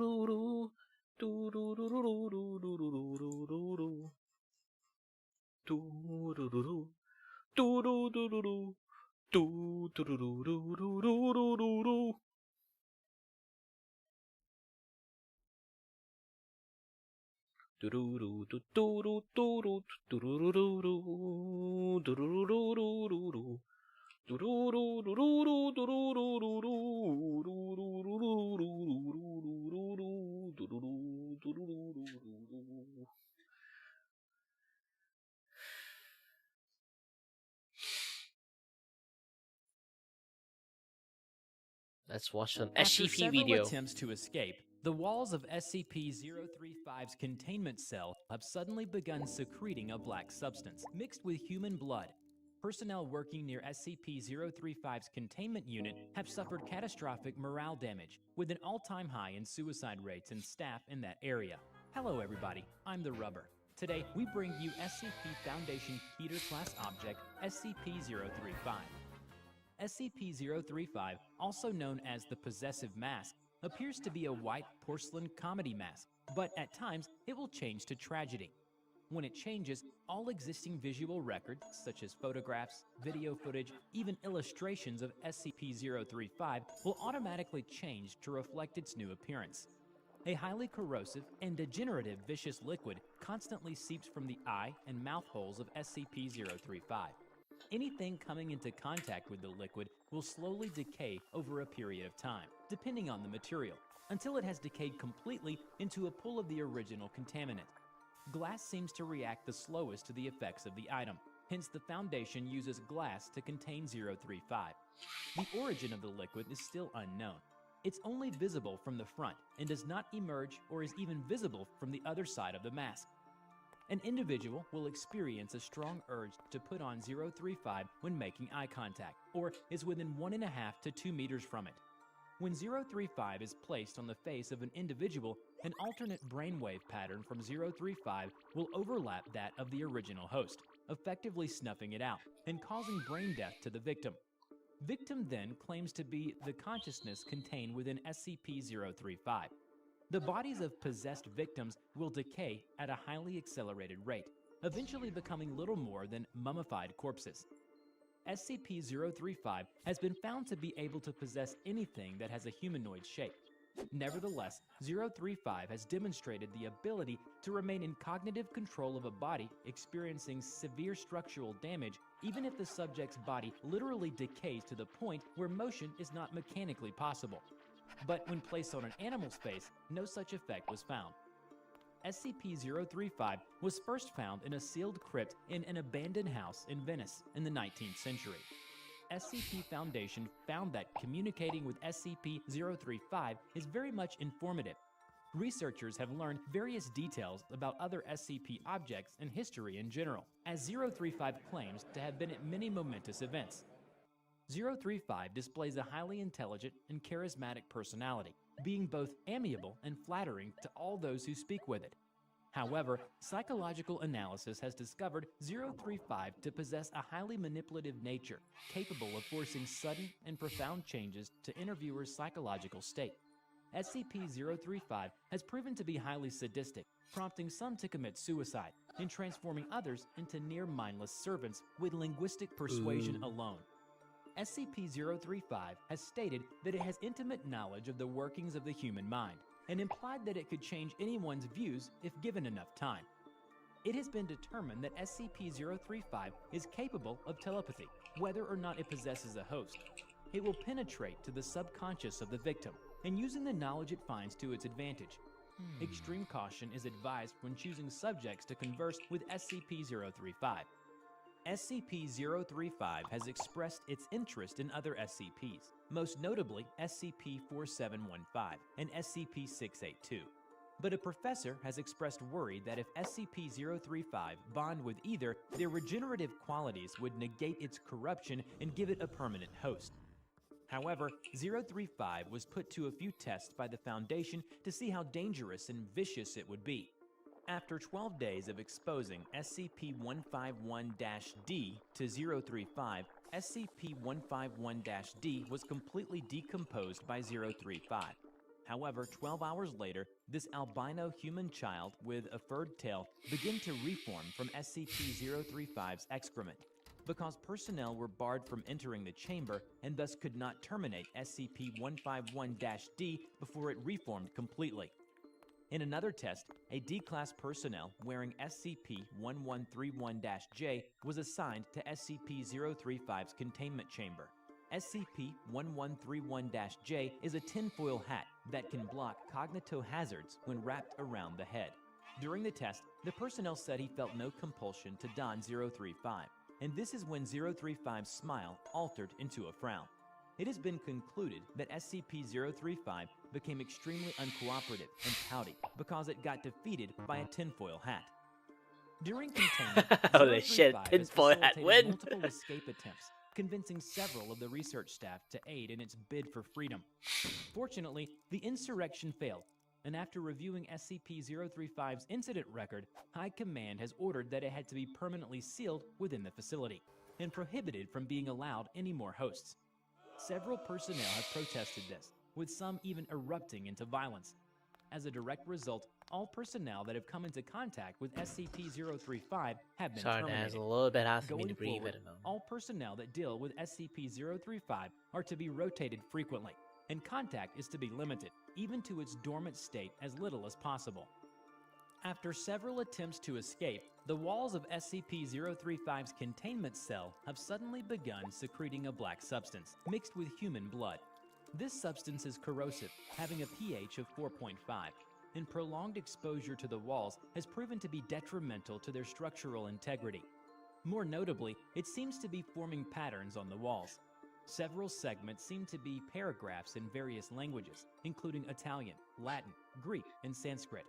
Other segments appear to be diagrams depicting ritualistic sacrifice and mutilation. While the researchers were in the room examining these newly formed patterns, they have complained of hearing loud whispering and high-pitched, unnerving laughter at irregular intervals. Personnel in the section working daily near and around SCP-035's containment unit have suffered catastrophic morale damage, with an all-time high in suicide rates in staff in that area, whether or not they have ever had contact with SCP-035. The only change in SCP-035's dormant behavior is its glass case containment. Degradation of the case has increased to a high degree, enough so that the glass will occasionally shatter, causing a wide dispersal of SCP-035's containment. This will occur quite often at the most inopportune times, so far resulting in 6 casualties and 3 fatalities of the Foundation staff. In light of the mass suicide, homicide, and morale damage of the members in SCP-035 containment area, and general loss of staff dealing with SCP-035 to either death or insanity, it has been decided to coat the inner and outer walls of its containment cell with SCP-148, which is the ability to block or hinder extrasensory mind-affecting properties of living organisms in proximity to it. The use of SCP-148 has worked well, causing morale and suicide rates to return to near pre-SCP-035 rates. However, the material appears to facilitate the negativity within the cell, causing a veritable greenhouse effect inside. Personnel inside the cell have stated that they feel a heavy sense of dread, fear, anger, and general depression, as well as hearing constant, nearly inaudible whispering upon immediate entry. A prolonged stay causes severe migraines, suicidal tendencies, heavy hemorrhaging of blood vessels around the eyes and inside the mouth and nose, general hostility to others. The whispering will increase to almost deafening volume, intersected by a constant mocking laughter. Exposure of more than 3 hours will inevitably result in the subject falling into a deep psychosis and attempting to harm either themselves or others. Most of them begin to speak in Latin or Greek, despite the fact that several did not previously know how to speak said languages beforehand. The presence of blood in both word and diagram formations around 035's containment has increased disproportionately, the walls becoming cluttered and the formations beginning to overlap each other. The substance has proven to be both difficult to clean and even more corrosive than was originally recorded. General estimation gives the current walls a life of 2 months before they will need replacement. It is becoming gradually more and more difficult to contain SCP-035. The walls, ceiling, and floor of SCP-035's containment cell have now been completely saturated in blood. Constant cleaning efforts are being instated. According to the latest addendum, the magnitude, intensity, and reoccurrence of the phenomena that occur within SCP-035's containment cell have increased to an alarming degree. The cell door has been known to become locked of its own accord while personnel are inside, and unable to be opened for a long time. Appendages form out of the larger puddles of blood and often attempt to grab or harm personnel near them. Blurry apparitions have started appearing to staff. Electronic devices no longer work inside the cell. Yeah, and the he is light like cannot be turned stupidly on, strong forcing on those entering psychic to power. use non-electric based light sources. Cleaning measures are having no discernible effect on the cell, and the walls are degrading at a very high rate, forcing them to be replaced within a week at best, although the blood makes it nearly impossible to properly achieve this. Foundation was forced to move 035 to a new cell entirely, with the old one sealed off and disengaged from the rest of the facility. As a young child, I was fascinated with ancient history, specifically that from the East. From Laos to Japan, I was enthralled with all I learned. But the most interesting piece of history that I learned was about a mask used in traditional dances in Thailand. Luckily for me, the local history museum had one such mask on display. I begged and begged my parents to take me there every single weekend. Needless to say, when I learned that a traditional Khan dance would be performed by professional dancers at a local dining establishment using the original mask, I was beyond excited. The next weekend, my uncle and I attended the dinner where the dance would be performed. I waited with anticipation until the dance was set to start. The performer carefully donned the mask, but as the music played, they did not make one single movement. Instead, he grabbed his head in pain, shrieking that he didn't want to lose himself. Eventually, he stopped his painful writhing and yelling and began cackling. It was like he was possessed by a demon. Several arm-like appendages sprouted out from his back and waved to and fro. Spotting a nearby server frozen in shock, the possessed performer leaped with great speed at the poor man. Once getting a hold of him, the performer used his numerous hands to rip and tear the server to shreds. Chunks of flesh scattered about as people panicked and fled the scene. Overwhelmed by the gore, I passed out and was taken to safety by my uncle. When I woke up at home, I could hear my uncle telling my parents that it was a bloodbath. A few dozen people had been brutally murdered or ripped apart. The police arrived at the scene and unleashed a wave of bullets at the performer until he finally dropped dead. Scarred by this event, I now have a phobia of putting anything on my face and fear that something will cause me to become, well, not me. Hello everybody, I'm the Rubber. Today, we bring you SCP Foundation Safe Class Object SCP-901-TH. SCP-901-TH, also known as the Giant Head, is a handcrafted paperboard and brass mask designed to resemble the face of a giant. It is used in the traditional Thai Khan dance. When left alone, the mask is unable to do anything. However, it changes state when someone puts it on their head. Upon wearing it, the wearer is immediately attacked by an unknown entity or ghost. This entity will forcibly suppress the wearer's soul and take over their body. Once this process is complete, the host's body becomes extremely violent and wild due to the influence of the entity. What's more, the host gains an abnormal amount of strength and speed, far beyond the capabilities of a normal human body. Foundation researchers suspect that this is because the entity removes the brain's limiter on how much power we use. Therefore, the host's body can be used to its full potential. It is impossible to remove the mask while the host is alive. Despite the Foundation's best efforts, the only way to safely remove it is to kill the host. rendering the mask useless once again. However, this is easier said than done, as the host will feel no pain and will fight back until the moment of its demise. After less than a minute of wearing the mask, the host will undergo a grotesque physical transformation. From the host's spine and ribcage, numerous arms and hands will sprout at a rapid rate. The previous host, who made it to this state, was seen to have fine control over each appendage and use them to kill with extreme proficiency. Due to the deadly nature of attaining this state, the Foundation has ordered that no further testing is to be done with SCP-901-TH, as such testing is highly dangerous and will likely yield no new... Alright then, finally I finished the art and stuff. I'm gonna take my break, maybe continue to play some Hypnotic Factors. I really love that game.